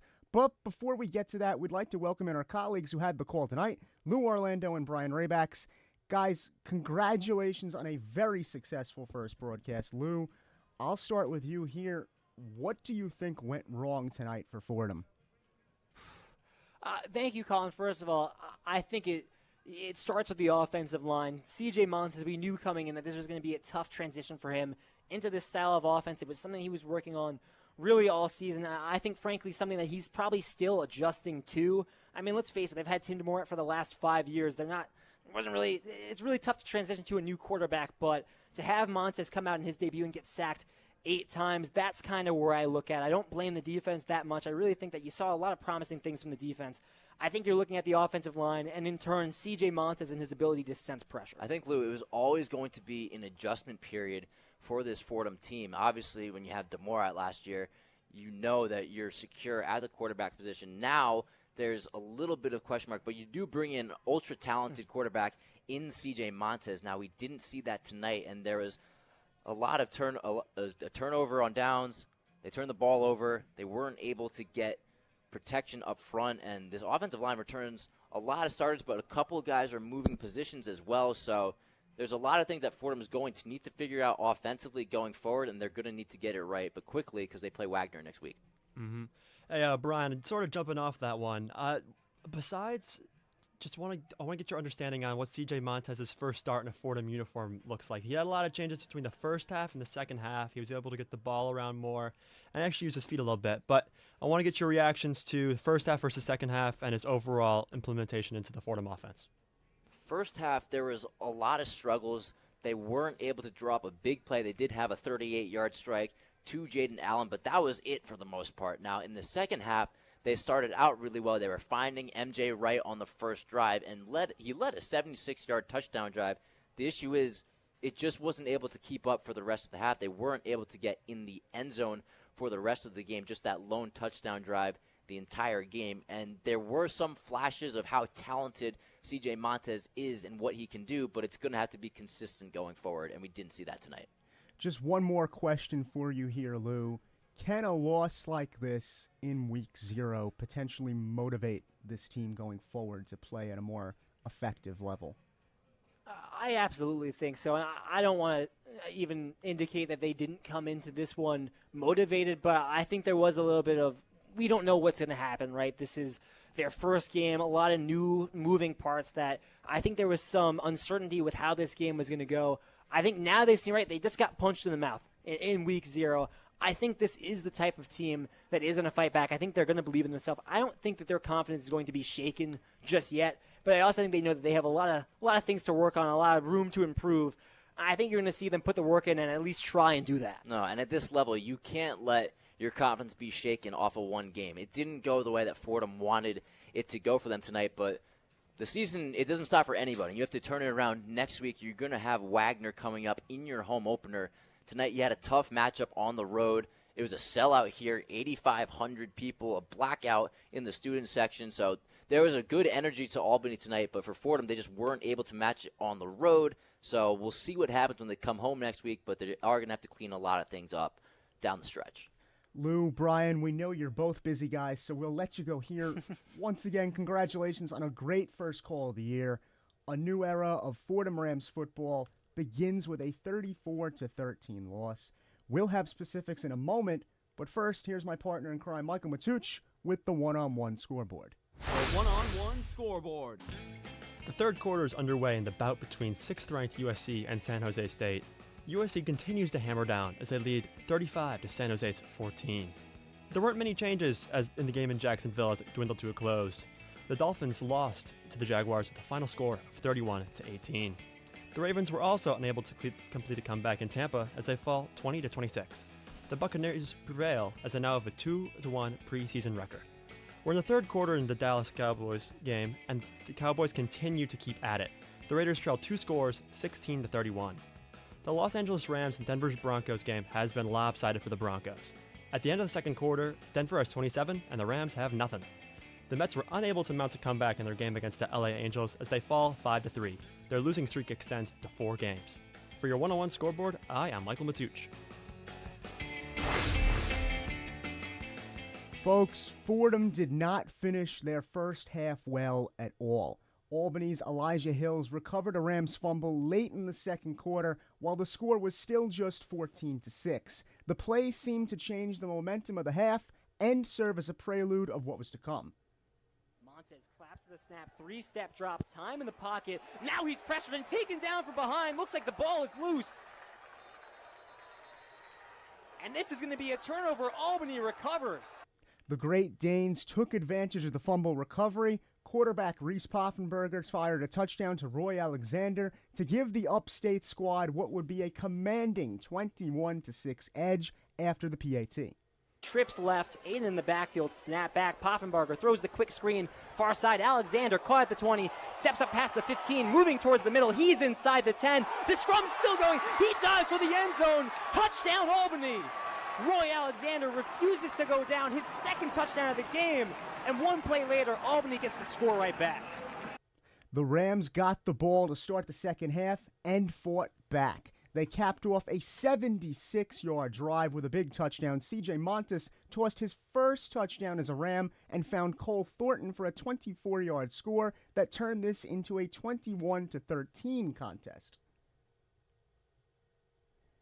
After the two exchanged 3-and-outs, Albany's offense drove 71 yards down the field and extended their lead to 24-13 thanks to a 21-yard field goal from John Ocalco.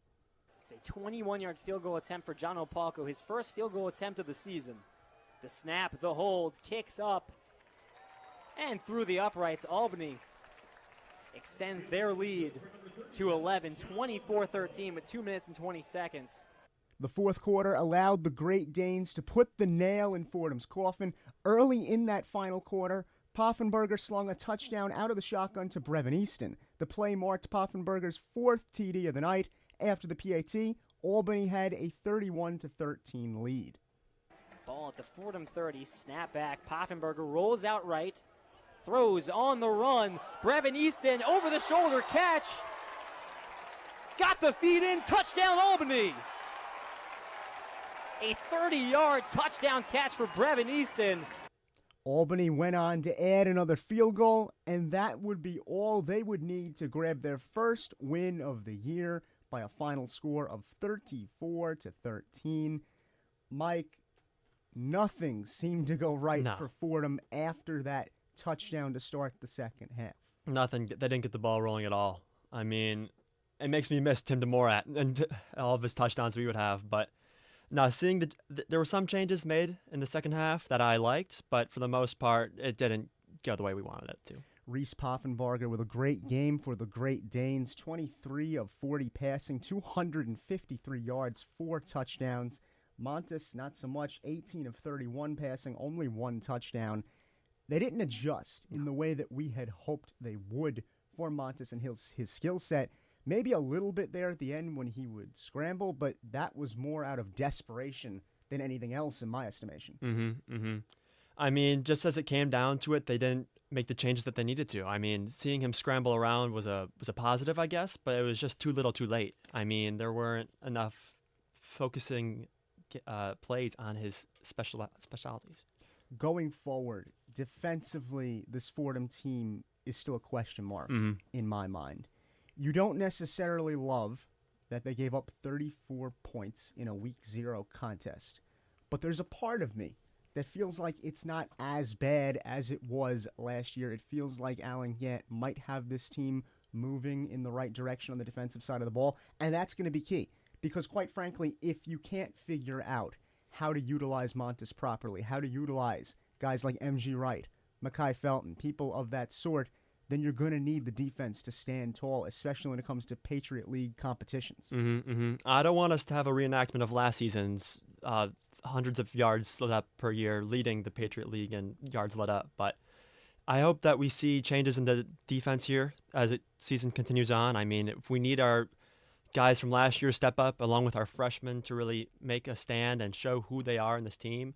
I was hoping Lou was going to comment more on who he wanted to step up. He talked about that in the fourth quarter broadcast. He's looking for guys to step up.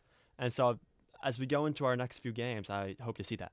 Not a pretty start to the season for the Fordham Rams. Once again, your final score is the Fordham Rams 13, the UAlbany Great Danes 34.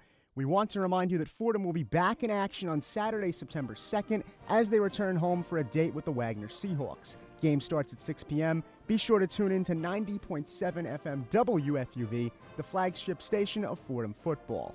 That'll be all for us here on the one-on-one post-game report. The sports director of WFUV is Bobby Chaffardini. The in-studio producer was Ralph Barbieri, and the supervising producer was Julia Moss. Merrick Rhodes and Evan Harkin handled the highlights. Marty Dembele was the engineer, and the on-site producer was Annabelle Watson. Michael Matuch took care of the updates. A huge thank you to Joe DeBerry and all of his staff for their help this week. For Lou Orlando, Brian Rabacs, and Michael Matuch, I'm Colin Loughran saying so long. Have a great rest of your night. Fordham Rams Football is a production of WFUV Sports.